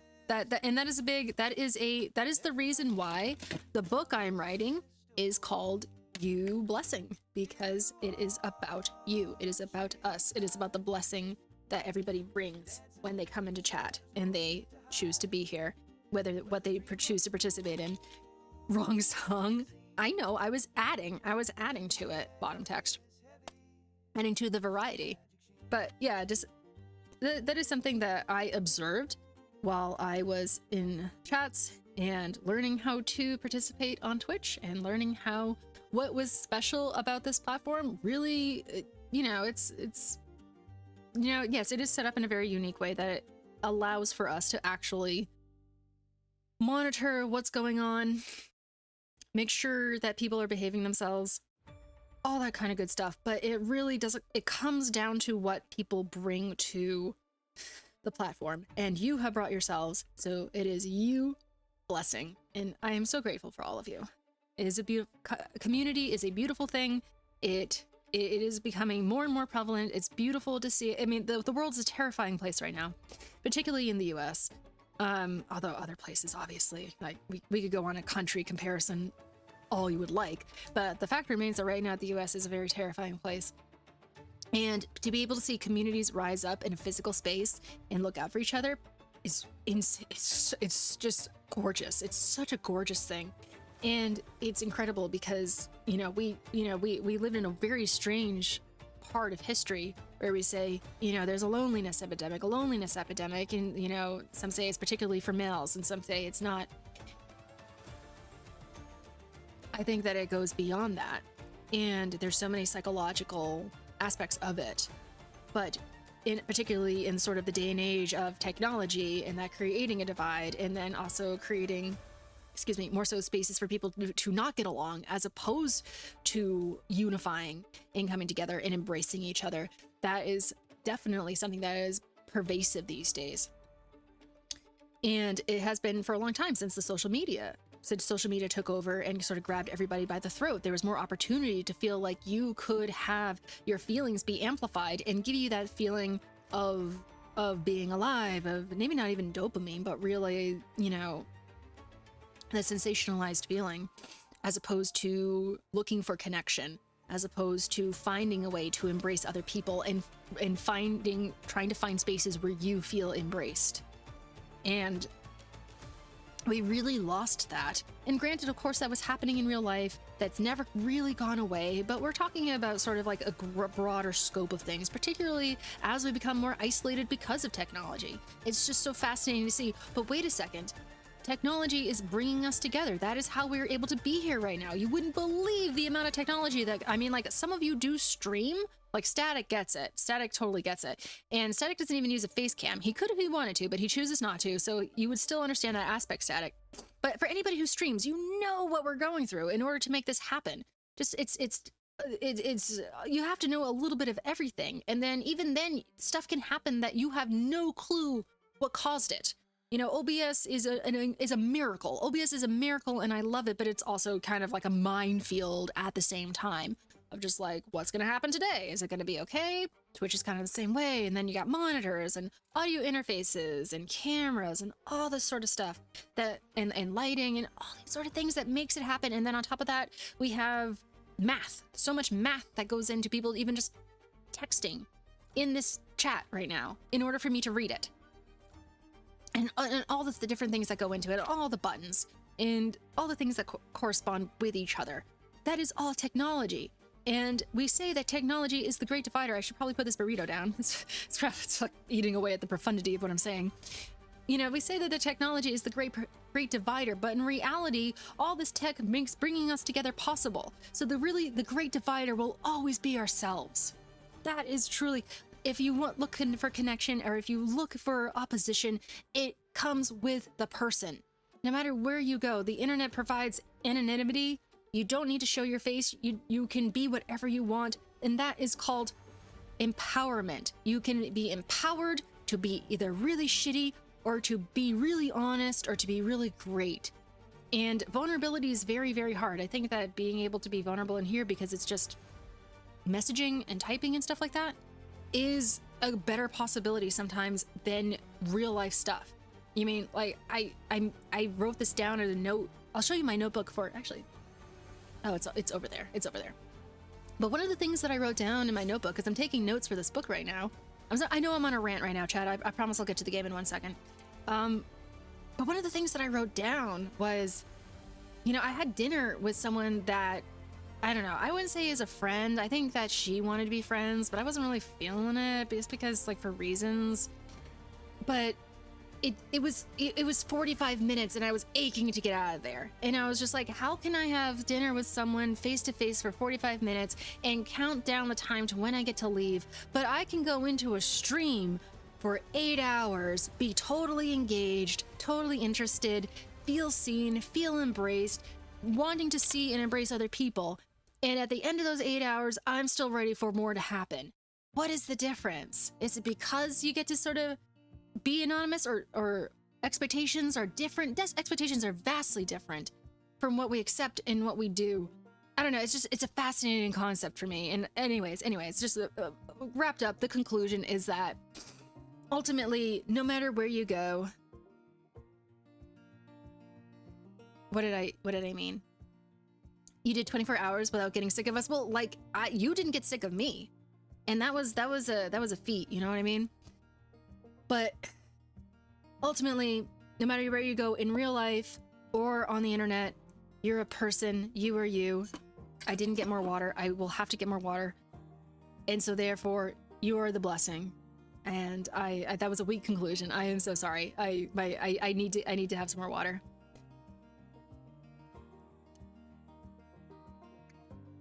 Lots of feelings, giving someone else release a chance to breathe their part out. Being involved with the community like this does a similar thing, just for self-expression. For sure, Static.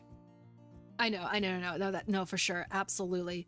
Also, the idea of it's interesting because there is expectation, right? There's expectation of, like, you will be a nice person in this chat, or you're gonna get kicked out. But at the same time, there's not this sort of societal demand to be a certain way.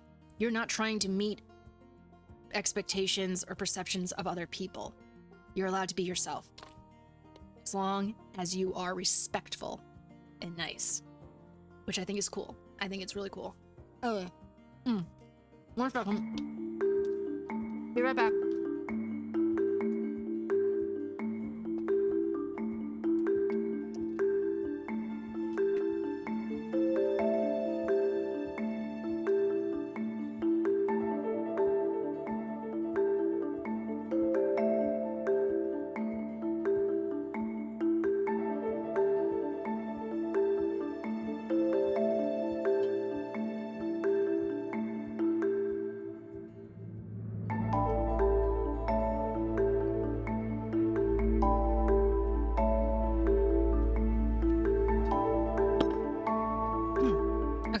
We're back.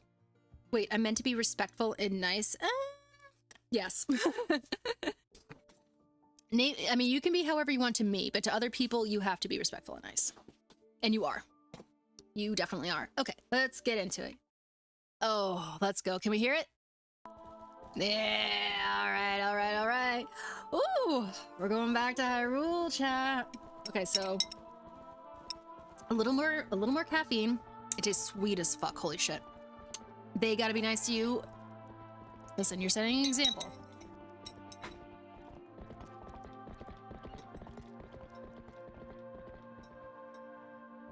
And you are. You are a very, very trusted, very beloved member of my community and my life. Okay. Let's move this. And how we doing? You feeling comfy, chat? I think we're all feeling comfy here. Stop being nice to me. Fucking deal with it, punk. What's up, Sinister Shadows? Welcome back. So good to see you. I hope you are having a majestic day.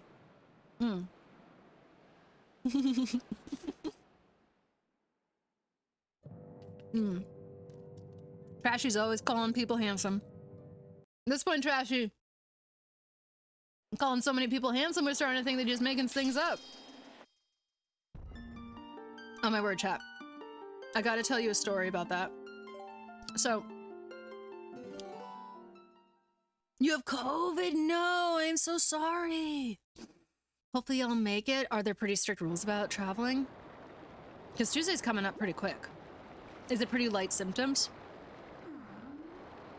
I'm so sorry to hear that. That sucks. Okay, so chat. Real quick story, and then we'll start playing. Okay, so Trashy. Way back in the day, I used to work at a Cracker Barrel. And I was waiting on a table that had kind of a younger woman and like it had two ladies there. And one of the ladies, I don't know if she was like a little, something was up with her or whatever, but she was really, really nice. And she said, oh my word. She was like looking at me big-eyed. She was like, you're so beautiful. She was talking just like that. And I went, oh gosh, stop it. What? Oh my word. It made my whole week. I was so happy. I was just like bouncing around. I'm like, they're so nice. We're so nice. So I was so happy. I go back to the table and the lady I think they were leaving or something. And the same lady turned to this disgusting old woman who was sitting next to the table, next to her. And she said the same thing to her. She was like, oh my gosh, you're so beautiful. And she was like, not a beautiful woman. And I was just like, what the fuck is this shit? What the fuck? Like, you're just saying this to everybody now? Like, that doesn't mean anything? Or you're just like a compliment slut, just throwing them all over the place? I was like, whatever. All right, fine. Can't trust anybody these days. I've been super sleepy. You gotta go to a pickup. You gotta have a go-to pickup line, Em. But why to everyone? If it's everyone, it doesn't mean anything. I've been super sleepy and bad cough. Oh, I'm so sorry. Off and on fever. There's no travel restrictions. Really? That's, I guess, progress, I suppose? I don't know about going to the USA like this. Hopefully come around. Otherwise, 2000. Oh, hopefully Sinistar. Oh, that sucks. Hopefully you feel well enough to travel, first of all. Excuse me. And once you do start traveling, hopefully it isn't difficult for you.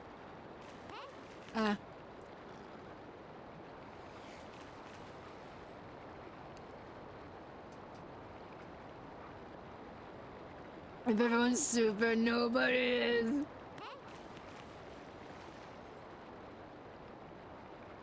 Understood, Trashy. Understood.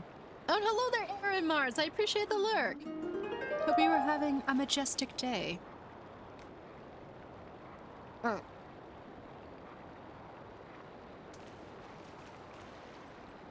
Alright, where were we? Where are we?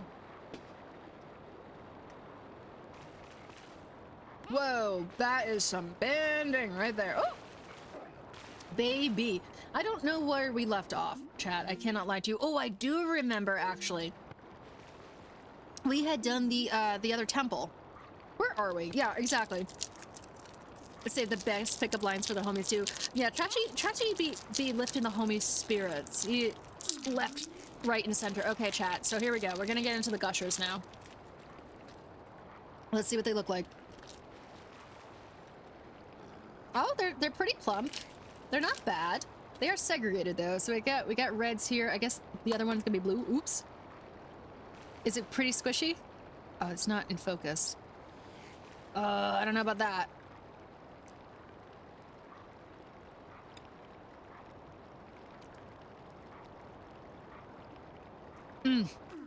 Oh, it tastes like a fruit roll-up with squish in the middle. Not as much squish, not as much juice, but oh, actually this one's pretty juicy. This one's got squish. This one's got some guts to it.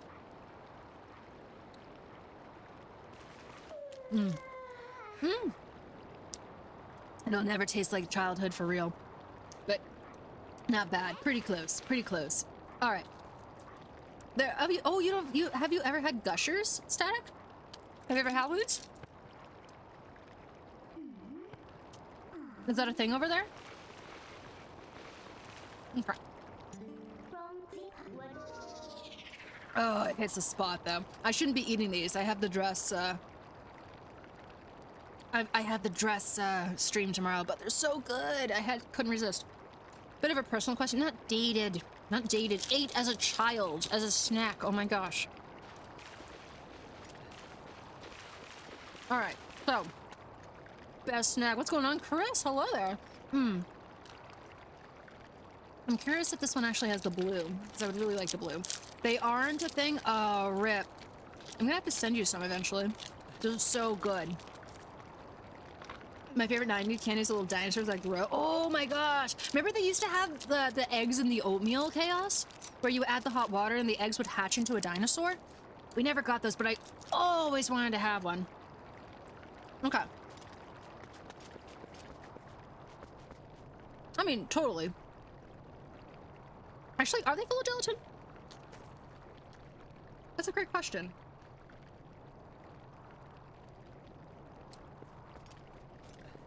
I mean, they have glycerin in them.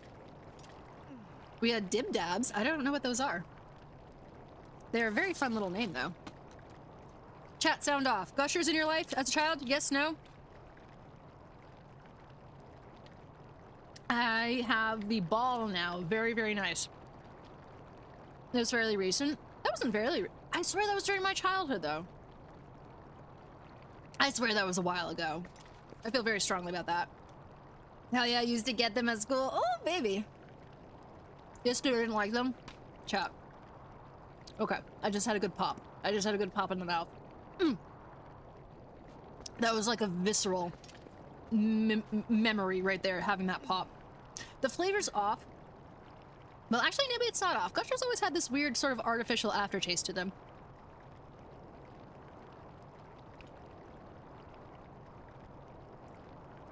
Oh, that does sound like it bangs, Static. That does sound like it bangs. All right, where are we going? Woo!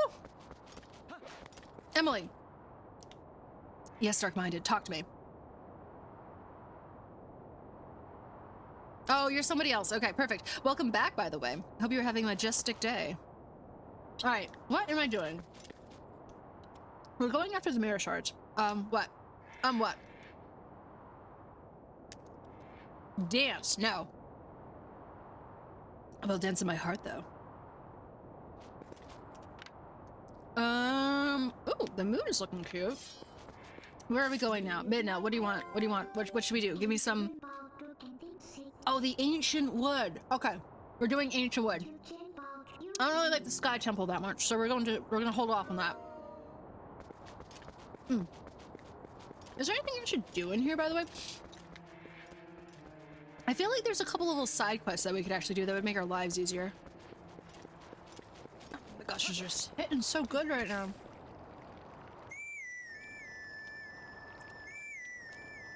Kick Mallow? I wish I could. I genuinely wish I could, but I can't get back there behind the counter. And on top of that, I don't really have a kick mechanic. I don't have a jump mechanic either. Although I do have like a jump attack. But the dude's so low to the ground, I don't know if the actual sword would hit it. Mallow looking like an amiibo. Quite literally, though. It's a weird place, though. It's like too windy. Nutty Buddies, Gushers, Fruit by the Foot, Root loves of childhood. That's what I am saying. Okay, so fruit roll-up, we all know that's like sugar stretchy candy. But, did anybody else have those parents who are just like, no. This is like dried fruit in a wheel. It's a dried fruit paste wheel, and it's totally the same as Fruit by the Foot. Did you guys have any of those parents that tried to pass that off like that? I knew a couple of people. Oh, where am I going? What? Nope. Okay, so this is... What is this? This is, we should go get the sword thing. Okay, so we're gonna leave you here, Epona, because we gotta go talk to the ancestor. We gotta go get some ancestral wisdom thrown at us. Did she like explain, oh no, it's the same thing? Or was she pretty honest about it? It'd be fruits by the foot? I think so. Oh, the fruit by the feet is really funny. Oh, hi there. Hello there, little po' boy. I'm just a po' boy in a little cemetery. It's just a poor boy. Nobody loves him because he has a little bit of a problem attacking people with a scythe. Give me your soul, like a mini chewy toy. Let's have their little squeakers pulled out. Oh, these are better? Oh, were you hip to her game a little bit? But come on now. I never had Lunchables. So I grew up keeping pretty strict kosher. Not as strict could be, obviously, because strict kosher is almost impossible. But we did have particular types of cheese. Hello, Neo! Hello, Neo! It's so good to see you. Are you out of work?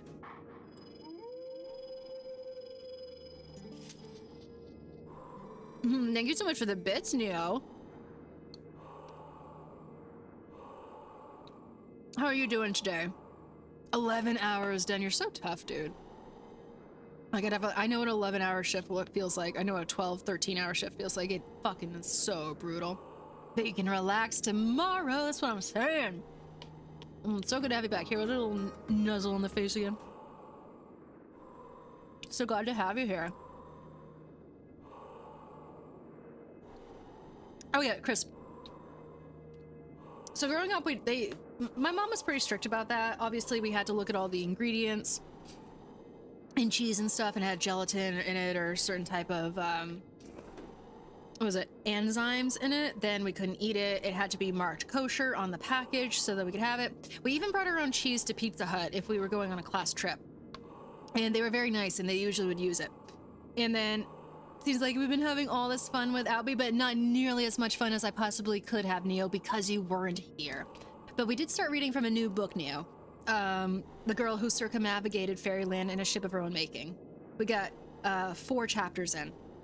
So I'm sorry you weren't here for that, although I don't know how much it would have interested you. But I did hear through the grapevine, Neo, that I knew Dead or Alive is coming out, so that's gonna be pretty exciting, huh?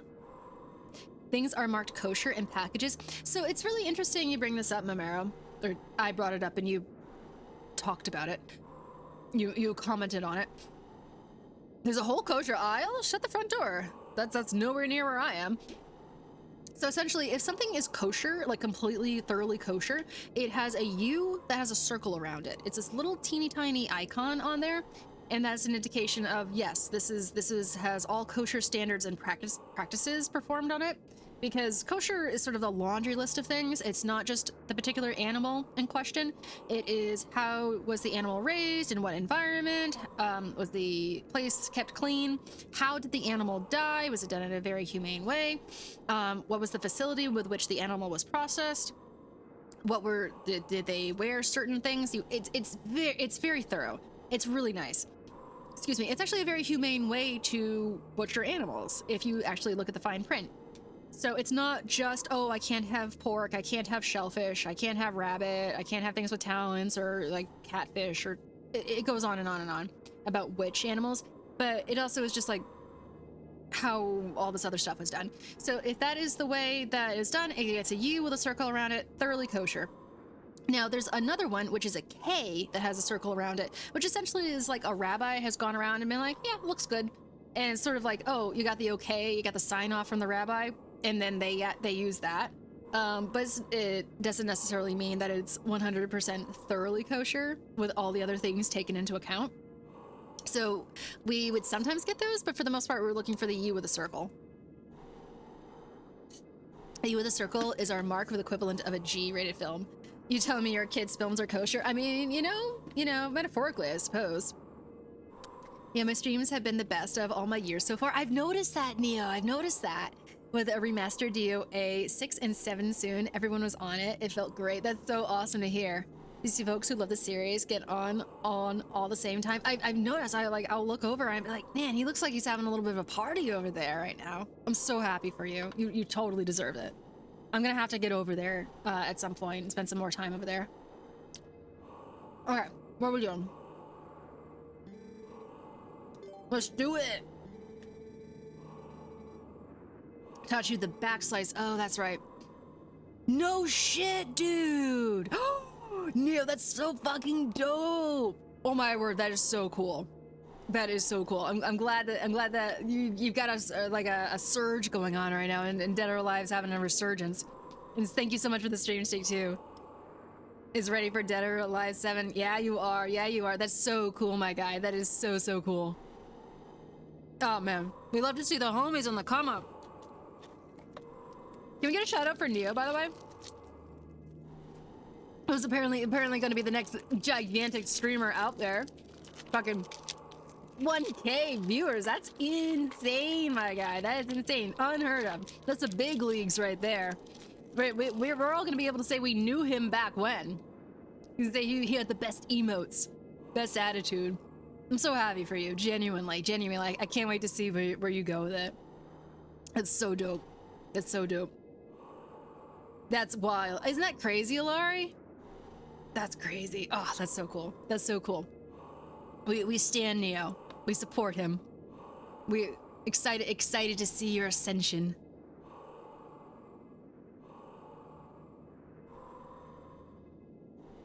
I believe it. I believe it now.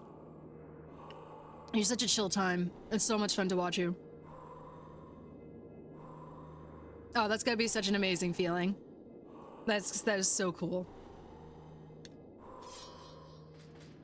Oh, Neo's dope. Neo's so fun. Unlike me. In 900 years, I'll get that. But amazing to see it happen for you, my guy.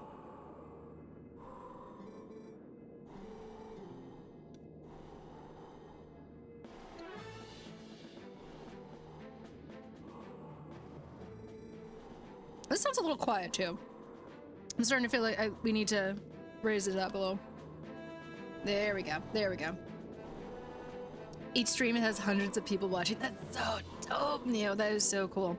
I think my, the closest I got to that was my 24-hour stream was cut in half because of Iron Gate, which is fine. So the first half, the first 12 hours, almost 1,000 if I looked at the VOD. I didn't have 1,000 viewers like once, but overall I guess 1,000, like 900 something popped in, which is insane to me. But that's after like 12 hours of doing something, so.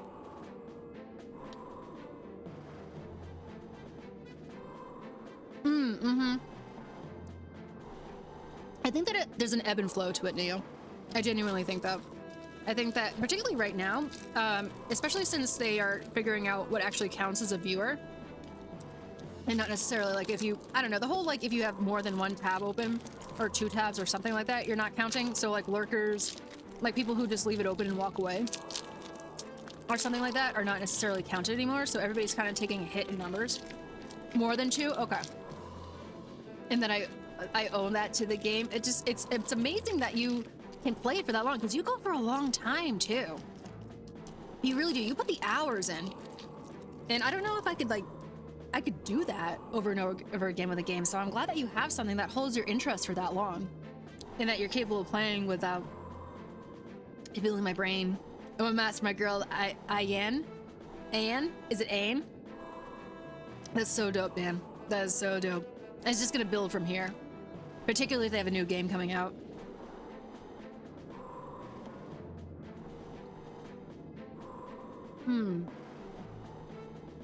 Ayane? Oh, okay. I'm in my stupid white face. Ayane. Ayane. Gotcha. Ayane. That's a lot prettier. Lot prettier. Got it. Nice. It's impossible to circle around and perform a backslice against fully armored enemies that move swiftly. And comment, oh, you named your cat that? That's so cute. Oh my gosh. That's so precious. Is she also a little fighter? Little feisty girl. You must use a shield attack to make them flinch, but then quickly press A. You will leap into the air over the enemy's head. Okay, so shield attack, hit A. So, alright. 2 steps here. Alright.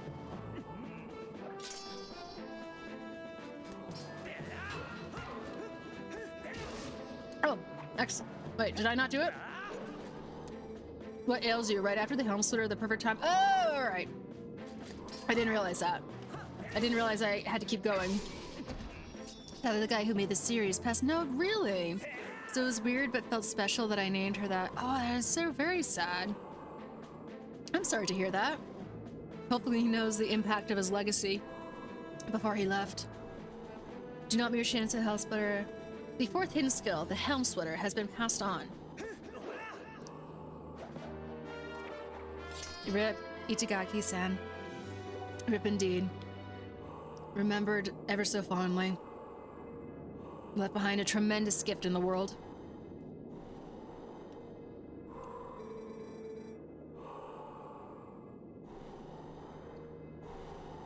I've heard that name so often now.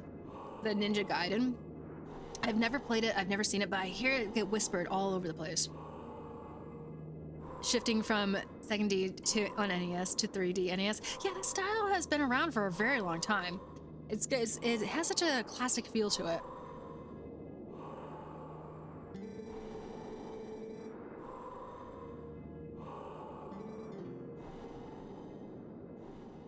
Ryu Hayabusa is the lead man.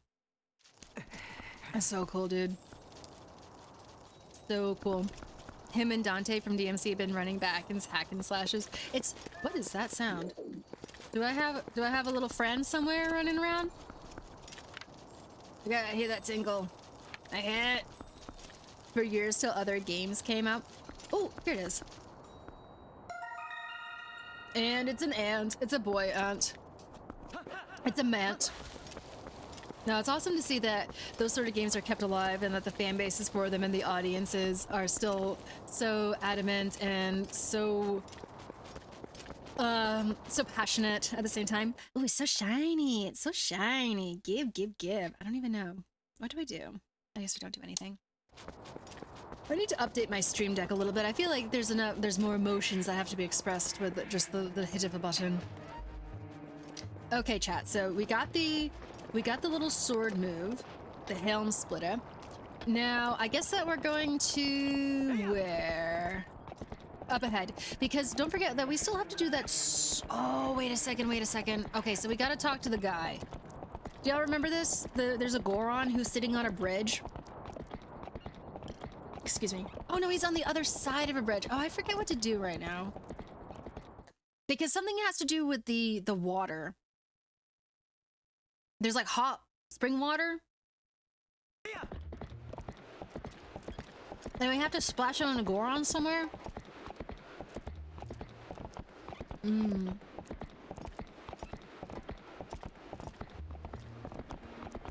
I do love the night music that they have provided for this. There's something so eerie about it, and it was just because. Correct me if I'm wrong, guys. I'm remembering that Wind Waker doesn't really have any music when you're out on the ocean at nighttime. I think they sort of let silence prevail. And I know that they definitely did that in Ocarina of Time. Even when you're fighting enemies, which, I don't know, it definitely, it lends to, you know, sort of an unsettling atmosphere. But I like sort of like the operatic sounds that they're giving right now. And where is the bridge? I believe that this is like this is where one of the Gorons are.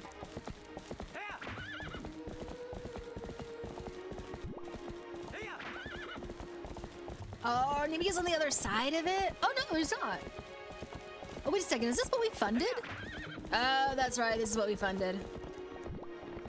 This is what our hard-earned tax dollars went to, chat. I do not feel like doing a thing. But the bridge is fixed. Now the bridge is fixed, my body feels terrible. I just cannot go look for stuff to sell.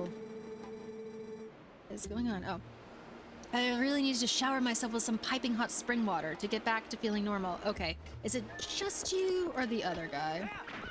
DBZ Sparking Zero about to get huge updates soon, so there's that too. What is DBZ? If I may ask. I'm sure it's something that's really obvious, but I'm a little unaware. And where the fuck am I going? Okay.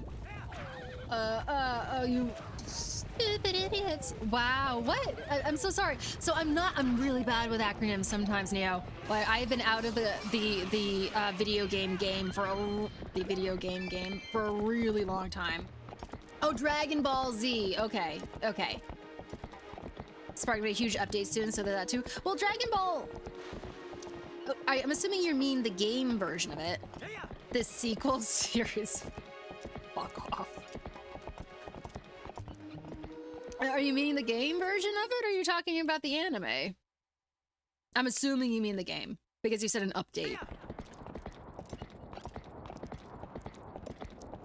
It goes DB, then DBZ, then Dama, then Super, the game. Okay, I'm so sorry. I'm so sorry. Like I said, I am so out of the loop when it comes to this stuff. Like, getting into streaming has enabled me to actually experience gaming again, and being on Twitch has allowed me to experience gaming again, but I am out of it, dude. Like, I did most of my gaming when I was like a kid or a teenager, which is a shame. So I'm learning. I'm in the process of learning, okay? That was other than... But that order was the show I listed. It is. People in America forget that Dragon Ball came first. Is it separate things? I'm so sorry. I'm getting confused. Are they like?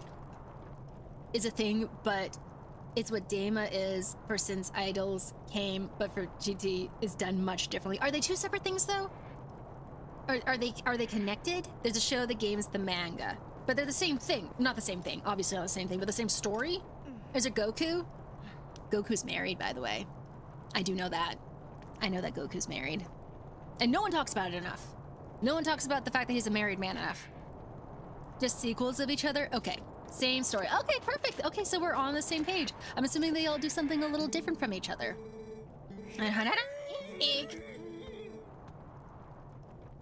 But also, Goku's married.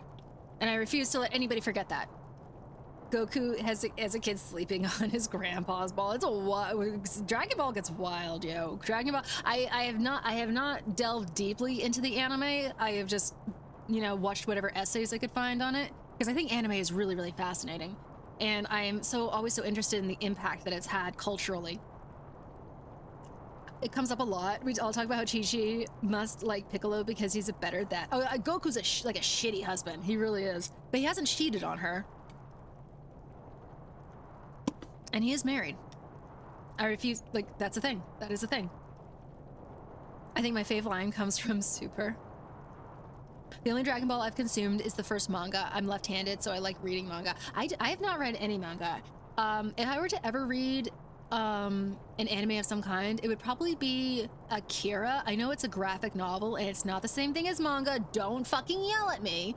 But it's kind of, you know, it's coming from Japanese artists and stuff, and it's a pretty famous story. And I love the anime of Akira so much. I think it's so fascinating. Bloody good time. And I know that the actual graphic novel has a lot more story and they cut a lot out of it, and it's really, really profound. So that's something I might like to look into someday. I predicted that you would come, my brother. Tell me, my brother, do you not know of a young Goron in Castletown? I suspect he's currently hanging his head somewhere near the East Gate. Here's the plan, my brother. I will prepare some hot spring water, and you will douse the young one to revitalize him, as one does. What say you? Will you do it? I got time. Counting on you to make the run, my brother. Hot spring water cools in time. Oh, that's right, this is a race.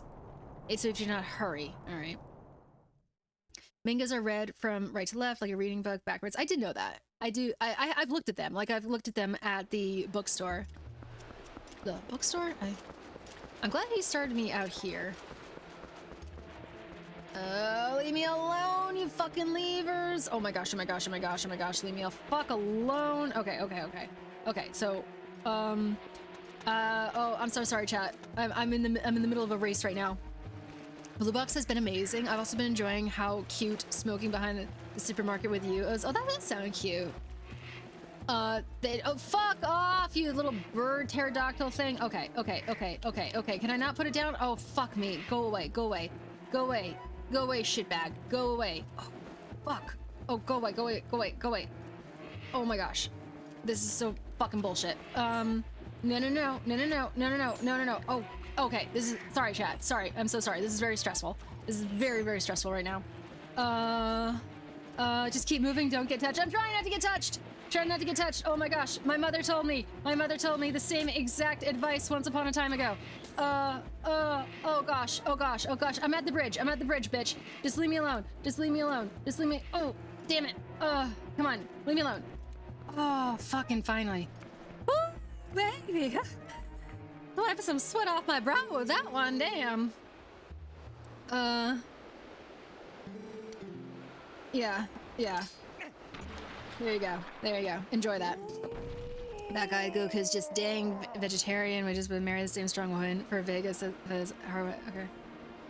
They didn't cut from the Akira manga. It wasn't finished yet, and the movie kind of informed the direction of the manga. Oh, did it really, Mamero? Oh, maybe I got that wrong when I was watching. I've watched a bunch of video essays on it. First try, I was surprised. Usually that cools really fast. That smell, that heat. Oh, he's getting saucy on me. It's the spring water from back home, pouring out from between your goddess legs. Just kidding. I'm going out to the back working at blah blah blah the shop. All right, so you're taken care of. Do you make big bombs for me? I want to go into that little town. This would be a great place to save. You're so right, Chaos. Oh, he's coming back. That was so incredibly fast. Oh, we do get big bombs. Oh, I totally forgot about this. I love that Link is just like nodding. He's like, good job, good stuff. Look at him go. Give me to me. All right, I need to shift. I need to shift positions. I'm way too closed up. Get a piece of heart. Collect one more heart for a full container. I know, right, Static? It was just like, and here is your $5. $5. Okay. Now I want to check in on this other guy who's blocking the rocks in that little courtyard area, because I don't know if I have to revitalize him too. If I do, that's going to be far more of a challenge. But I'm starting to think that. Wait a second. Is it the barrel? What are you guys doing here? I would suspect that there should be, Come here. I thought that there would be guards here. What are y'all doing here? Oh, hello. It's our friend the Posef. No, stop it. Oh, I'm so sorry, chat. I meant to go to bed way earlier than I actually did last night. Like, the intention was to actually get sleep, and then I didn't really. So I may be yawning a little bit. That's sort of human. It's only a game with a fifth of the heart piece instead of 4 cards. Oh my heavens, child, get away from me. Because apparently they've had, what? Because they had only so many places what? Well, this is the only game with 1/5 heart piece instead of 4, because apparently it had so. Oh, I see what you mean. Yeah. No, that's very true. They're just like, are you sure you don't want to make it 8 pieces? Like, we need to put things in chests. And they're like, no, you're gonna drive people even crazier. It's Friday. I don't need to get up tomorrow. Hey, stuff. Which means you're never even actually going to bed, does it? This is just opportunity for an all-nighter. Fun and delight. Nighttime sleep is a psyop. It is a myth. It is the gentle tale we tell ourselves. I will sleep? Okay, stand on business out here? I don't know if I've ever seen you be so emphatic about it. From 5 a.m. to 11 a.m., as long as it's in there somewhere. Usually you roll your eyes at such things. Power orbs, on the other hand. Yeah, the Korok seeds are weird. And when you really start to understand the full story behind them, and then you look at what people did to torture the Koroks, with all the sort of mechanics that they had for Tears of the Kingdom, you start to understand their frustrations. Even though I still feel like the Koroks were pretty innocent, it's not their fault that they were meant to hide a trillion pieces of poop. No, the seeds, I mean. Oh, I gotta wake up. I gotta shake it awake. We're only at 4 hours in. Yeah, we're halfway there. We got a ways to go tonight. Although I don't know if I want to go too late. It's 7 o'clock right now. Well, we might do 3 more hours. I don't know. We'll see. Tomorrow's gonna be a big day. Daytime is a scan though. Why do we give a shit when we sleep? Why not let the night people have their shop open from 9 to 5, huh? Why is my lifestyle wrong? I mean, like, as long as it fits into everything you gotta do, Static. I know that when my circadian rhythm goes off, it is fucking a nightmare. But yeah, whatever happens. Oh, I do need to get spring water. Shit. All right. So I need to get it in a bottle, I believe. What is the... Oh, wait a second. I want to see what's going on over here. Why are you circling so hard? And where's my chain thing? I tried to get up at a reasonable hour this morning, around 9:30-ish, but my body and brain were so tired I couldn't get myself out of bed. I know, that's a decision I generally have to make in the mornings, Chaos, where I'm just like, do I actually want to get up and try to do something so that I can revitalize the dopamine in my brain? Or do I want to actually sleep and not be, you know, exhausted the entire day and have, you know, full-on cognitive fluency? I was my ideal sleep window was like 7 a.m. to 2 p.m. When that was my schedule, I was grafting. What does that mean? You're just doing really well? You're excelling, exceeding? Alright, oh, wait a second. Maybe I can actually use the ball and chain for this. Grafting means working. Oh, okay, sorry. Sorry. Oh, yeah. Yeah. There's a shower of destruction. I know it's a blue rupee. I know it's a yellow rupee. For hitting someone in some areas. Oh, okay. Then I will not be saying that in every single place I go to when I arrive in England. I did actually get out of bed and walk around the house at 9-ish, but I had the big EP and I had to lay back down. Slept for another 2 hours. Well, that's what your body telling you, right? Right, Chaos? Your body's literally being like, hey, I need this, please. Please don't deny me this. I will make your life difficult otherwise. Oh, I got the big eep right now. Gotta lock in because I believe I'm going to Death Mountain. And then I gotta pick a place, excuse me, that is close enough to warp to for this guy so that we can give him the water. But man, that's a loading screen right there.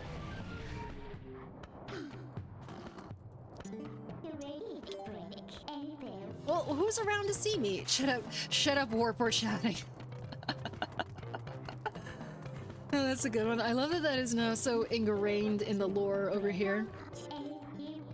There's no one around, Midna. What? Oh, there's literally somebody right there. I don't think I ever knew that you could break these rocks with a ball and chain. Oh, it's so much more satisfying. Yeah, Chaos. It's so much more fun to do that. Shut up, warp, we're chatting. Thank you, Chaos. Why is there a Zora up there? What? Who are you people? Go away. I need some privacy. Nobody, you, okay, I need a corner. Can someone just give me a corner? Away from prying eyes. This is silly. How can I get up there?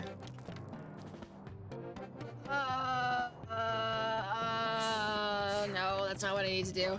I don't think, oh yeah, we already read that. Already read that. Can I climb up that? No, of course not. Hi. Pet me, please. No? Alright. Alright. Maybe I need to warp somewhere else.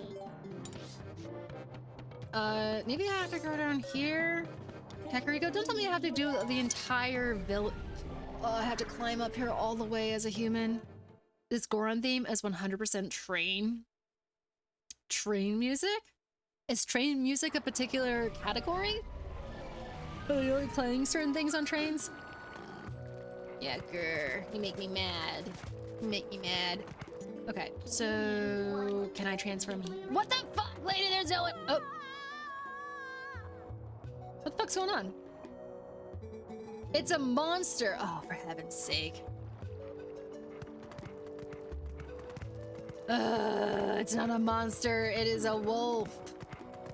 Y'all don't know your wild animals from your abominations.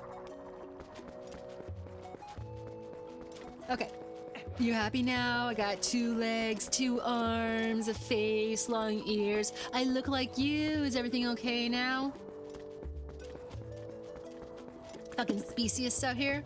Well, wolves are still dangerous, but they called him a monster. And furthermore, you would think that they would just like go out and deal with it. I cannot believe I have to traverse this entire mountain just to... Oh, wait a second. No, I don't. Oh, I can actually go up... Where? Can I go up here?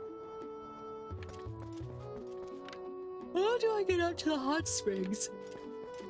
I'm confused. How did I get up there beforehand? Train music is a huge genre. Oh shit. There's a whole subculture around it and everything. I'm completely blowing smoke right now, not like a train, so it's not actually a huge culture. I'm confused, because I'd believe you. I'd totally believe you if you told me that was the case. That's just how out of the loop I am. I mean, I know that once... Oh, what the f is going on? Go for that. Oh, chat, I am lost as fuck right now. I have to get up there, but how? This is so confusing. Okay, I guess I could try going this way, but I'm pretty sure it takes me in another direction altogether. Oh, I know I got. Oh my gosh, I think that there was like something in those gushers, y'all. So those gushers, I'm like being brought down quite rapidly right now. Nah, I just said that. Whenever I heard a Goron song though, my brain goes trains for some reason. Y'all lying to me up in here, Chaos. What the fuck, man? You could have led me down any road just now. I made you a mod because I thought I could trust you. I'm just kidding. I'm just kidding. I don't know if I hear trains when I hear Goron songs. Although it does sound kind of mighty and chugging. This is so silly. I'm like blocking myself in right now. Can I just like go up a ladder or something in here? Or do I have to go to the other side? Oh, there are stairs. Fantastic. This is wonderful news, chat. This is where he does the little experiments and stuff.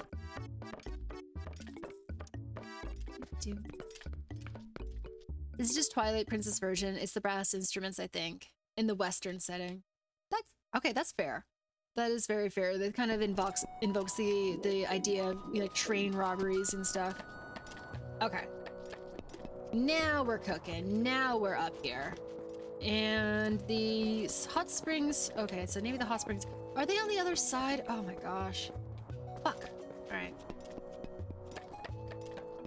And that should have broken my back. That's okay. Oh, I'm tired.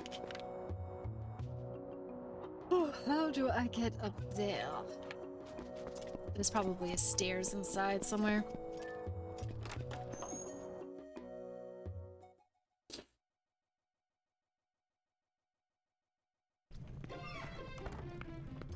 Mm-hmm.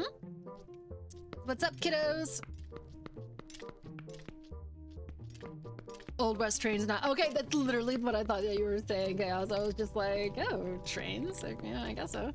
You know, I don't know. When I think of trains, I think of something maybe a little bit more like faster paced, a little bit more melodic. Also, my mic is so far away from my mouth.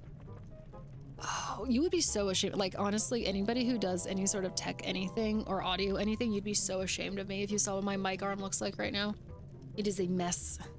It's got cords wrapped around it in every which way. It's like a tornado hit it. Okay. I need to get to the next level up here. And there's not enough sides to show me how. Oh, you! What do you want? I dropped a letter into the hot springs. Oh, it is nearby. We have evidence, chat. Evidence showing up. But it's blocked off. Biscuits and fucking gravy. How am I supposed to get up there?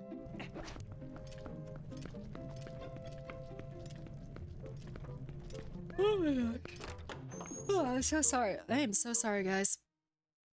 I need to wake up.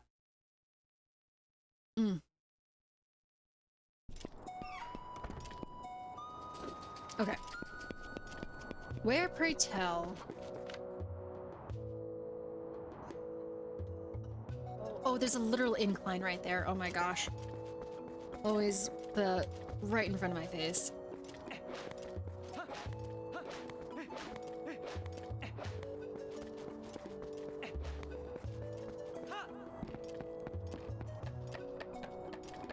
See, the reason that I'm so adamant about actually getting this water to this guy is because I think that he is the way that we get into the cat village. I might be wrong. We might have to actually carry one of those gigantic bombs over there, but I want to try this way first. Legend of Zelda, Kakariko of time, quite literally. Oh my gosh, he's so handsome though.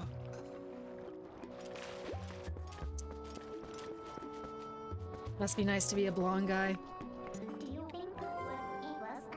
Oh, for heaven's sake, just do it, Midna. We're on a clock here.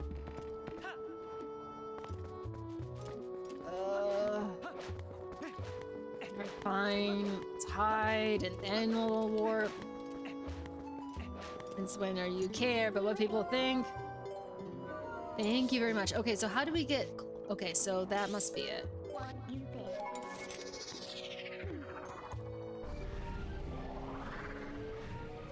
Here we go. Let's get a little comfier. Here we go.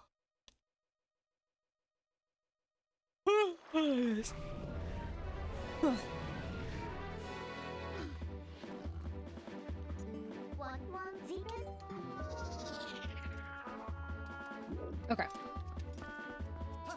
I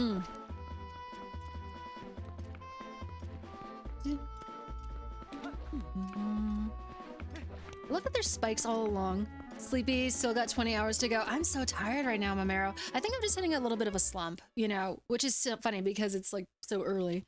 But I'll catch a second wind and I'll be able to kind of perk up a little bit. Oh fuck, I gotta pay attention though. Yeah, I don't know. It might be because it's just warm in here or something, but like I said, I didn't get much sleep last night. No. 20 hours was rough. Ooh, that was a rough time. That's why I'm just like, that one time went so well, I don't know if I could actually replicate it. Especially going into it, I didn't like get incredible sleep to begin with. It was a little bit split up. It was a little bit sparse. So the fact that I was able to like pay attention and be cognizant and actually engaging and stuff like that, that the majority of that stream, it's kind of a miracle. I can't lie to you. I think I did pretty good up until the last hour. And then the last hour, my brain was just not there whatsoever, which I felt bad about because Eons raided me and you know, that's just kind of a wild thing I never thought would happen. So it was really cool. There you go. Yoo-hoo!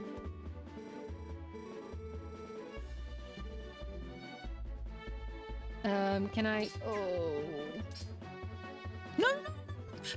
No, fuck you, bitch! Oh my gosh! Oh, why would you do that? Fuck you. Fuck you in the ass, bro. Why would you fucking do that? Why couldn't you have just handed it to him? Why did he ask me? Alright, fuck that shit. I'm not doing that shit again. That was such a pain in my ass to do. We're gonna go get the big bombs. We're gonna try to get into the place that way. It was fine, no worries. Okay, good. Thank you for the feedback.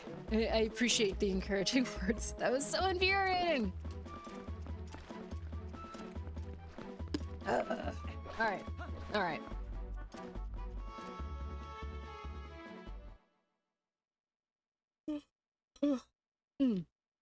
Okay. Who's selling bombs up in here? I remember you, brother. Thanks to you, we're now able to open the shop. I'll give you a special price on hot spring water. Oh. I could just fucking bought it? Alright, never mind. Alright. Try this one more time. One more time and then we're buying the big bomb.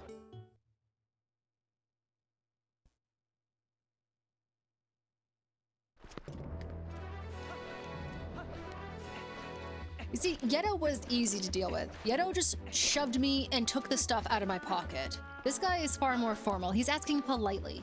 There were no big bombs. It was just hot spring water the whole time. No! Oh, fuck! Fuck, Chaos. You might be right on that. Oh my word, guys. Malo is literally doing, what's it? The bell thing? If you... Yes, take it. Please fucking take it. Oh my gosh. Who was that person who was selling her bathwater? Bell something or other. Okay, he asked for it, so that was actually a prompt this time. Okay, see you in a little while. Bye. Now I'm curious, chat. No. I went there last time with the ball and chain, and it didn't actually work. So, I think what's going to end up happening is... Oops. We're gonna go down here. And we're gonna try to do the temple that is in the woods, because I believe we can't go up into the sky yet. Talk to them before trying to give them the option. See, I tried that to begin with. I didn't realize that it was the second time around during the dialogue. That is when he would actually ask for it. So then I folded out. That was my bad. That was my bad, but still. So annoying. Okay, so I don't think we can go to the castle in the sky until we actually go to the little cat village. So I think that's coming in later. Oh, is this Russell? It's been a while since we took a walk in the forest, huh? Yes, however, it's changed. Laputa is here. What is going on? Uzu, Laputa. Oh my word, that's so funny that you know that movie. How you doing, Uzu? How serpentious. Oh my gosh. Uzu has a little snake, and it's so precious. This game doesn't let you change up the dungeon order at all. It's open as the game is. The dungeon order is strictly linear, which is totally fine, Chaos. It's just sometimes I'm just like, what am I doing first? Because you're giving me like 3 options. I'm secretly a weeb, of course. I know Uwu. He's so dumb. He's not dumb. He's just a little snake. He was so cute the other night. He's very dumb. He's just a snaky boy. He's just a snaky boy. It was making me laugh so hard, though, when we were on call the other day. I was just like, his little head was just popping up there. Oh my gosh. You meant Uzo? Stop being mean to your fiance. Oh my gosh. I've heard your bait axe from Telma. And lately we've begun to work towards a common goal. He does not. He was on the rim of your hat, though, Uzu. He was like, it was so funny to watch him like be on top of your hat and then go onto your shoulder. We're still engaged. That doesn't mean that he's not like harboring hurt inside of his heart he's afraid to tell you about. I advocate for Uzu. Uzu's very smart, by the way.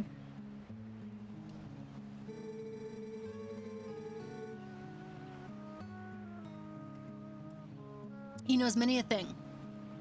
Do you know about the far side of this deep gorge? Some say there is an ancient temple deep in the woods that guards a secret flower. Flower? No, a secret flower? No, just kidding, a secret power. He's not a wimp. The guy tames many foul beasts. You like this sarcasm and this snark? Oh, he's being mean, though. He's insulting you. I don't like it.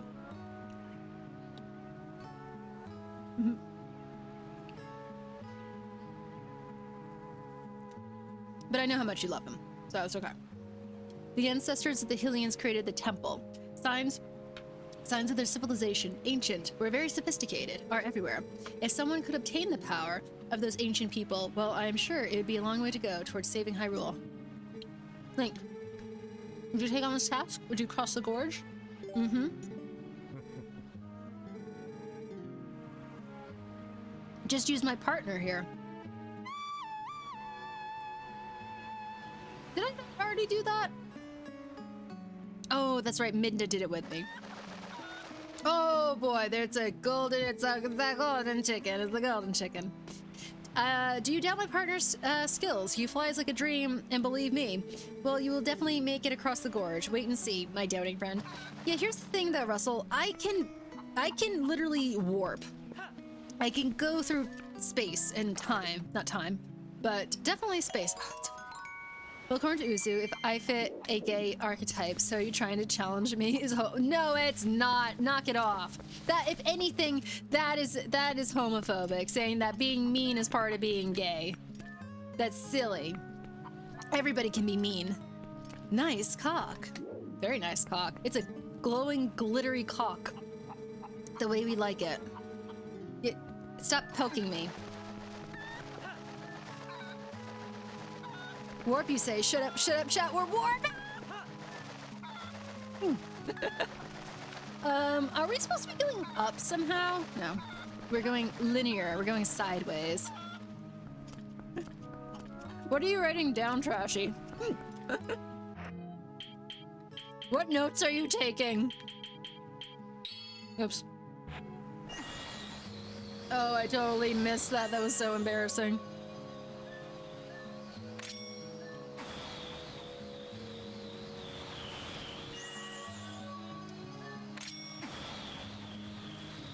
There we go. Oh, that's kind of far away, though. That's really far away. Am I missing something?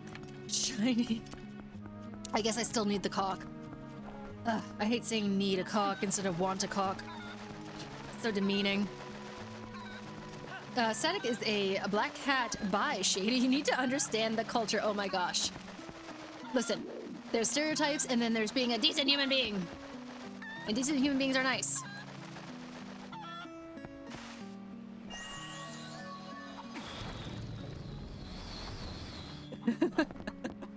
Okay, so why? I don't really understand the point. I don't even remember this actually from the original playthrough. I don't get the need for the chicken. I never claimed to be a good man. I'm advising you to be. Did I already get this one?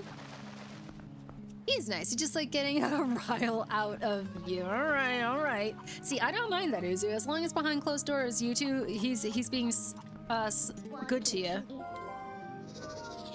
Being complimentary. I did get this one. Okay.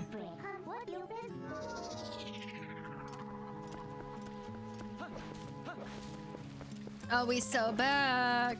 Oh, Skull Kid, did you miss me? Link's home. Actually, wait, no, we didn't call him. Didn't call him Lunk. Oh, fuck me. I thought I already defeated you. We going on a second round? Yeah, you send your little mosquito noise after me. On the real though, some decently creepy shit right here. I do appreciate, but I don't appreciate that we got to do this twice though. It ain't cool. I dread to think what you. Oh fuck. Is there another? Oh, okay. I dread to think what word chose not to say there, as long as he's being complimentary. I actually don't even remember what I was going to say. I think I was just searching for the word, actually. He was generally the most thoughtful and kind person I met. Okay, perfect. As long as that is the case. He can get me all riled up as much as he wants. As long as he is nice to you. I don't know.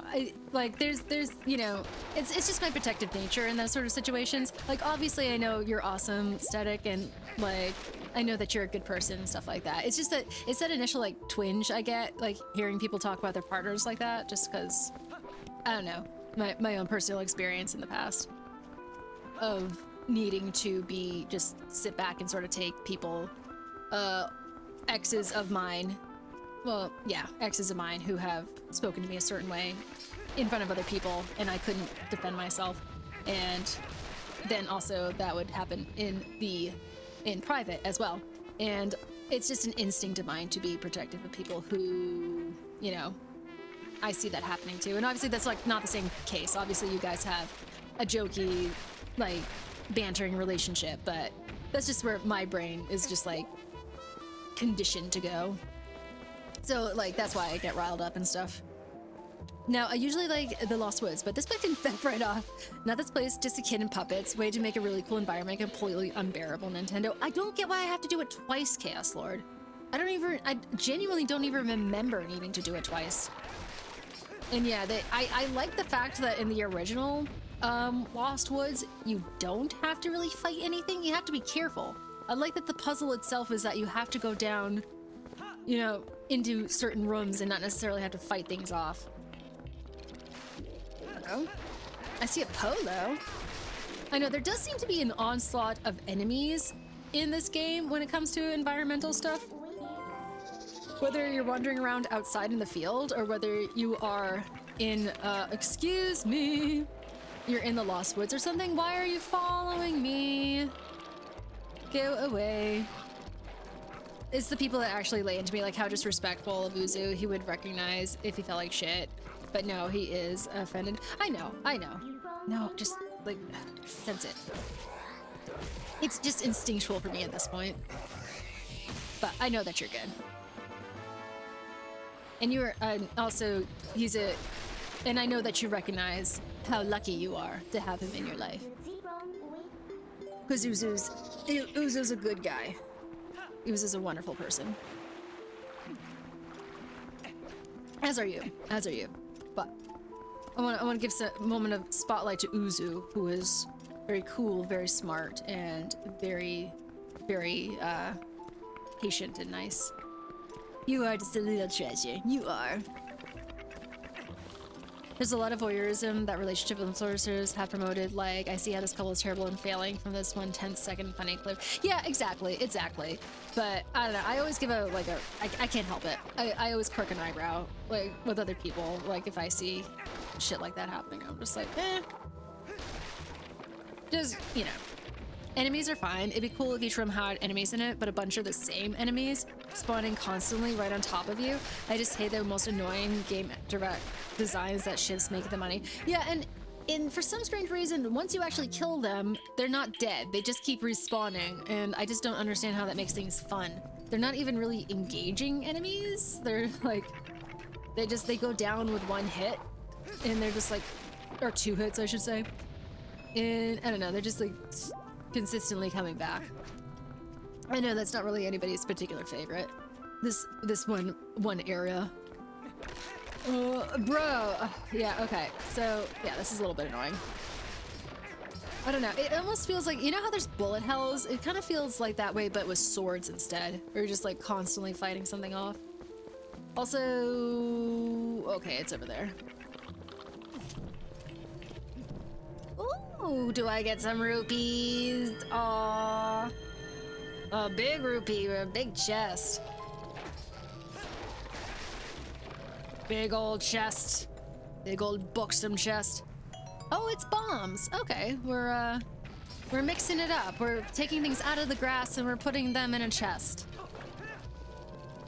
The fact that I bitched about it constantly. No, that's totally fine. You're allowed to. You're more than allowed to.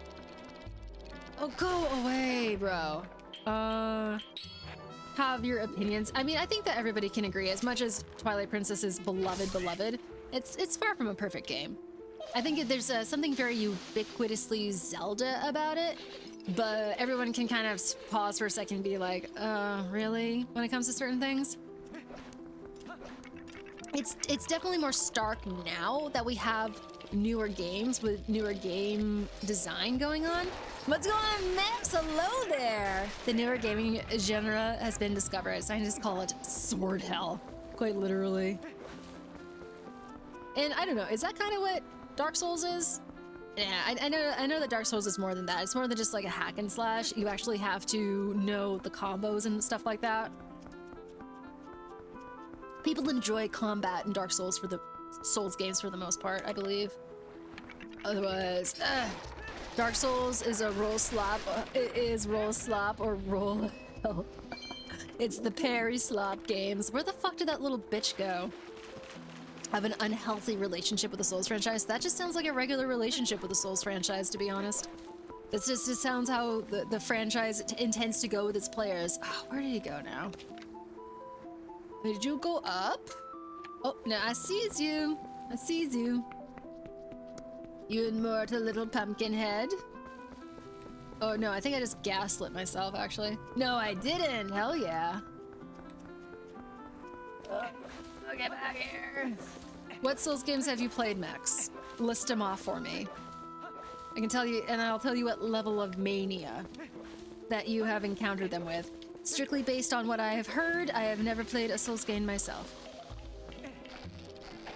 What would be like bullet hell with the sword? So Dynasty Warriors Gauntlet. I've never heard of any of those. I'm so far behind on this shit. Where the hell are you? Bro, why though? Am I getting skill checked right now? Just the skill of wandering around in a circle? Oh, okay, okay. Are you... Oh, stop it. I can hear you. Oh, you are up here. Oh, I had a suspicion. I had a suspicion. Except, no, you're not. Fucking A, where did you go? I see you. I see you. Oh. Go away. Fucking annoying. Ah, hello, motherfucker. Don't mind if I do hit you right in the head. Ow, fuck me.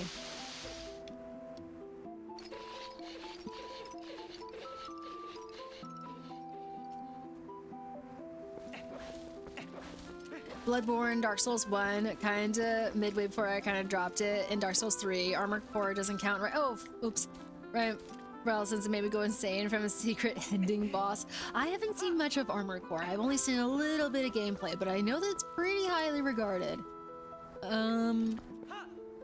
But Dark Souls 1, I know, is pretty unique in the way that it's set up, and Bloodborne, I know, is just straight up difficult as fuck, but still highly considered a good game overall. It's kind of really bad when it comes to performance because it's got so much stuff going on in it to render. But I see that you stayed away from Elden Ring, which is probably smart on your part if you have a unhealthy relationship with the Souls game. I don't know, I've heard different things about Elden Ring. I've heard that, like, it's the most user-friendly. I've heard it's one of the most difficult. I've heard from trusted sources that, you know, like, you know, the balancing is really, really off, and that definitely detracts from the gameplay. This, like I said, I've never played, but it seems to be a much repeated, or I should say oft-repeated thing. Yeah. Oh, did I just knock a guy off of you? It's like body and unbodied out here. Oh, come on. If I ever play Elden Ring, I would become even more insane. I kind of echo that sentiment, Max. Like I said, based on what I've heard.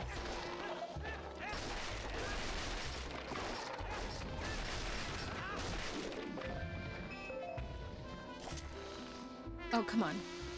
Why are you blocking?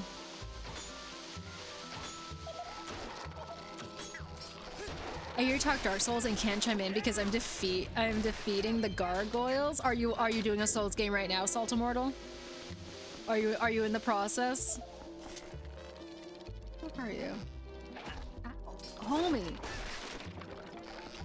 It can be done. Just with the open world map from losing it.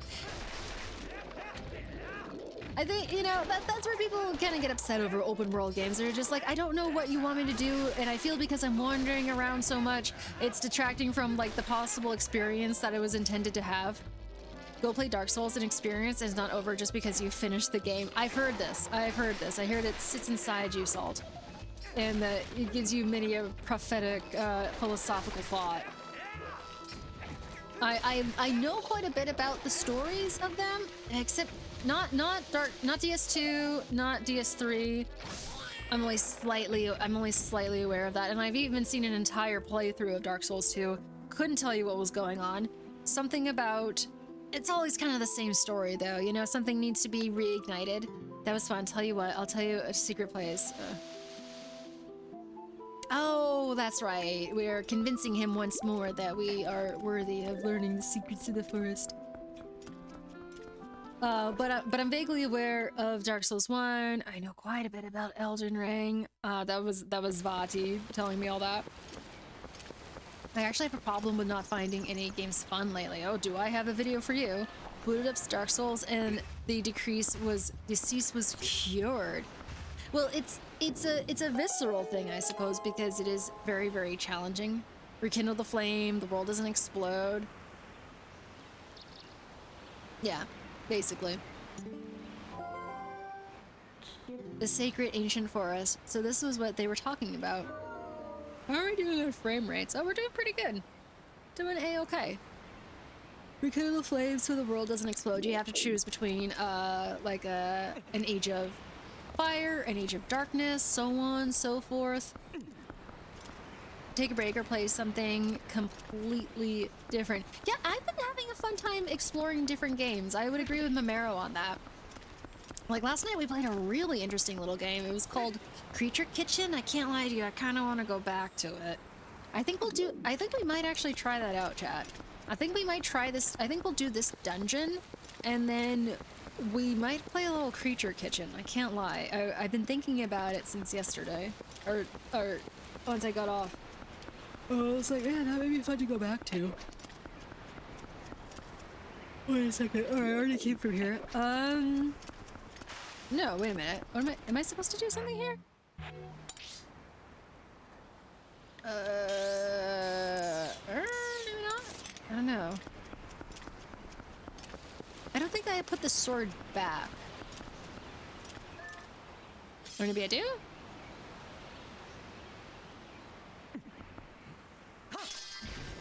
Oh, hell. I was right.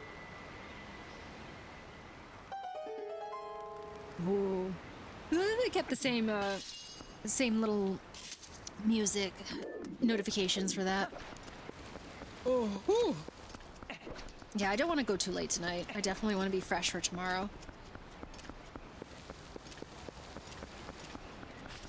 Oh fuck. Oh, it's gone down.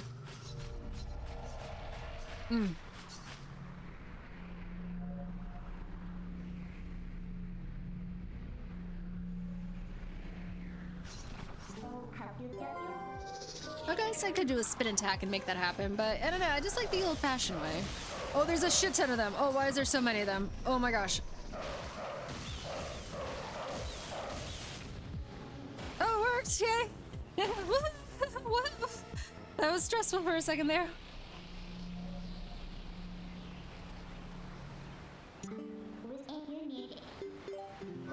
Well, that's convenient. Perfect.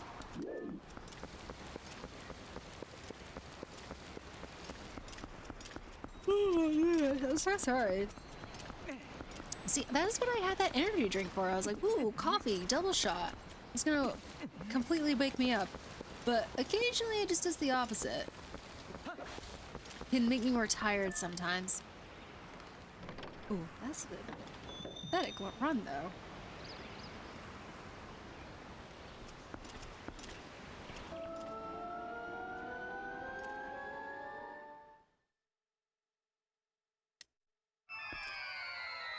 Wait a second.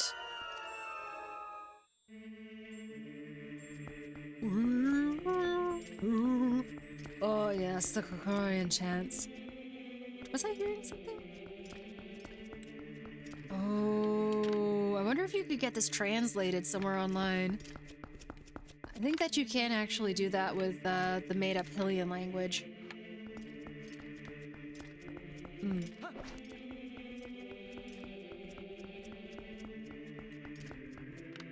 Oh lordy, she tall.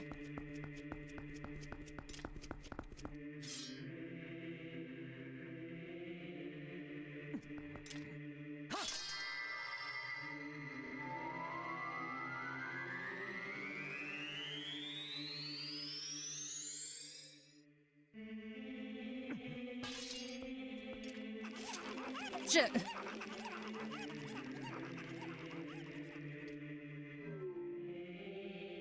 Oh, I forgot that they ran past. I thought that they were part of this dungeon. I know they're kind of part of every dungeon, but usually they don't announce their presence. The text is readable. The text on the map can work as a key to decipher. It's more fun that way. Oh, I didn't even realize that. Thornstar, what is going on? Hello there. Thank you so much for the 10 stream streak. Oh my gosh, that's incredible. I appreciate that. How are you doing tonight, my dear? I cannot lie. I'm a victim of the eep right now, so I'm I'm searching for my second wind right now, but we're powering through. Oh, this is where you get the...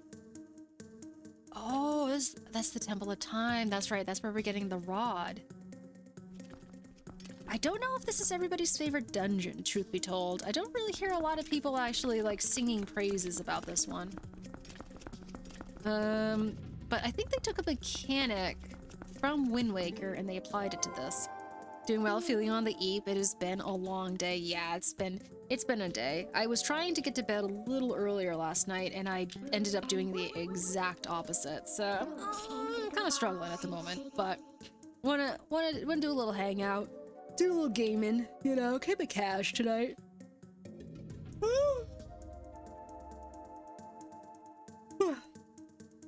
Do my best, you know what I mean? In the grove, in the temple entry, there was always matching ones on either side, but there's only one here. Why don't you use your senses to take a look around? Why don't you apply your gunmetal sniffery?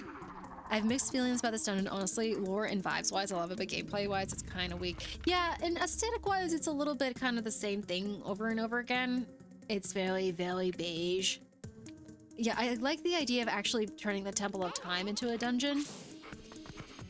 But yeah, the gameplay was kind of interesting.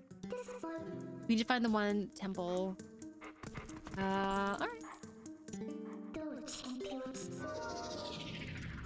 I didn't even realize this before, but they have all these guys on here.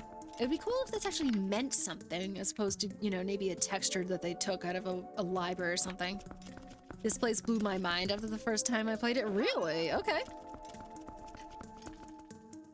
Can I not enter? Excuse? Oh, maybe I have to light those. Yeah, it does definitely feel a lot bigger, a lot grander. It feels very much like, what was it? The Tower of the Gods in Wind Waker. It sort of falls along the same lines, particularly with the design, it feels like. How do I get up there? Okay, so, do I just put you over here? What is going on? Hello there, Mint Wasabi. Welcome back. We're in the next temple already. Yeah, we spent a little bit of time at the beginning of stream doing some reading. That's totally not what I was supposed to do. And then, and yeah, we just got into it over here. Oh, there's a little switch. Okay. Having this game in Metroid Prime 2 Echoes on GameCube back in 2025 were truly the golden years. Just the GameCube years felt... There's a pure element to them, and I don't know what I just did. Oh, I have a little step up, okay. But I do love slapping things with the statues. Oh, that's right. Yeah, because in Wind Waker, there's a song that you can take control of the statues. So I think they took that idea and they kind of ran with it in a different way over here by turning it into an actual item.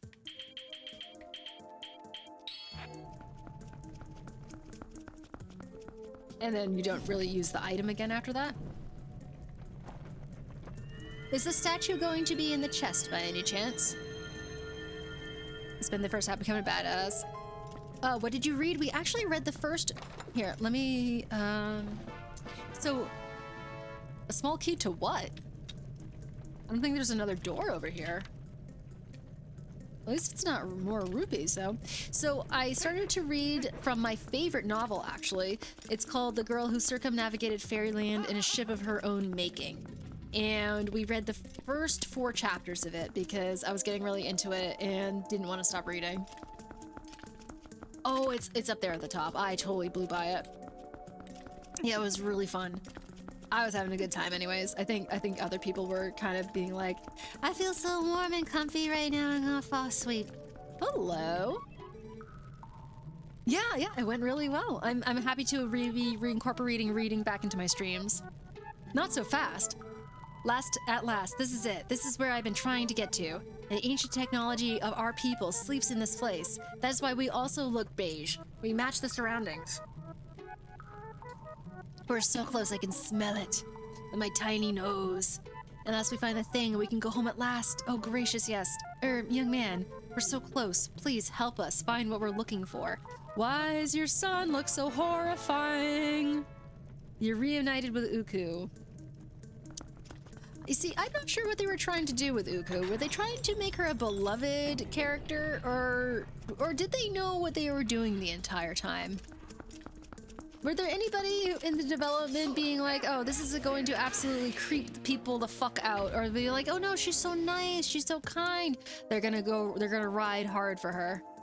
I like her. I mean, it's not that she's unlikable. It's just like, you know, she has that unfortunate appearance that just kind of makes your skin crawl a little bit.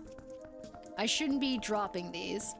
Hater! Oh no, Max is calling me out right now. She's creepy looking, but she's kind. She's more than, she's kind of like nightmare fuel, you know what I mean? Maybe Max might be right. I might be a hater though. Am I judging too harshly based on appearances? I mean, like clearly she's a kind. She's clearly a sweetie. I always imagine her with a southern accent. That's an interesting choice. I guess she does say things like good gracious a lot. Mex is a bigger hater though. I mean, I would say that, you know, Mex is performative hatred. I don't know if there's any like real anger going on there. Like from Tennessee or Louisiana or something like that. Maybe. Did I get something important from that?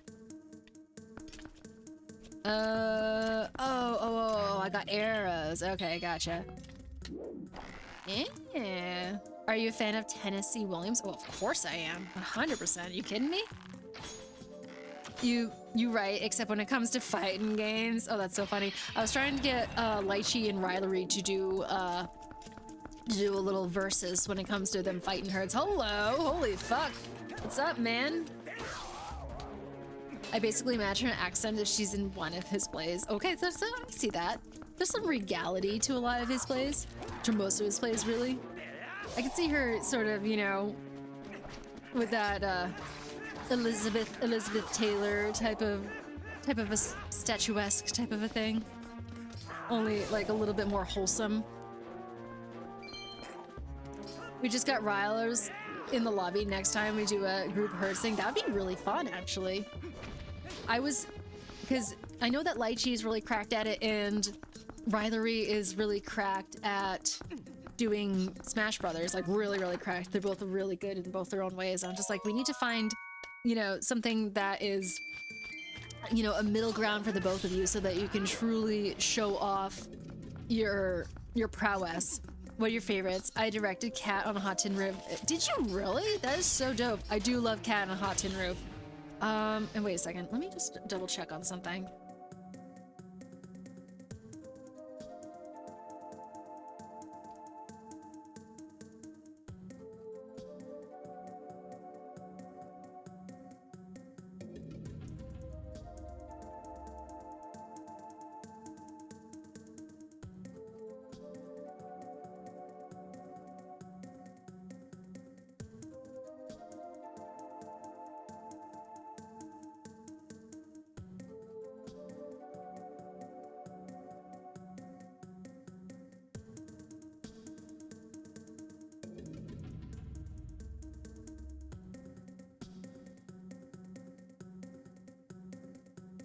Okay, sorry chat, sorry. I am back. Okay, so Mint, I would say that probably Streetcar Named Desire is my favorite. And I love the fact it's a stage play, and I love the movie that they made with what's her face? She was, oh gosh, Vivian Lee and Marlon Brando, and that whole idea of sort of the crossover and the representation of both old Hollywood acting and the new acting technique being represented in the movie simultaneously. But also Paul Newman. Oh, Paul Newman's hot as fuck, yeah. Oh my gosh, he can't take his eyes off. I had to look something up. I'm sorry, Chaos. Hello. Excuse me. Yeah, they got some hotties back then. Now, granted, Marlon Brando wasn't exactly a great human being. I mean, he was in certain ways, and then other ways, maybe not so much. But and obviously he was playing a character that was deeply, deeply, like, horrible. Really, really horrible. But in those moments when you are first introduced to him, and you don't know what a piece of shit he is, you go, damn, homeboy hot as fuck. And then later on you find out he's a piece of shit and you're like, fuck you, you piece of shit. And then you just sort of kind of separate and be like, yeah, but as a criminal, yeah, he can be a hot dude. Beforehand, just as an actor, you know what I mean? Yeah. Can I actually attach this? I can. Dope. Is this gonna work? Did that work? It sure didn't. Oh, maybe it did, actually. Did I get you in the eye? Hell yeah. Oh, I guess I don't need a bomb for that. Alright, let's not waste those. Oh. Can we release the Poe? Perhaps? Oh my gosh, there's so many enemies everywhere. Rich, famous, attractive white man is actually a horrible human being. Well, so Marlon Brando isn't like horrible. He's like questionable at most, and that kind of came later on in his life when he made some bad decisions. But as far as the character he plays, Stanley in A Streetcar Named Desire, he's not rich. He's definitely attractive and white, but he's not rich. He's a poor dude. But yeah, later on, very much a horrible human being. Production at school didn't quite get it the way I got the Glass Menagerie Streetcar. That's why I decided to study it properly and direct it. That's a smart idea, though. Sort of immerse yourself a little bit in it in order to find, you know, the answers inside. That's actually quite brave. I think a lot of people would just shrug their shoulders and kind of just leave it behind them. Ooh. He did protest the exploitation of Native American people, so he isn't holy. Not holy. He did a couple of little things here and there that probably weren't amazing, but like I said, they were kind of later on in his life, and sometimes it's, you know, under the guise of certain reasons, certain rationale, but nonetheless, kind of, I don't know. He was a complicated guy. Very, very complicated person. Very complex. But my favorite is probably the Night of the Iguana. I love it. I don't know, I have this like weird thought in my mind when it comes to playwrights, particularly playwrights from, you know, back in the days, so to speak, that sometimes they're just, you know, we pick them up and we do the plays and we don't actually get the opportunity to interact with the people who originally wrote it. But a lot of those people from back in the day did. Like, people actually worked with Tennessee Williams and, oh, I don't remember his name. I'm trying to think of somebody else. Oh, what is his name? And then also I remember, like, Viola Davis was talking about, fuck, I wish I could remember the name. But, like, the person who wrote Fences and stuff. There's Arthur Miller, and then there's somebody else. I don't remember the name. I forget. I'm wicked tired. I'm so sorry. But we're just like, damn, actually being able to like get into people's minds and actually listen to how they wanted the characters to go, because you can't do that with people like Shakespeare and stuff like that. You can't actually like ask them questions. You can only like deeply study and then sort of make assumptions on it. Are you guys gonna just respawn, or are you gonna give me some sort of a reward for killing all of you? Ah, that's what I thought. That's what I thought. I know, Arthur Miller. Arthur Miller is a weird one. Where if you want to talk about an interesting human being, talk about him, because his work in his personal life, you wouldn't expect them to play out that way. You would expect them to kind of be polar opposites, but the guy kind of dabbled in a lot of stuff. There's still a performance tradition that goes directly... There is still a performance tradition that goes directly to Tennessee Williams. It's fascinating. What am I supposed to do here? Just go to Shakespeare grave and tell him, duh. Oh, I forgot. No, I need to get the clairvoyant seer in order to go have him talk about it with me. Where did I arrive from? Oh, I see. I think I see. We'll try it out. People who worked with him and then people who worked with those people for sure. And then everything. Oh no, I do that on the other side. Never mind. Fuck. So I bring this up. Right? But it came from there. I'm so confused right now. Was I not supposed to bring that up? Like Ilya Kazan. Okay, yes. Directed the Bride premiere of Streetcar, then the film adaptation, and people worked with him. Exactly. And then he's just sort of... It's almost like a game of telephone almost. How this sort of stuff gets handed down. I like Ilya Kazan though. Have you seen East of Eden? Actually one of my all-time favorite movies. How do I get over there? Sorry, I'm geeking out here. No, geek away, Mint. No, go for it. Like I said, we're having a very sleepy day right now, so I love hearing people geek out about stuff like that. All right, so I need 2 of these things here. Yes, I love it. Oh, it's so good. I went through a big James Dean phase in like my mid-20s or something like that. Maybe not mid, maybe early 20s. I think it was like 22, 23 or something like that. When I went down like a big James Dean rabbit hole. Fascinating human being. Fascinating career. I don't know what to do. Should I just take the pots with me? Are we experiencing a sort of whatever works type of moment right here? Also another incredibly attractive human being, complex human being, someone who could have had such an incredibly profound career. It's so wild to see how people who could have had intense careers just didn't get the opportunity to shine for long periods of time. And then they ended up having legacies that were cut short. I'm thinking of people like Tupac and Biggie, obviously, but I'm also thinking of people like James Dean and Janis Joplin.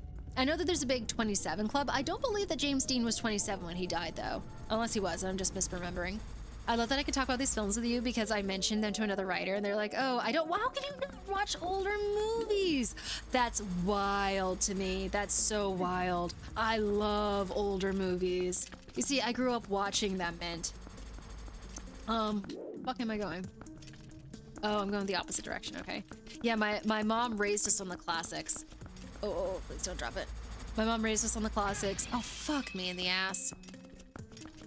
He died at 50. I don't know a lot about Steve McQueen. I hear the name pop up quite often, but I don't know a lot about him.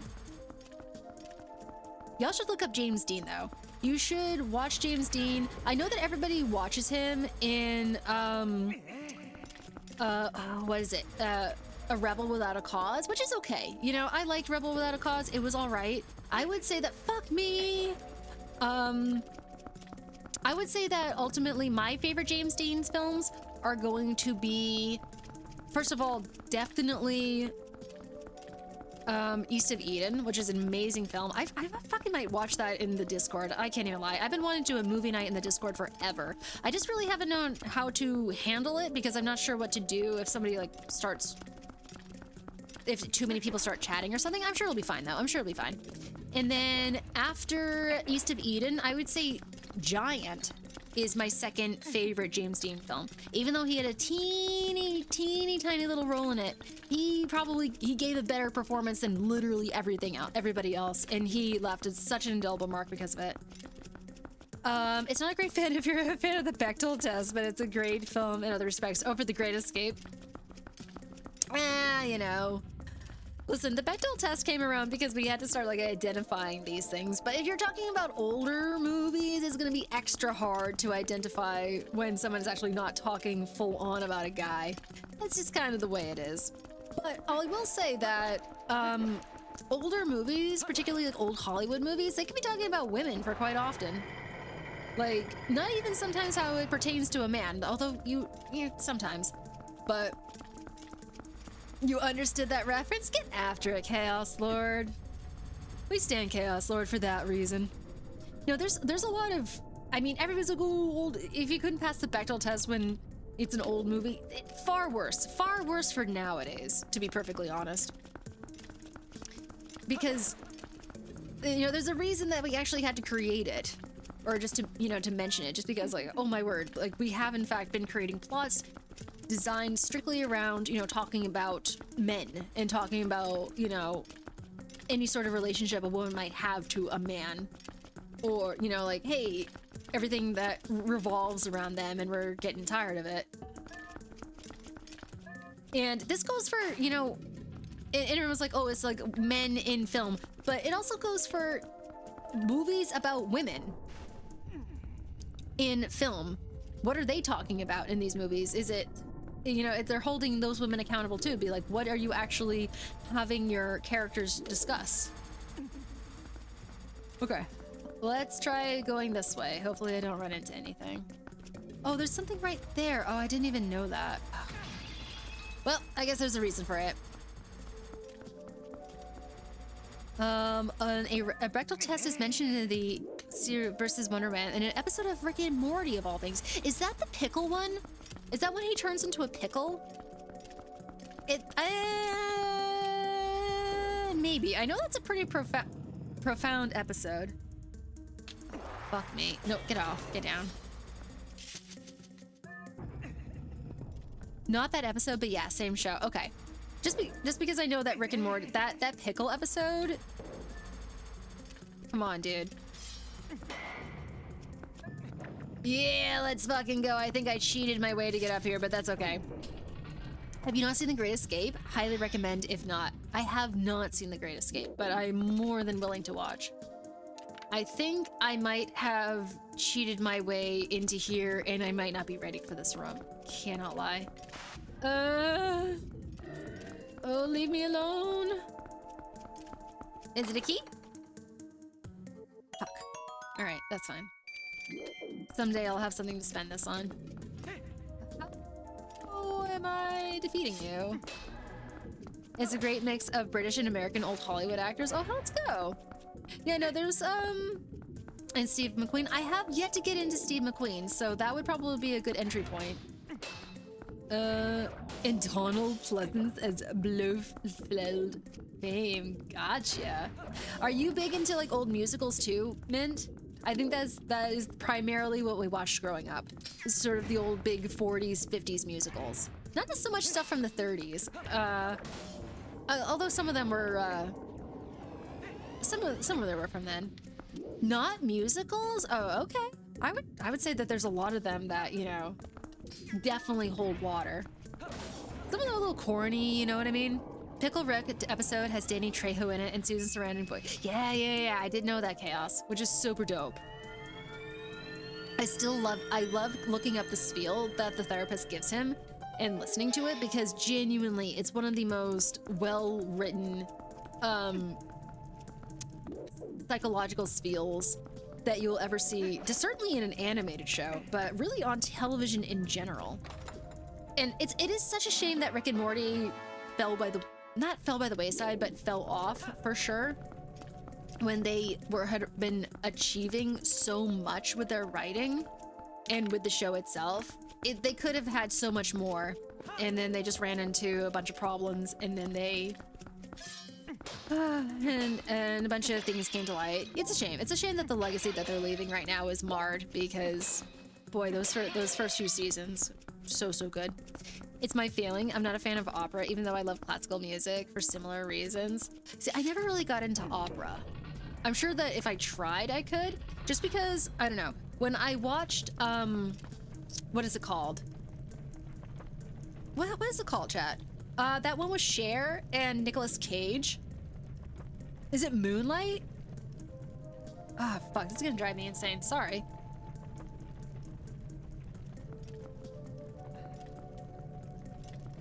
Nope, that's something different.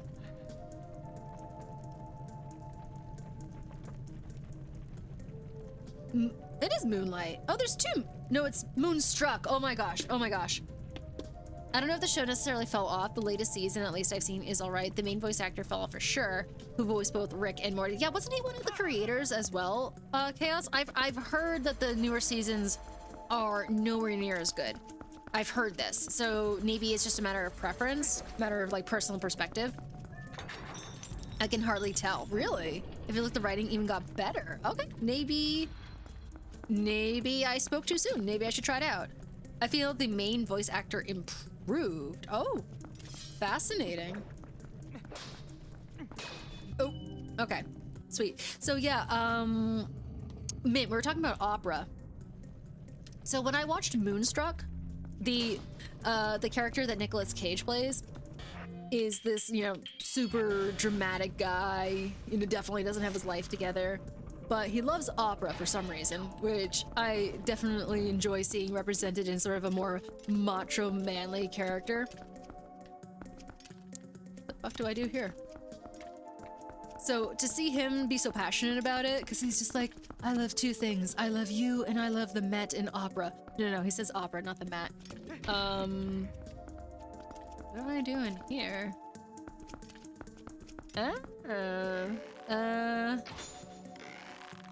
I would be like, well, maybe if he likes opera so much, maybe I would be able to like opera. Who knows?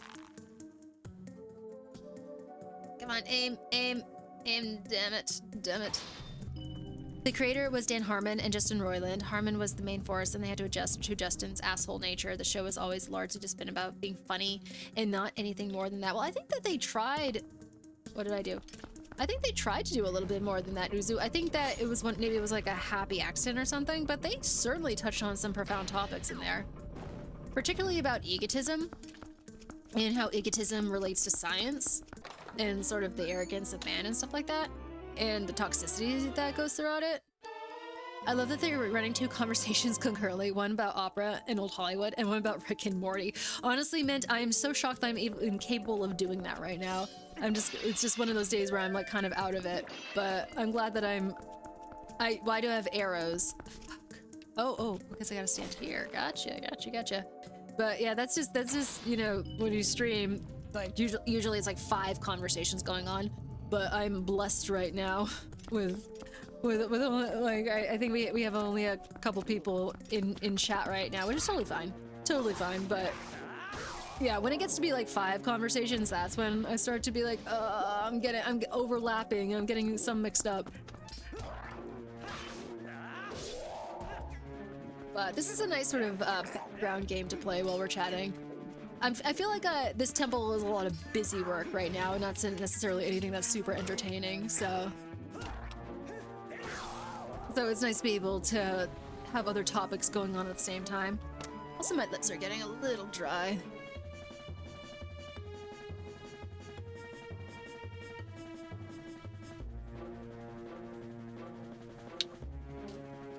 Okay. Alright, so where is this where we stand? Let's go. Oh, you're really good at being engaging, interacting in the chat, regardless of how many topics. I'm sure you've been told before. It's been hinted at. Like, I think that someone has like kind of in the same sense of like gently laying their hand on top of my hand and being like, no, you're adequate, I promise. And I'm like, hell yeah, I love being adequate. That's amazing. Sometimes, see, some people are just good no matter what. I have a few friends who stream who are fantastic. Even if they start the stream being like, I'm really tired today, I'm so sorry. And you just cannot tell because the words keep flowing and they keep being engaging. If I get sleepy, I tend to shut down. So that's usually why caffeine is a must-have for me. But thankfully, I'm thankful if it doesn't show. Like today, a little bit sleepy, and sometimes it gets to my head where I'm just like, shit. I'm not there, I'm not present, I don't have anything to say right now. But today I'm just like, it's fine. I think the first part was really good.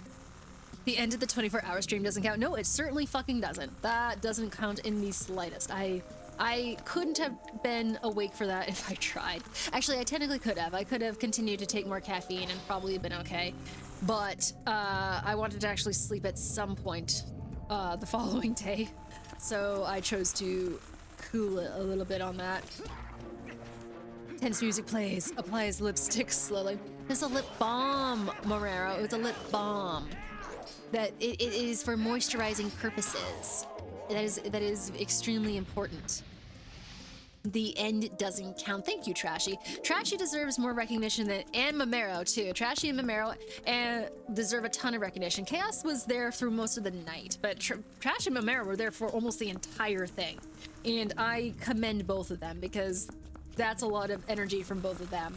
And I really appreciate it. The last 12 hours don't count. I feel like I did okay. I feel like I did okay for the other half. I'm a fake fan, really? No, that's okay. I would never blame anybody for wanting to sort of tap out. How do I get out of here? I do it again. Trashy, you're the fucking best. I know I keep telling you that, but I genuinely feel that way. Like, you're such a sweetheart. You're so supportive. You're always saying nice things, and it's always coming from a pure place. Just a lovely, lovely human being. Oh, then I go over there, and then I come over there. Ow, no, I can't go over there because there's a fence, but maybe if I go this way... Huh. Or if I back up enough... Yeah, Trashy's the best. I'm just a Canadian.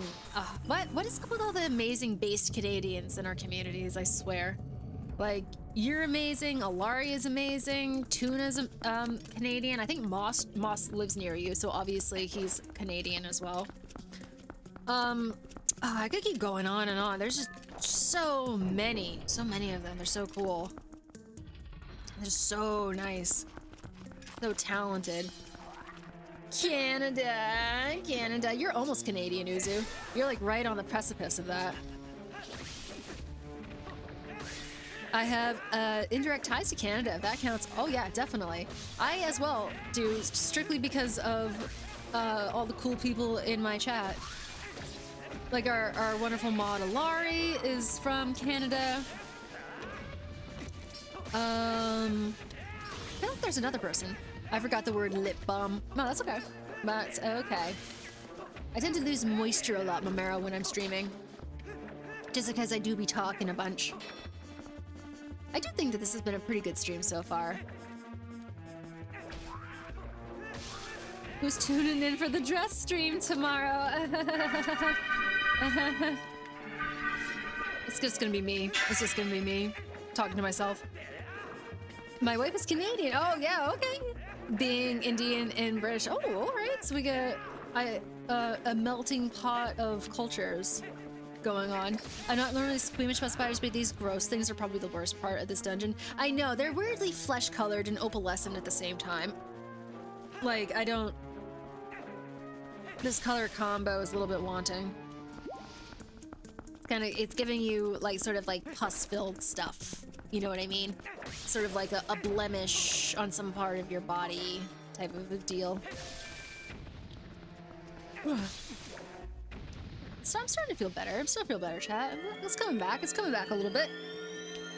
We're a little boosty boost. I kind of want to go back to... Yeah, I think I might play this dungeon, and then I think I'm going to be doing the Creature Kitchen again. I thought that was really, really fun last night. Motherfucker, holy shit.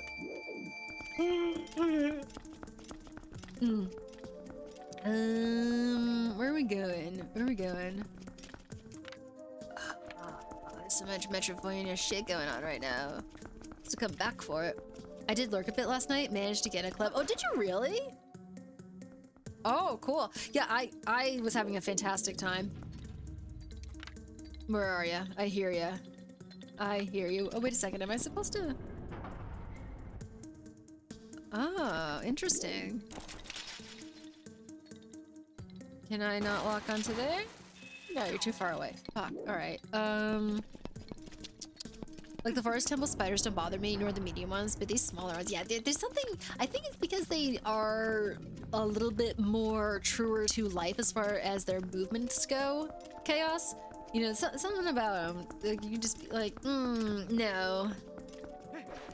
Can I knock you down? No, I can't. Shit. Well, what is heavy then? What is heavy that I can bring up here with me and actually be on the platform? Because these guys are up there. I must have needed to get the rod somewhere, and I didn't end up doing it. Oh, wait a second. No, no, no, no. I can throw this. That's right. There we go. Oh yeah, let's fucking go. Knew it. Yeah, they just replicate like the little itty bitty movements that real spiders do. Okay, so that's over there. Oh, fascinating. Okay, we'll come back for that. We'll come back for that. Hello. Yeah, I couldn't tell you how, like, I get so lost in this dungeon, genuinely. I have zero idea where I am. I feel like a lot of dungeons have recognizable rooms and stuff, but all of these rooms look exactly the same. So I'm just under the assumption, I guess, that we're moving from room to room. It could just be like revisiting places over and over again.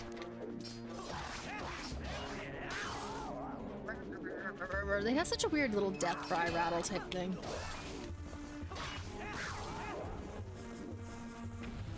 Are you? You see, my plan, chat, ultimately, is that I do want to get this Zelda finished. I would like to go back to Ocarina of Time and get that finished, because I don't like that sort of hanging off there. And then, ultimately, I would like to play Subnautica. That is kind of that's a big goal for me. But I know that we're sort of racking up unfinished games right now, and Subnautica is a game that I want to play all the way through and not just try it out. I think the Forest Temple spiders in this game, but first person, right on your face with teeth. No thanks. I have zero desire to encounter one of those. Oh, you piece of... Ow. So I need to get ahead of it. That's what I seem to be seeing here.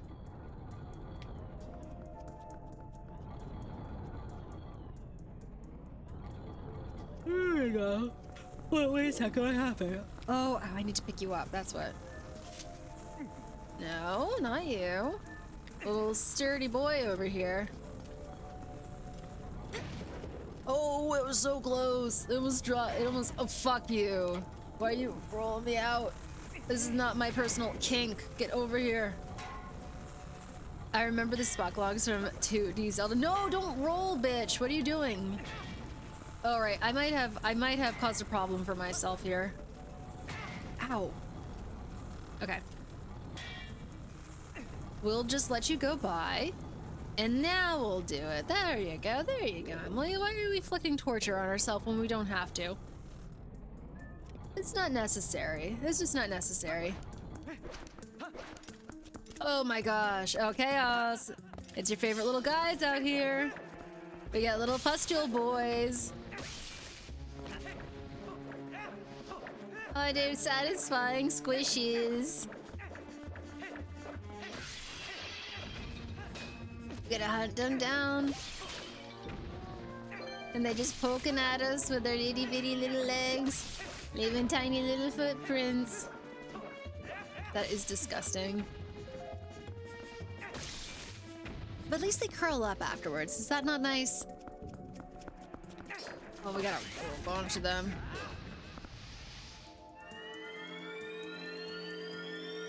It's so fascinating how it's mandatory too. This is probably gonna be the dungeon map, for being honest.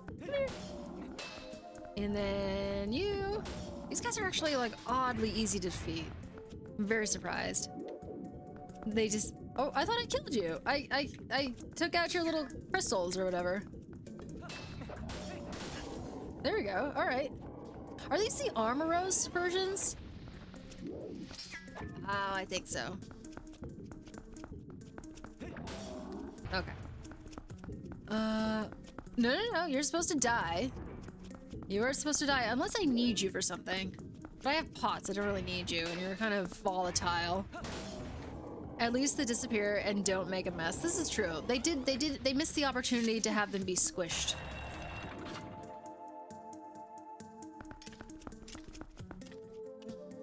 Down. Oh, what happened? What happened? What did that do?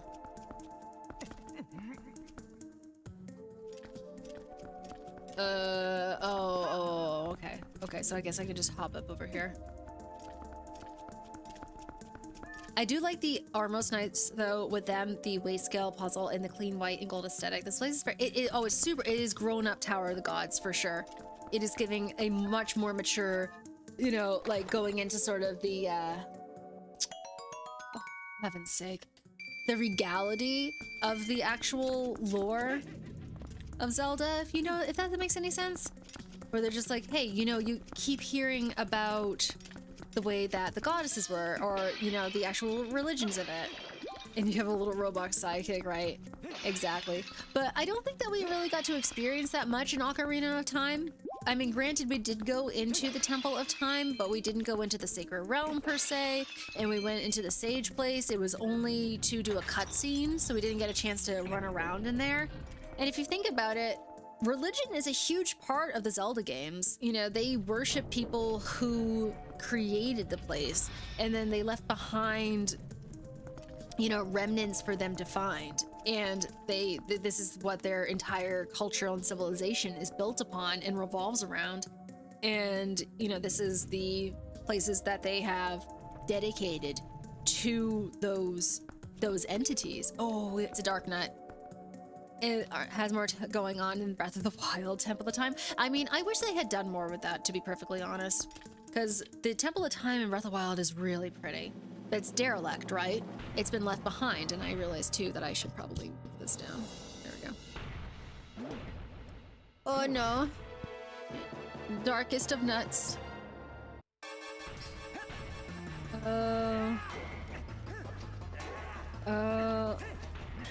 Is this a helm splitter situation? Ow, okay, so maybe I'm not remembering this correctly. Oh, I am, hell yeah, let's fucking go. Strip him down, boys, strip him down. Let's get that armor off. Show me them nice thighs. Come on, why are you covering all that goodness up right there? I don't think there's so much of a Korok seed in there. It's empty. Ooh. Yeah, he's so mad, chat. He's so mad.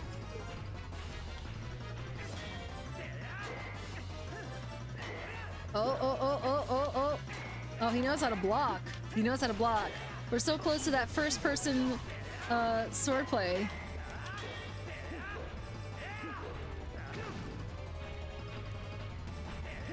Oh. He's slashing. Oh, he's slashing. Oh. Fuck, I forget that he likes to block from behind. Oh, and he kicks you in the face too. I totally forgot about that. How's he meaning? Unless you like that sort of thing. No, see, this is a fun fight. I think this is probably everybody's kind of one of their favorite fights in the entire game, because you do have to use your head and you do have to apply certain techniques to it. And I'm also dying, so let me see if we have any hearts over here. Oh, this is so nice. This is so much better than the dungeon fights in Ocarina of Time, where they're just like, oh, did you want a singular heart to go up against a boss that's going to take many, many hearts? This is Alari, and I adore this temple. It's my favorite. Hi, Leon. I'm glad that you guys are still here. Appreciate y'all still hanging. Oh, it is so dramatic. What a theater kid.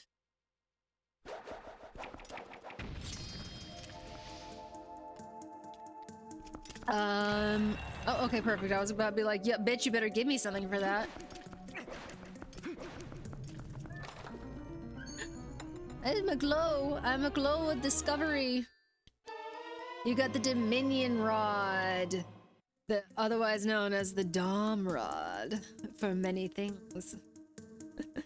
It's an amazing rod that can infuse ancient statues with life. Hold it down. Much better than having to do a song every single time. I do like what they did with that.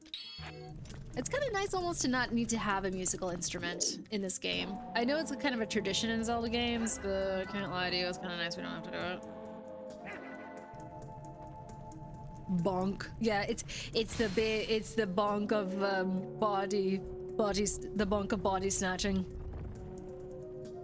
Come forward. We have the wolf howling. Oh, that's true. At least you don't have to do it every single time to make certain mechanics happen. That's strictly to get different story techniques. It's dangerous to go alone. Take Big Bonk. I like Big Bonk. Also, I understand. I've been taking it into consideration, and I'm not sure how much I'm gonna keep streaming Skyrim. I say that, and then obviously, like, I'm gonna get the Skyrim itch, and then I'll want to continue playing Skyrim. But I feel like some of my weakest streams so far have been when I'm playing it. I don't know why. It's a little bit odd. I would like to get some feedback from you guys. I know not everybody has been here for the Skyrim streams, but I don't know. I feel like I'm not at my most entertaining when I'm playing it. Can I? No, wait a second. I'm supposed to big bonk you. Hello? You can big bonk and you cannot lie. How am I supposed to big bonk with this thing? Oh, I see, okay. Sometimes you just need a brain off time sync stream, and that could be Skyrim. I mean, that's true. I don't know. I feel like 2 of my worst streams so far have been with Skyrim. And maybe that's me, like, overthinking things, but I don't know. It could be that I just was having off days that day and chose to play Skyrim. Oops. I've enjoyed the Skyrim. Okay, that's good feedback to have. I don't know. Maybe I'll try it again and we'll see how it goes. It could have just been that both times I was just having an off day and I figured I would go for Skyrim as something easy to do, in which case that is, like, obviously me choosing that on those types of days. But I want to make sure I'm capable of being on, you know what I mean? When I'm doing stuff. But we'll see. We'll see. If people enjoy Skyrim, then I have no problem going back to Skyrim. But it might be a little bit more rare these days, especially if we want to start doing Subnautica, which I would love to do Subnautica. I feel like Subnautica is going to be a really good March stream.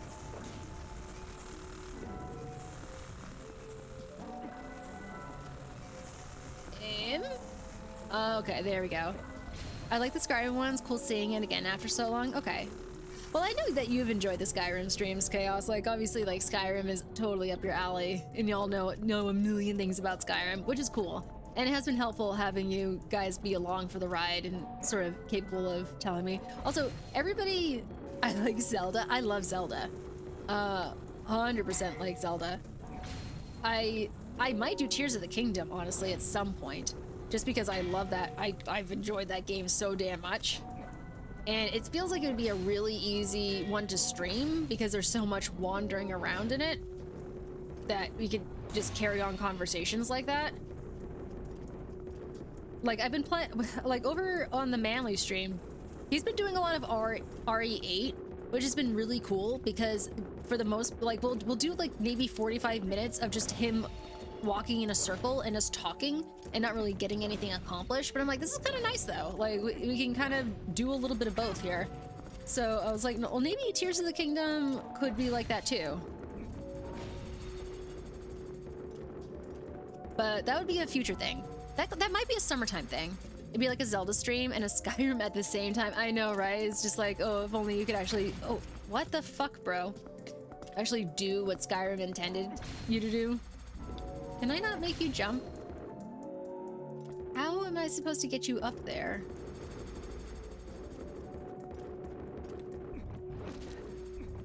How am I supposed to get you up there? Oh, that's how, okay. There we go, let's go. Yeah, I'm trying to kind of figure things out. I shouldn't be planning so far in advance, I feel. But I do enjoy thinking like, oh, when would I like to stream this stuff? And I'm trying to figure out what I would like to do for the summer. I probably won't play either. I've been already spoiled on everything about it, so I may as well watch you play. Oh, I think that's kind of the same thing for everybody, Chaos. I think at this point, everybody has actually had the opportunity to play Tears of the Kingdom, or at least hear about it, or watch watch your video about it. It's been a few years now, so, you know, nobody's gonna be like, oh, I'm gonna be spoiled on Tears of the Kingdom. No. Y'all know what's going on. Y'all know what happened in here. It'd be pretty cool. It's a long game, too. It's like a really long game. And I think that it's, you know, I haven't really been seeing anybody play it. It feels like, well, I don't think it necessarily would be like a prime Twitch game. I think that, you know, in some capacity it could be. But I've not seen it be taken advantage of. Maybe it's because everybody kind of has this slant. Maybe they've played it so much on Twitch when it first came out that everybody was just like, a little bit sick of it at this point. So maybe it has, not a comeuppance, but, you know, a resurgence on the horizon or something. But it's definitely a cool time-wasting game that I'm sure someone would be interested in watching, or at least in the capacity of I could play it and talk at the same time and come up with something to say about it. So, you know, maybe. We'll see. I don't know. I guess I would have to buy it on my own. That's the other thing too. When I actually played it, I was playing it on my boyfriend at the time's console. It was his actual game, and I just had a save file on there, so I'd have to actually buy it on my own like a big girl, and I'm dying. I love how nobody even cared about spoiling the depths of the sky or the ending or the broken cutscene in Tears of the Kingdom. Meanwhile, Outer Wilds community, I know. Well, that's the thing too. Like, I feel like you could still play Tears of the Kingdom or Breath of the Wild even if you know what's going on, but you want to experience it anyways because there's stuff to do in it, if that makes sense. Whereas, you know, like Outer Wilds, mystery is on your side. You want the sense of discovery is the entire point of the whole game. So if you take that out, it's very much like, why am I even playing this game? I mean, it's cool. It's the flying mechanics are really fun, and you know, the overall atmosphere is immaculate. It's incredible. But yeah, the whole point of playing that game is for discovery and for learning stuff. And I'm gonna die. Do I have anything that can heal me? Are you gonna give me any hearts? Little hairy leggy boy? Oh, fuck. Alright. You should play Tunic. Oh, actually, yes, I've been considering Tunic. I saw it on Steam, and I was like, maybe someday. I am definitely looking forward. I'm glad that we're still... I'm glad that we're incorporating some reading back in, because I feel I have played more video games this year, or this the year that just happened, than I have, like, way more than I've read books or watched movies. And I was like, damn, we playing a lot of video games up in here, to the point where it definitely feels like it's part of the business, if that makes sense, to be aware of what's going on in the video game world. But I'm just like, I don't know, I'd like there's something else besides video games going on. Oops. I have Tunic installed. I'm saving it. I don't know what for, but it's gonna be my favorite game. I think it looks cute. I definitely think Tunic looks very, very cute. It's kind of, it's isometrical to an extent. It's not purely top down, but it's very, very close to it. And I'm not always a fan of those types of games. The closest I kind of get is Harvest Moon, because Harvest Moon still has, you know, that 3D quality to it. Come on, buddy, come on. It is the best Zelda game. It looks adorable. It looks very, very adorable. I love the idea of it in general. I know it's very puzzly as well, and I enjoy a good puzzle game. Although sometimes I feel like puzzle games prevent me from actually, like, participating with chat a little bit, just because it does take up a lot of my brain power. I'm going to fucking die. Is there a particular reason there's not a chest around here? Tunic. Thank you for taking all my notes for me, Trashy. I appreciate you. Don't you dare, don't you dare. I saw you creeping up on me, you little piece of shit. I see you. Okay. And then you are coming with me. Oh, she was shaped like a pear. And she had that good long hair. How did we get this way?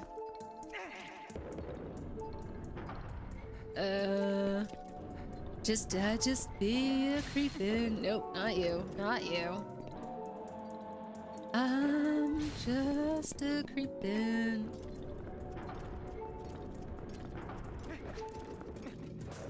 Oh, this is annoying. Alright, let's transfer all y'all back over. Do we really appreciate this type of gameplay in 2006, chat? Gosh.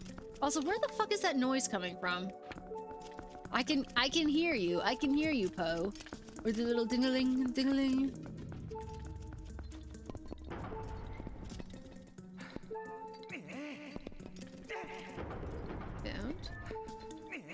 I don't know. I played it in 2011. Okay, that's pretty fair. It was your very first video game. That's pretty based.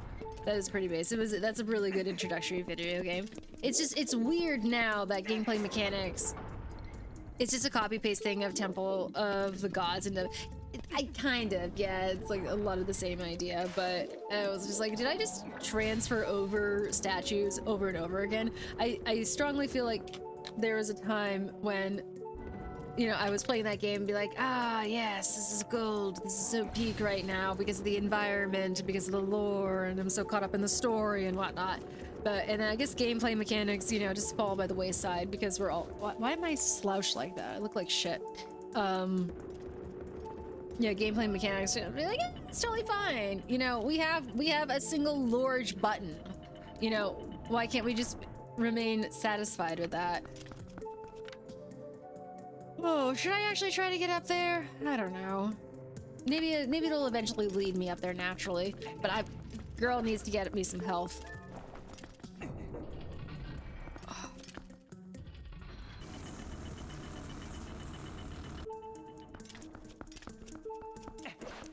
And time is okay. We're doing pretty good. We're doing pretty good on time.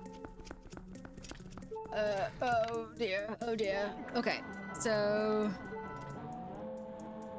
Come, big boy. Smash.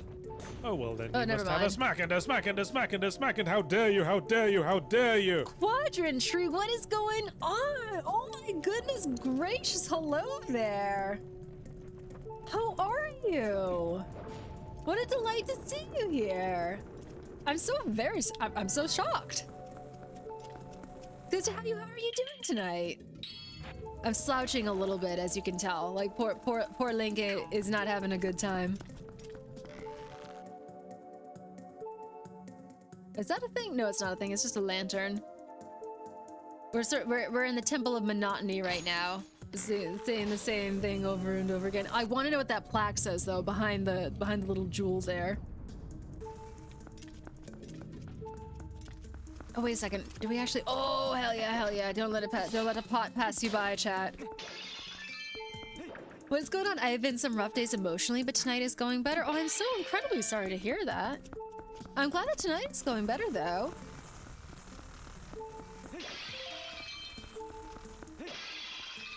I feel like we all definitely have those days. Whether it's external forces or an internal voice or something like that, dragging us down. Situations arise and stuff like that, and we gotta learn to overcome them sometimes. Because sometimes they don't always resolve on their own. But I'm very, very happy that things are going better for you tonight. Are you a big Zelda person, Quadrant Tree? How do I... Sometimes we feel like Link with 3/4 of a heart. Honestly, that's kind of true, Chaos. That is kind of true. And then there doesn't seem to be any plots around, and you go, why isn't there any health around? This hardly seems fair. And then you go, well, the developers hate you. But that's a video game and not real life.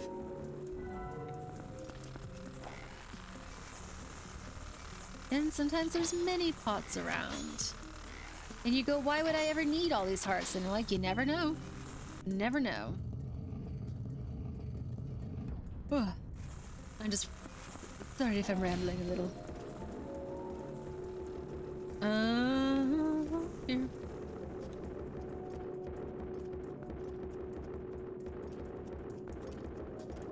Sorry, don't mind me. I'm just walking my statue. He needs all the fresh air, or else he gets a little mossy. Oh, what's this thing my way? I wish as a kid, I loved messing around with the first area of Ocarina of Time on my parents' N64, but I was too scared to go past that point. My word, quadrant. That literally same though.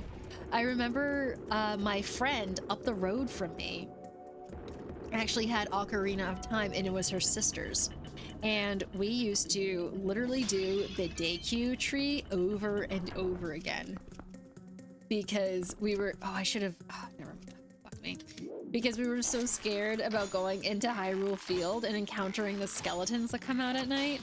We would just freak out. We were so young. I think it was like 8 years old or something like that. Not even 8 years old. I think it was 10 or 11 or something.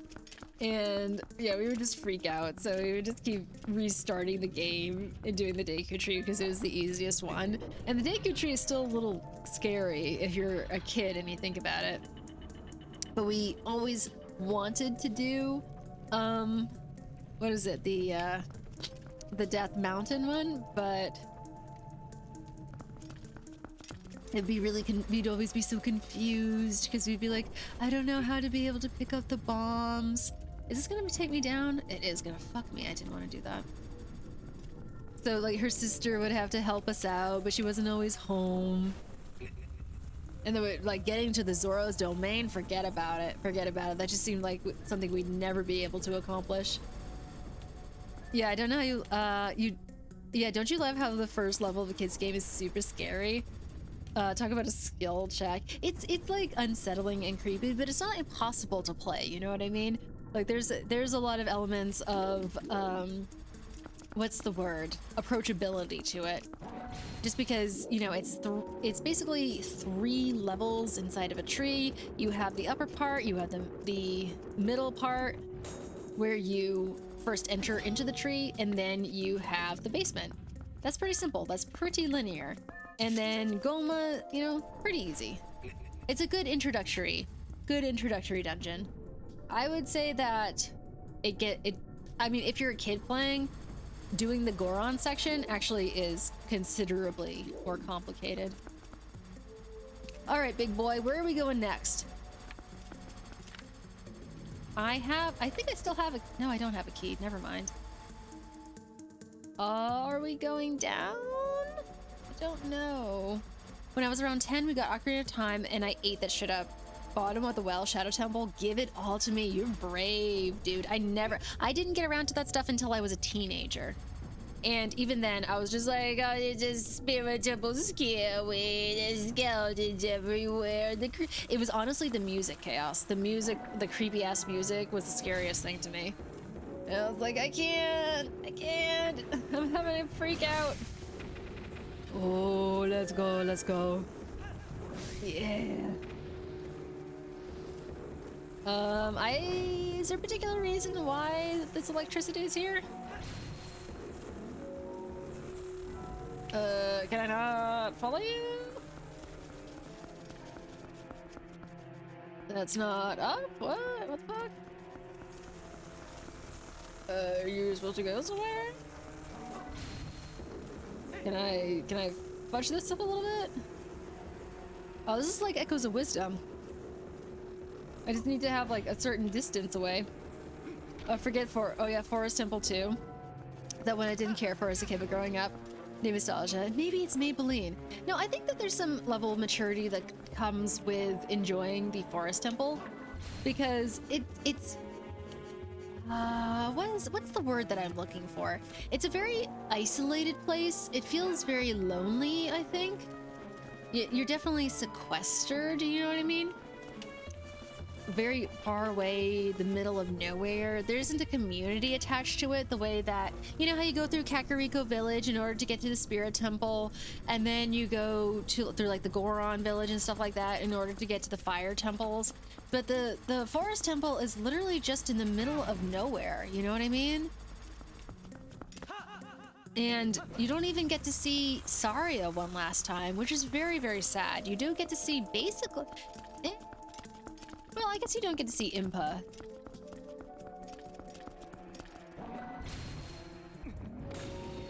The temple has always been top-notch. How many temples have the key outside the front door? Oh, I know, right?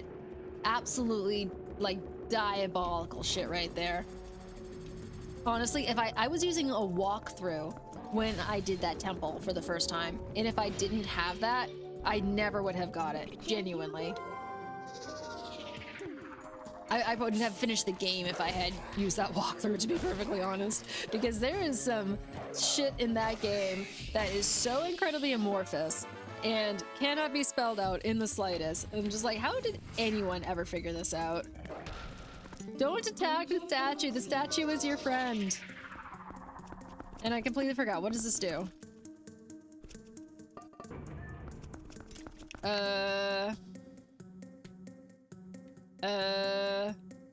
What did that do? Alright, whatever. We have somewhere to be, Gerald. Actually, I'm curious now. Are you hiding something? Oh, well, I could have lived without that, to be honest. No, are you traveling with you? Oh my word. Oh, you didn't actually transfer through. What the fuck? Smash the spiders. Did you not see him go into the bell? I was just like, oh my word, y'all warping together? I know, I should have done that, Chaos. I'm a fool. I'm a fool. I should have taken advantage of the lethal weapons I had available to me. Alright. No, give me hearts. He is a spider masher.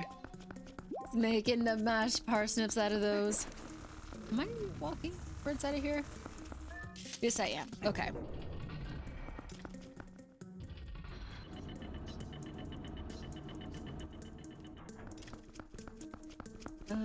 Although I will say that it is pretty in here. See, when I was growing up, I used to have like these little fantasies about this game of, not necessarily fantasies, but you know, kind of like a story idea of, oh, what were to happen if Link actually saved the day and just went on being a hero? Would he actually be allowed to move into a place like this? Because I like the windows and I like the sun shining through.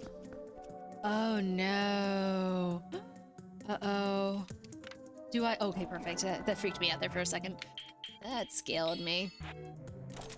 So I was just like, well, now that, you know, Hyrule is all safe and everything like that, you know, there's really nothing preventing him from going back to these places. And he's kind of, I don't want to say the master of them, but, you know, he has a lot of... What is that? What did that open? Nothing, I guess. Okay. And it's crazy to have to touch them. Yeah, yeah.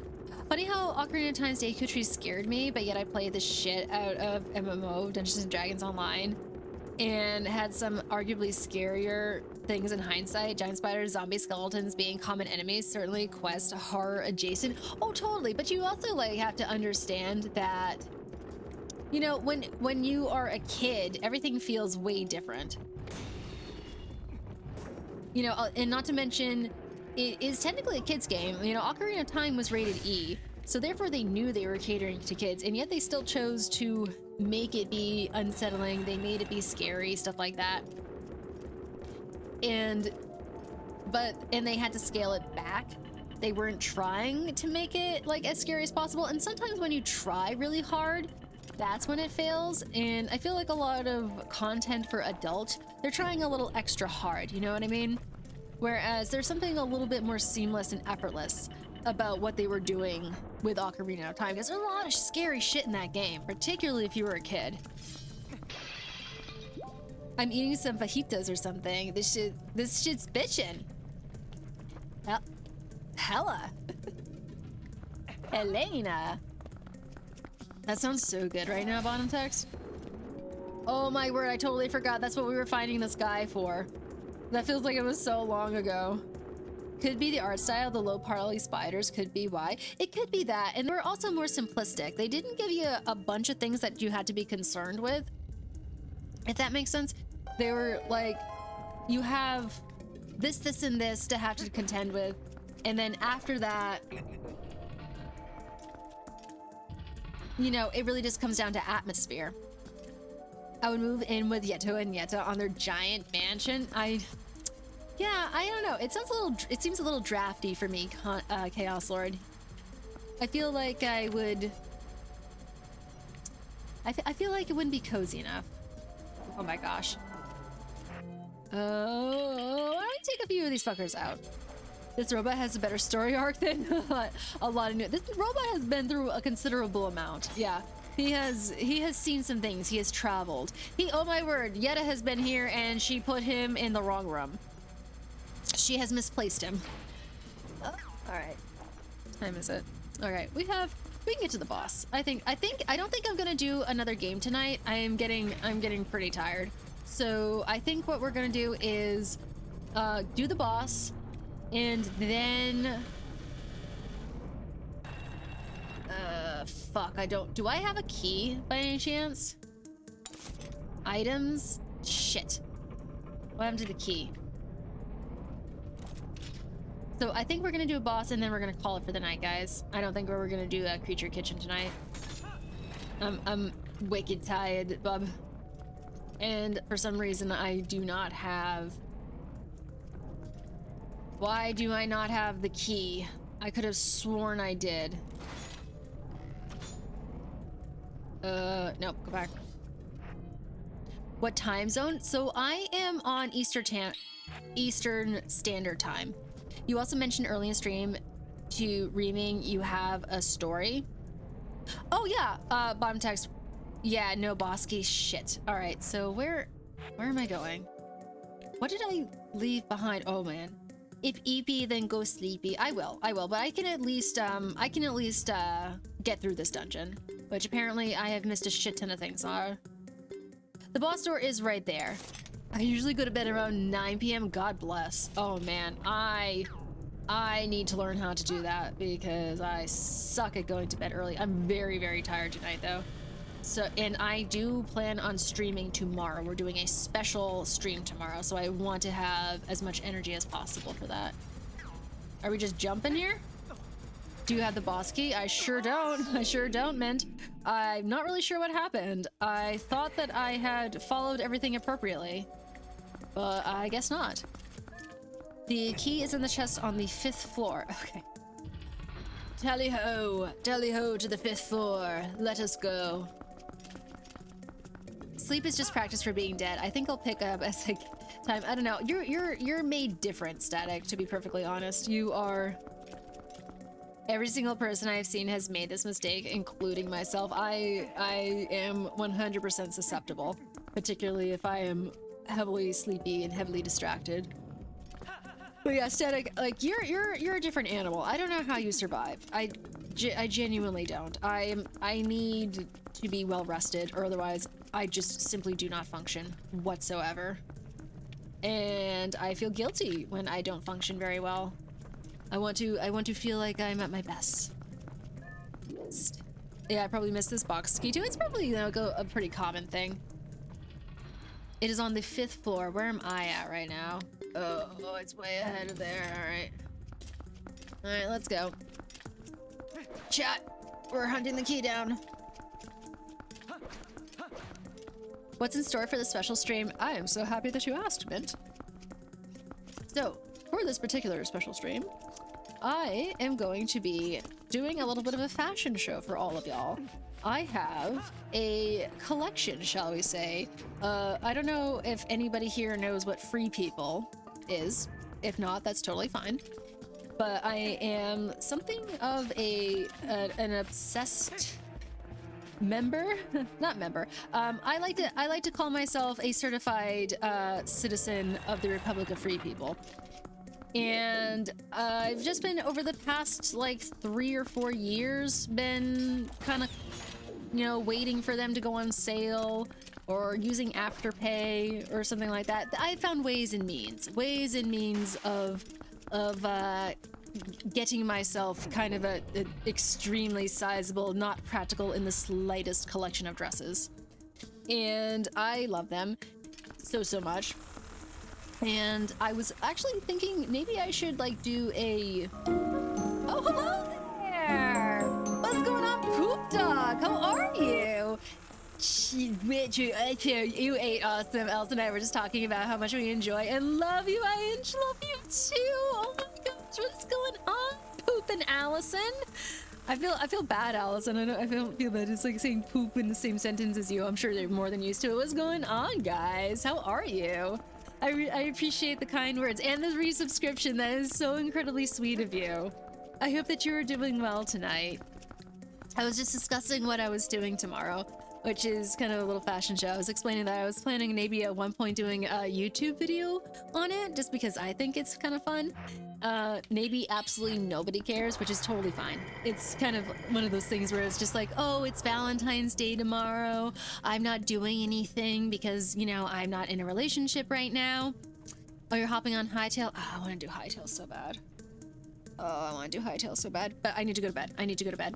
But yeah, so I figured, why not? It might be a good opportunity to just, you know, to do something like that. I could ramble on about those dresses for hours and hours and hours, so yeah, that's what we're doing tomorrow. That's what the special stream is. I have zero idea if anyone's gonna watch it. I'm so sorry for yawning. AO is back up. I think so. I think that's what Liam said last night. I think he said that he swapped servers. You're gonna be busy with your right hand. Well, all right. If you find any time in between there, that is what I'll be doing. Yeah, that's all it is. I know it sounds boring, but you haven't seen these dresses yet, okay? These are some pretty special ass dresses. Hey, Allison will watch a dress stream. Hell yeah, Allison. You're more than welcome. I feel like it's gonna be like 4 people in stream. It's gonna be like my girlies. Can I borrow your lust for science streams? What the fuck? He will be there. Oh, Leon, you're so nice. See, Leon will be there because Alari will probably want to pop in here and there.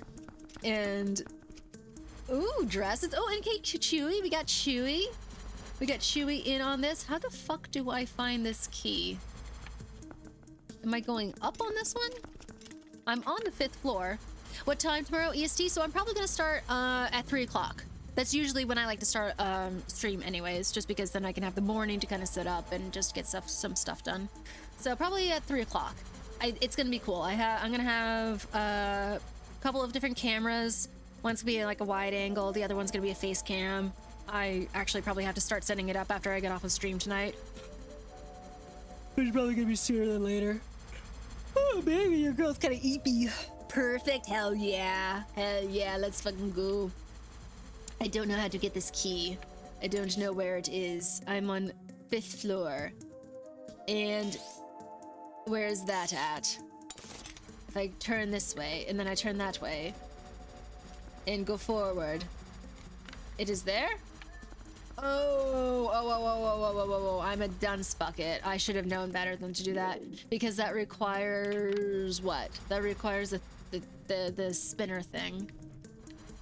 I have to get there somehow.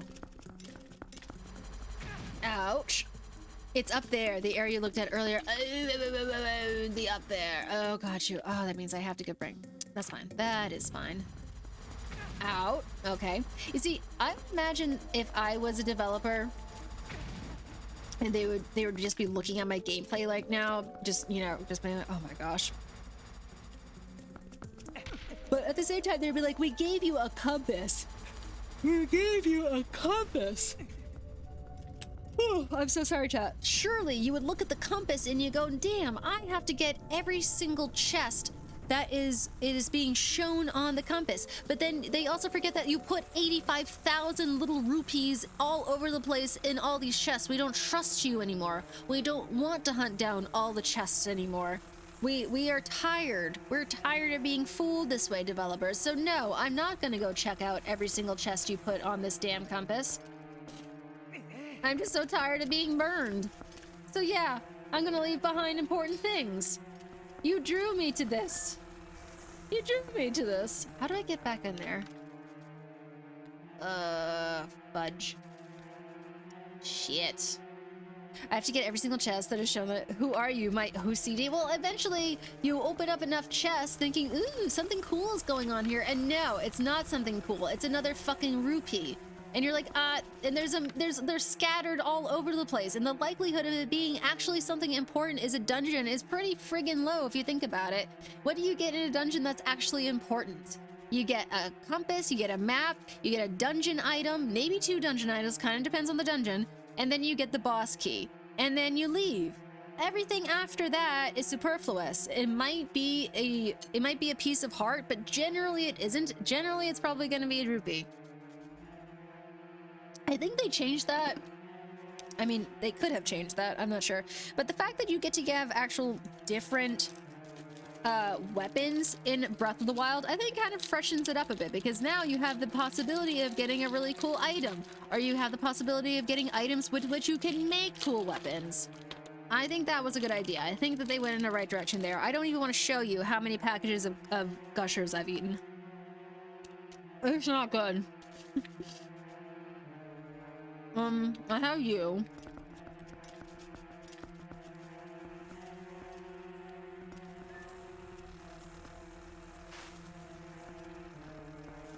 Other way, baby.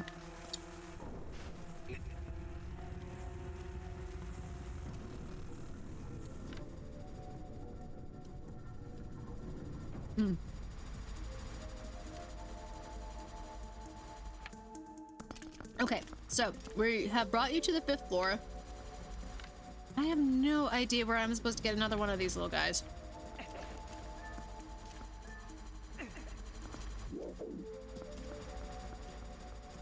Oh, because I can go down and do that. Okay, understood, understood. No, don't touch me. Don't you touch me. I'm gonna get first on the server. I want to get back into Hytale so bad. I know that the server's been a little wonky lately. Oh, what the fuck? Oh, I forgot that you're here. All right.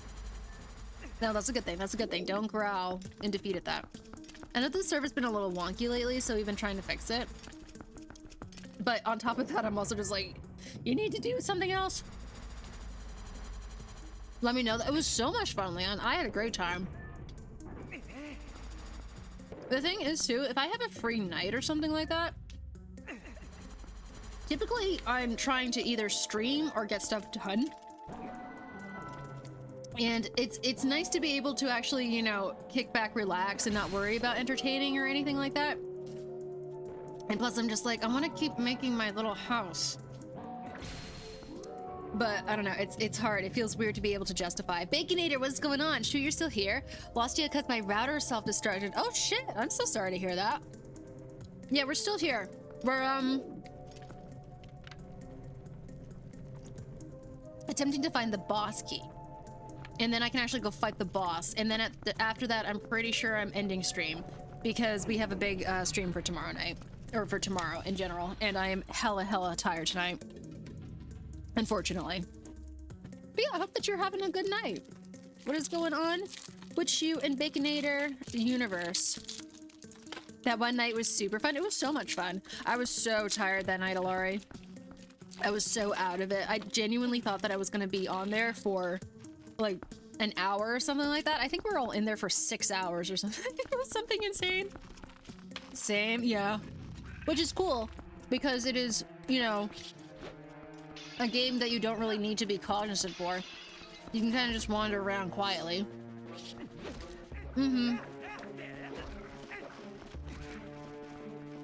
It was cool though. I won't be here tomorrow, but hopefully have a wonderful stream. Oh yeah, totally. If you can pop in, that's totally fine. If not, please go have a life. Go have a life. Normal gamer behavior. Oh, totally. Yeah. Get started. You know, that's kind of how I am sometimes with the stream too. I'm like, I'll get on for like a few hours. Turns into like 17 hours. Robert Redford? I'm always into Robert Redford. I know everybody sort of has their Robert Redford obsession. And I guess so. I guess he's kind of that classic, good-looking guy. And he's done some interesting things. I kind of have a little bit of a little resentment towards Robert. Is it Robert Redford? Maybe that's somebody else. I can't quite remember. But no, I haven't really had a Robert Redford quest line yet.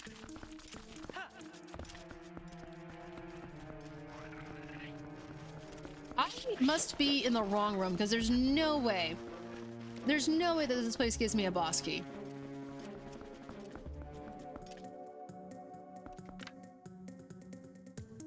How do I get that other one to show up?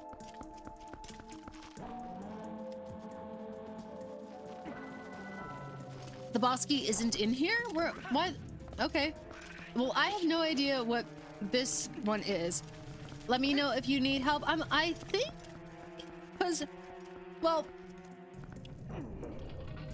Chaos Lord said that it was on the 5th floor, and I'm on the 5th floor right now. And that is the only chest that is on the 5th floor. So, fuck, is it on the 7th floor? Is it way above there? Do I have to go all the way back up there? Yeah, Chaos is correct. You have to be here to access it. Hint, hint. You have to be here to access it? Is it something to do with the... Is it something to do with the little spiral elevator thing going on there?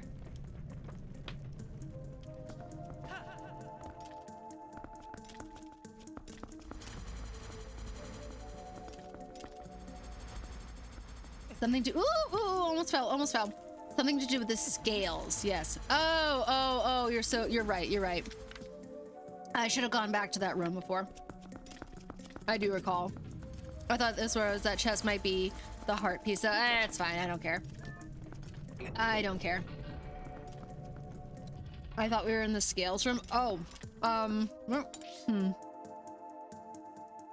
not yet. No, we gotta go travel back there.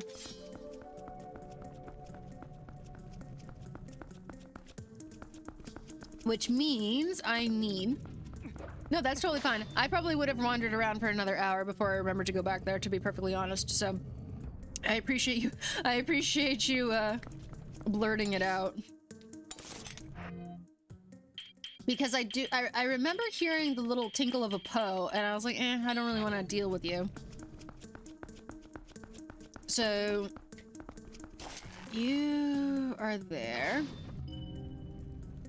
But I remember there being a door up above with the scales. And I also remember there being a bunch of the little, like, squat guys there. So I was assuming that we needed to put weight on there. But I was so focused on getting the statue out that I didn't think to do a little bit more exploring.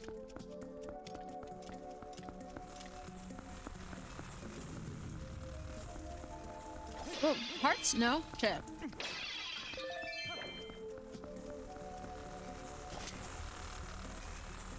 That's okay, Chaos. That is more than okay. If I was smart, I would actually go and find it. But everyone ignores that, then gets back to the statue, ignores it again, goes to the boss room, and is like, oh shit. That's okay. I don't mind doing a little backtracking. I think that's kind of the charm of Zelda sometimes, is all the backtracking that you have to do. It makes the the environments more intimate when you have to constantly revisit them, and it's not just a singular place that you were there that one time and it didn't really leave that much of a mark on you.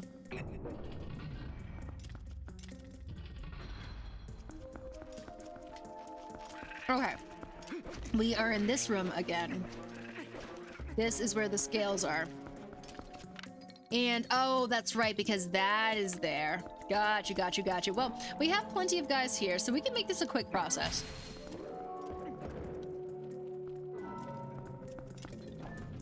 Backtracking is overhated, in my opinion, especially in Metroid games. I've never played a Metroid game. I know that they're highly regarded, though. Particularly the older ones. I've only ever played Samus and Smash Brothers. Ooh, baby, yeah. I I'm excited for bed.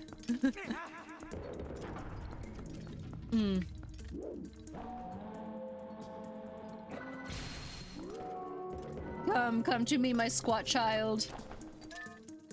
You only need to play Metroid Prime Pinball. Yeah, the arcade games.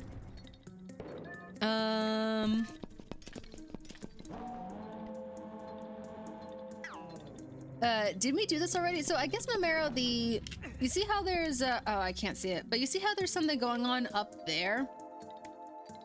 We need to be using the scales to get the boss key.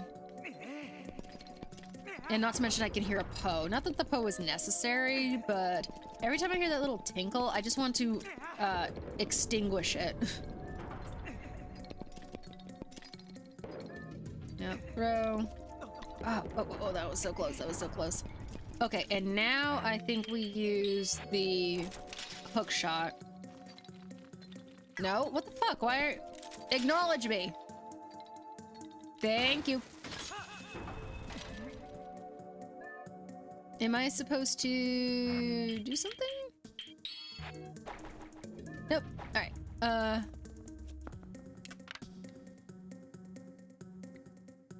Well, I thought there'd be a door. Whoa, oh.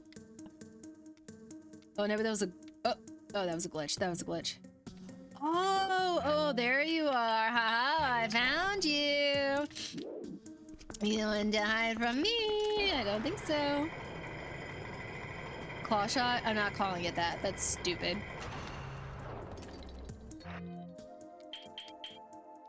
Oh, but it's gotta differentiate itself, Chaos, somehow. It's not the same game, you know? It's trying something new and unique.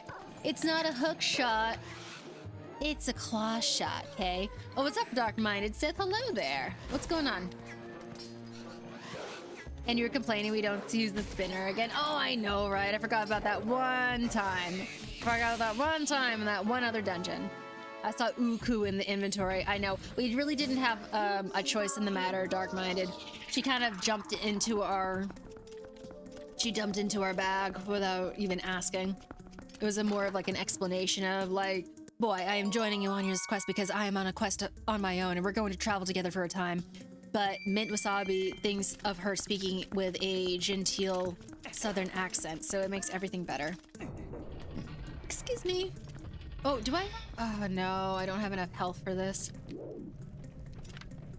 Oh, never mind. I thought it was another Dark Knight. Oh, can we possibly get a little be straight up mean to the Uku? Okay, so the Uku may be nightmare fuel visually, but honestly, as a character, pretty nice. Can't lie, pretty nice.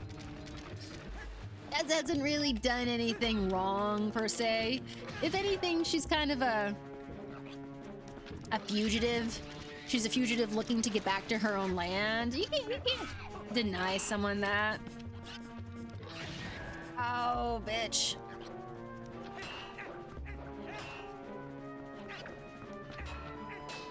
Oh, come on, come on. Nah, alright, you know, like, this is just my feelings on the matter. Oh, you asshole. Attack the Uka. No, I'm not gonna attack the Uka. The Uka's got enough problems on her hands. She's a mom. She's trying to get back to the sky, and she's got these itty-bitty, weird-ass wings. It doesn't make any sense why they live in the sky. The whole storyline's a little odd. I would love to have heard their actual, like, storyboard and ideas behind it. To be honest, the lore of the Uka is a little strife, if you know what I mean. Most of all, she's a mom, though. That's true. Her worth is attached to her spawn. That's so mean. That's not how we treat moms. Moms are people. And what's this nonsense? And I will not accept discrimination based on her appearance. Whoa. Hold on. I mean, this is true. She is very nice and helpful, and she's kind of my sleep paralysis demon at the same time. But, oh. But she is very kind, very helpful. I'm sure she would give me little pats on the head while she sat on the end of my bed. Right. So, now what do I do? This is a puzzle. What is it that you don't like about her, Dark-Minded? Is it her pretentious attitude about demanding to come with us? She's based on MC Escher? No, I had no idea. Deep down, she is evil? Why do you say that? I'm curious of what your argument is for this. But if it's not based on her appearance. Did that not do that?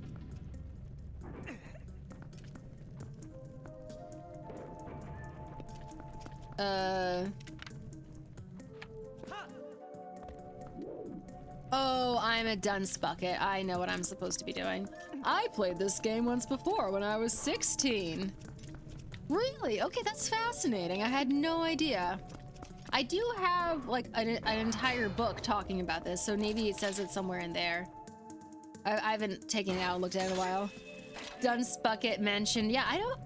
Oh, what the fuck? Oh, I didn't even notice that up there. All right, whatever. Yeah, Emily's having a dunce bucket moment, chat.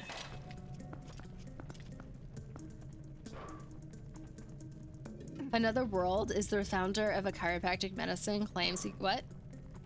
Another World is where the founder of the chiropractic medicine claims he got the idea. I'm not quite sure what that's in reference to.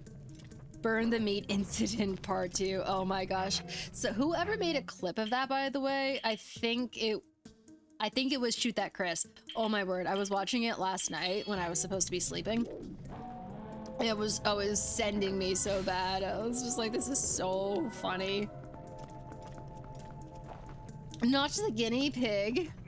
I enjoyed me some MC Escher. Please don't tell me he was a horrible person. Oh no, is that what we're getting at here? Is that the MC Escher lore that's getting dropped in the chat right now? Mint mentioned Another World, so I thought of that. Is where the founder of chiropractic medicine claims he... Oh, got you. Oh, I see. I also watch my clips back and think, I'd be funny on stream. Well, it's different when I'm actually... I don't know. While I'm streaming, it's a different perspective. And I don't actually think... I don't know. It's so hard to tell if I'm doing anything of value. And then I watch the clip back, so I'm like, it's not that bad. Okay, cool. I'm being genuine. I do that. Okay, then we're on the same level. Static. I watched that clip. I remember I clipped something of you, and I was watching it back last night, and I'm like, oh my word. This is so funny. I think it was when your car that you were driving somehow ended up in just digital space. Every time I'm here, I end up making a bunch of clips, which must mean you're entertaining. That is so incredibly sweet of you. I appreciate that. I always appreciate when you're in chat and you do that. I'm repeating myself a lot right now because I'm so incredibly tired. I had a suspicion. That's why I tried to get another an energy drink, and I don't think it did anything. Another World is also a great video game. Out of This World is crazy hard, though. Interesting. Chat, don't tell me not to eat any more gushers, because I've had an embarrassing amount tonight, and it's probably gonna make my tummy hurt a few more. It got transported to Javier Molina. Oh man, the meat is so badly burnt, it's gone somewhere else. Honestly though, I had so much fun last night. I kind of wish I had the energy. No more gushing. Okay. Okay. The founder of chiropractic medicine also died after some random over during a parade. No shit. Holy moly. Why though? I mean, obviously, you know, there's people with mental health issues and their rationale can vary all over the place. Within reach, gotta put that stuff in the other room. Oh, 100%. My issue is that this room that I'm currently streaming in is also my living room and my kitchen. So therefore my pantry is literally kind of right next to the bookshelf that is right next to my computer. So it makes it a little bit hard. But It's also easy to kind of mindlessly snack while you're doing something like this, particularly if you're looking for something that's going to give you a little bit of energy. If you feel like you're kind of getting sluggish. I no longer have to spend an entire day shouting at Yay, getting shouted at. I will say this, the most I've seen mechs on Twitch, I will say this is the most I've seen mechs on Twitch for a long time. Oh my gosh, I'm so honored, Mex. Oh my word, you gonna be there tomorrow, Mex, when I'm trying on, how many dresses was it? 87 or something like that? I have it written down. I wasn't planning on revealing it until I actually like posted it as the title of the stream. But since y'all are here and everybody's kind of just chilling right now, maybe I'll sneak it in and seeing if anybody's paying attention. I totally lost it. It just said, 27 billion dresses. How did you have like a disposable income? It is 86 dresses. It's not 87, it's 86. And those are only the free people dresses. And I have some that are copies. How the hell did you get 87 dresses? Well, I used it over a gazillion dresses. No one's allowed to ask me why or how. You're not supposed to judge. We're just going to enjoy them together. No more eat, Gushy. 86, that's a big difference. And in those, like, and that's not including the dresses, like, that I got at TJ Maxx years and years ago. So it's just the free people ones, because those are the really special ones. Those are the ones that I'm going to have with me my entire life, chat. They're an investment, okay? Then I better not come to stream. Okay, fine, you can do it. Judge? I think it's awesome, hell yeah. So, Chewy, I got one supporter in here. It's okay, we won't talk about figure or music collections. We won't, Static. I am in no position to judge. Although I will say that nobody go to the Free People website, because that is going to be an inaccurate representation of what I bought these dresses, the price point of which I bought these dresses. My pile of shame is truly shameful. Okay, so we're all in this together. But the thing is, it's not complete fiscal irresponsibility. It is literally the majority of these dresses I bought on sale. And then I used Afterpay to buy the more expensive ones. And Afterpay is cool because Afterpay does not do interest. So you can literally do 4 payments and not get any interest on it. So you can spread them out. So that's how I did the majority of it. Yo, I'm about to start streaming. What is this? You're gonna start streaming, Leon? Really? No kidding. Oh my word. Nobody go to Free People website because there's no stock.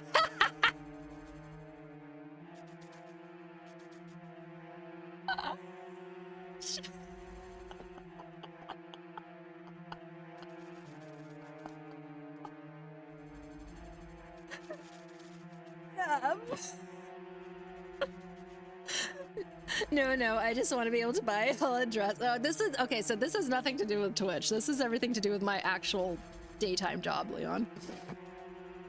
That, you know, during the summer, I think we kill. No. This was just so funny. Oh, well, how the fuck do I get back up there?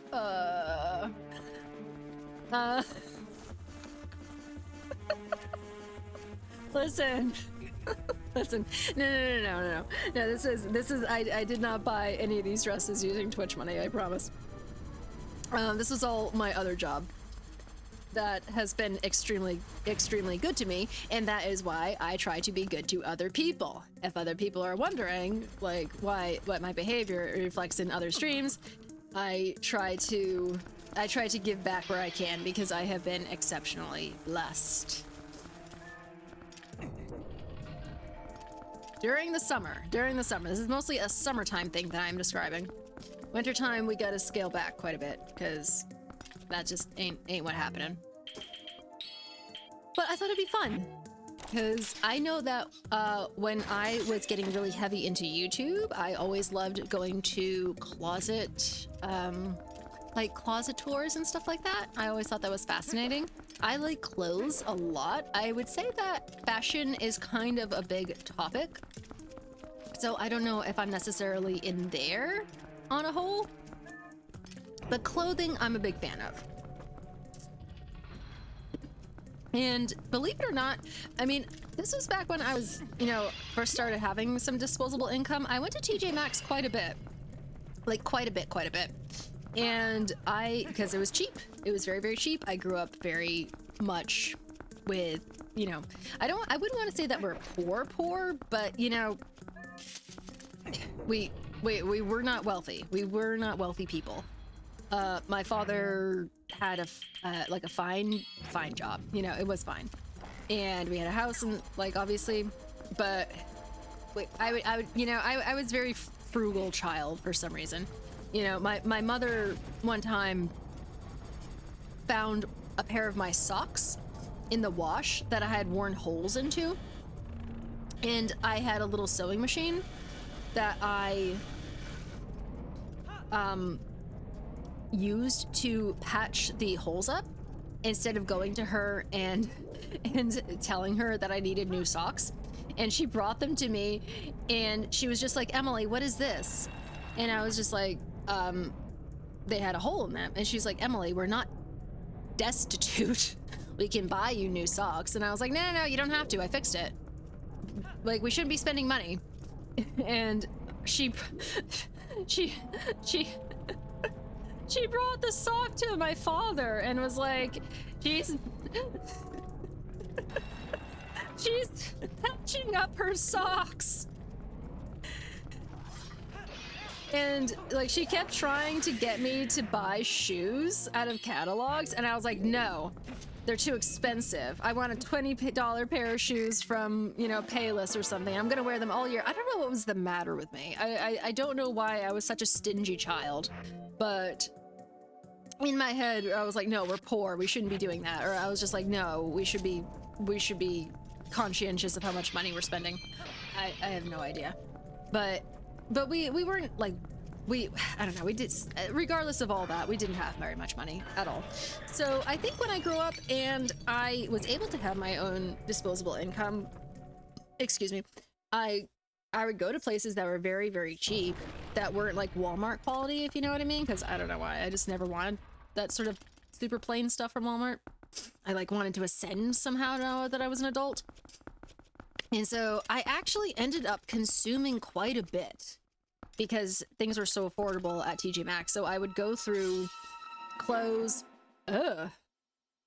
It's the Goma. It's Goma under the microscope. Armo Goma. Oh, shut the front door on that one. What are you talking about? Okay, I completely forgot what I was supposed to do here. Damn it, Big. Damn it, Big. That is a big ass statue. Oh my gosh. I'm currently wearing a t-shirt that says, I'd rather be home with my cat. That's adorable. That is so insanely cute. I don't know how to get it down, per se. Are we just waiting? But yeah, because the clothing from TJ Maxx was so cheap and I bought so much of it, I ended up getting a bunch at once, and I would wear it for a little while, and then I would end up donating it, and that cycle went through quite often. So I believe that because I have decided to actually like start saving up money for more definitely more expensive pieces, but it has slowed my consumption down a ton, like a ton. So now instead of just getting a bunch of clothes because they're all really, really cheap, I'm saving up for months and buying one in particular that I'm like hyper fixating on. Oh, you little pieces of shit.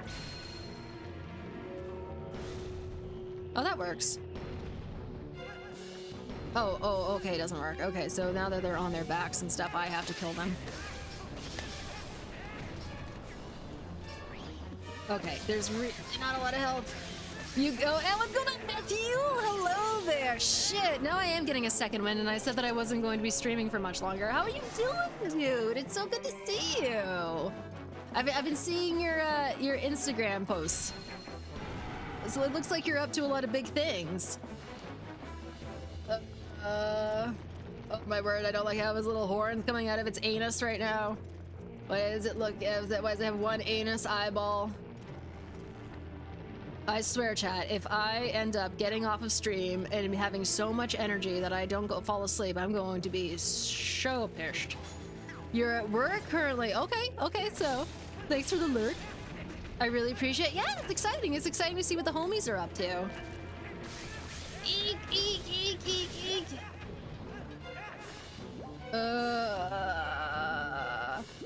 Gonna have spider nightmares. It's a little too realistic. Don't you agree, Mamero? It's burning itself into my brain a little too much. It's got the laser. Fuck me, go away. I like using the ball and chain when they're all bunched up. Oh my word, you're so brilliant. Hoping to make some proper moves this year. Fucking right, dude. I love that. I'm on that same grind. I feel that in my soul. Could we? Oh, we gotta move quick. Ow! Don't let your kids watch this. Oh gosh. Yo, were you all there, by the way, last night when we raided out? I was supposed to have gone to bed, but what happens is I say goodnight and then I might go take the phone into bed. But we raided into Ice-T's son that apparently like Fry and Liam play Arc Raiders with. I was like, what is going on? Oh my gosh, that's wild. Everybody's just up to cool shit. I was there, wasn't that crazy, Chewy? I was just like, I guess borders are not a thing. Yeah, shmush it. I don't know, it's just cool. Everybody's just up to cool shit.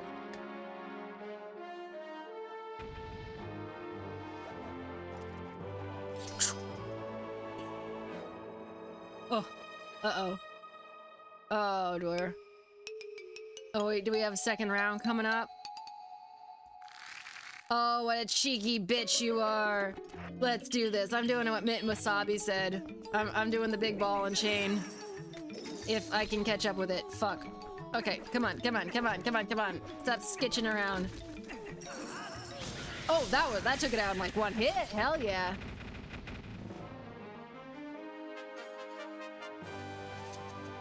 Some extra triumphant music right there.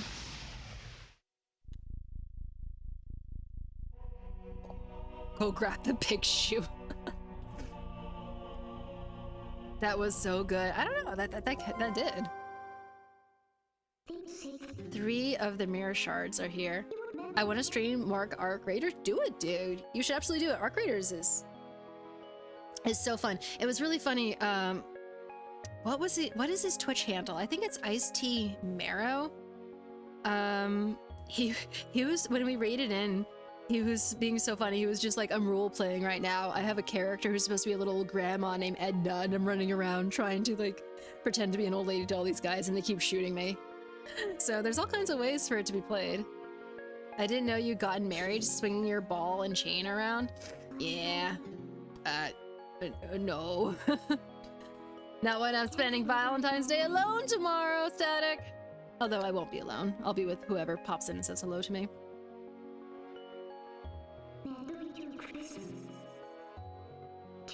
It could be something that we'll ultimately have to destroy. Oh, foreshadowing! Foreshadowing, chat! I mean, so am I. No, you're not. Not technically. Let's find the last shard. We have to reach the sky. That's the last shard supposed to be. Uzu decided the fish needed him more. Yeah, but he'll still be there at some point. He'll show up at some point. Remind you. Say all kinds of sweet things to you. Make you feel appreciated. Make you feel seen.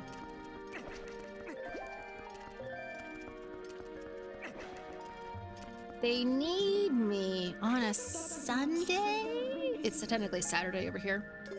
The day after Valentine's? What? What are you talking about? Are you talking about a Saturday or Sunday? Yeah, the fish are making that face right now. They need Uzu. What time is it? Oh, look at us. Play. Yes. Ice-T is in the Ice-T. He's got 2 episodes of Rick and Morty. The second is Steven's one. I love that's how you actually know him, Chaos Lord. I'm working Friday, Saturday, and Sunday, all night shifts. Ooh, that's rough, Bethuel. That is rough. I won't get to see your girlfriend. Oh, I'm so sorry about that. That sucks. But you know, when it comes to a relationship, that's all about sort of like making it up at some point. All right, friends. All right, my dear friends. You purchased 2 gifts. That's sweet of you. That's good of you. Oh, it's so quiet right now. Where's my music? There it is. Okay, that's nice. That's nice. No, I like it. I like it when dudes actually be like, oh, you know, like, be like, I don't like to do your romance shit. I hate that bullshit. Like, that's so immature. Like, you're an adult. This is just like a single day. No, these are empty. This is what I've eaten on during this entire time, chat. This is what I've done. This is the effect. The effect of just like mindless snacking I've had. I found adamantite. Fucking go, bottom text. You're gonna have to show me where you found it so that I can make some adamantite stuff. No more gushies. That was enough. That was enough. Well done. Thank you so much. Damn, you're like me with no bars. Oh, that's so sugary. I do love these because they're almost like a gummy and then they're almost like a fruit snack at the same time. Guys, I have had a delightful time tonight. My childhood bedroom floor, it's so bad. No, I was saying last night of how much power you have as an adult because you can literally buy you can buy like what are they called, Capri Suns, and just keep them in the fridge. And I'm just like, yes, I can just buy this on my own. And then you can buy Gushers and then destroy your diet with them. But I have half of a box left, so I didn't do the whole thing, so I technically still did okay. You had a delightful time. I'm so glad, man. I'm so sorry that I was a little bit lower on energy, guys. It do be happening sometimes. But tomorrow I'm gonna go to bed now. So tomorrow, hopefully, it's going to be a really, really fun time. And then earlier today, the reading was so much fun. I appreciate everybody just being so incredibly cordial about it. And I don't want to say cooperative, but why am I out of focus? Excuse. Thank you. Oh my gosh. Yes, everybody have a wonderful evening. And if you have plans tomorrow, I hope that you have a very happy Valentine's Day, whether you're spending it with just some friends doing Valentine's Day or something like that, or whether you're going to be with your partner, whether physically or digitally or anything like that, or if you're working and have plans for later, hopefully you have a wonderful makeup Valentine's Day. Y'all warm my heart with all the love. And I'm sending it out to you, and I will be here tomorrow if you all choose to join in. So let us go find someone to raid out before I collapse in front of y'all on stream. Thank you so much for being here. Who are you thinking raiding? I haven't even taken a look at who's available right now. Who is up with their hands in their pants? Because we want to avoid them. Oh, wow. Oh, Magic Sword actually is streaming right now. Magic Sword's kind of a bigger... I mean, he only has 22 viewers right now. He's kind of a bigger streamer, though. But I popped... He's been in chat over on Liam's, and he's really nice. And I popped into his stream yesterday. Very, very nice. Very, very nice person. Very, very kind. This has been fun. I've had a wonderful time, Joey. Absolutely. Oh, we have a lot of people on right now. Like, that's not a ton of people on. Okay, let me think here. Tacticougar is a cool dude-ette. I'm not sure. I kind of want to raid Magic Sword just to say hello. We haven't raided him before. And it doesn't look like... Is he on right now? What's he doing? Oh, he is. He's playing. It looks like he's playing a game. What do you feel? You want to raid Magic Sword? He's kind of brand new to the community. He's a musician. He's done a lot of really cool things with different games and stuff like that. Very, very nice person. So why not? Why not? We'll drop y'all off. We'll say hello, and then I'm gonna say goodbye. That sounds like a good idea to me. And I am yawning so bad right now. I hope you all have a wonderful night. Thanks for hanging out.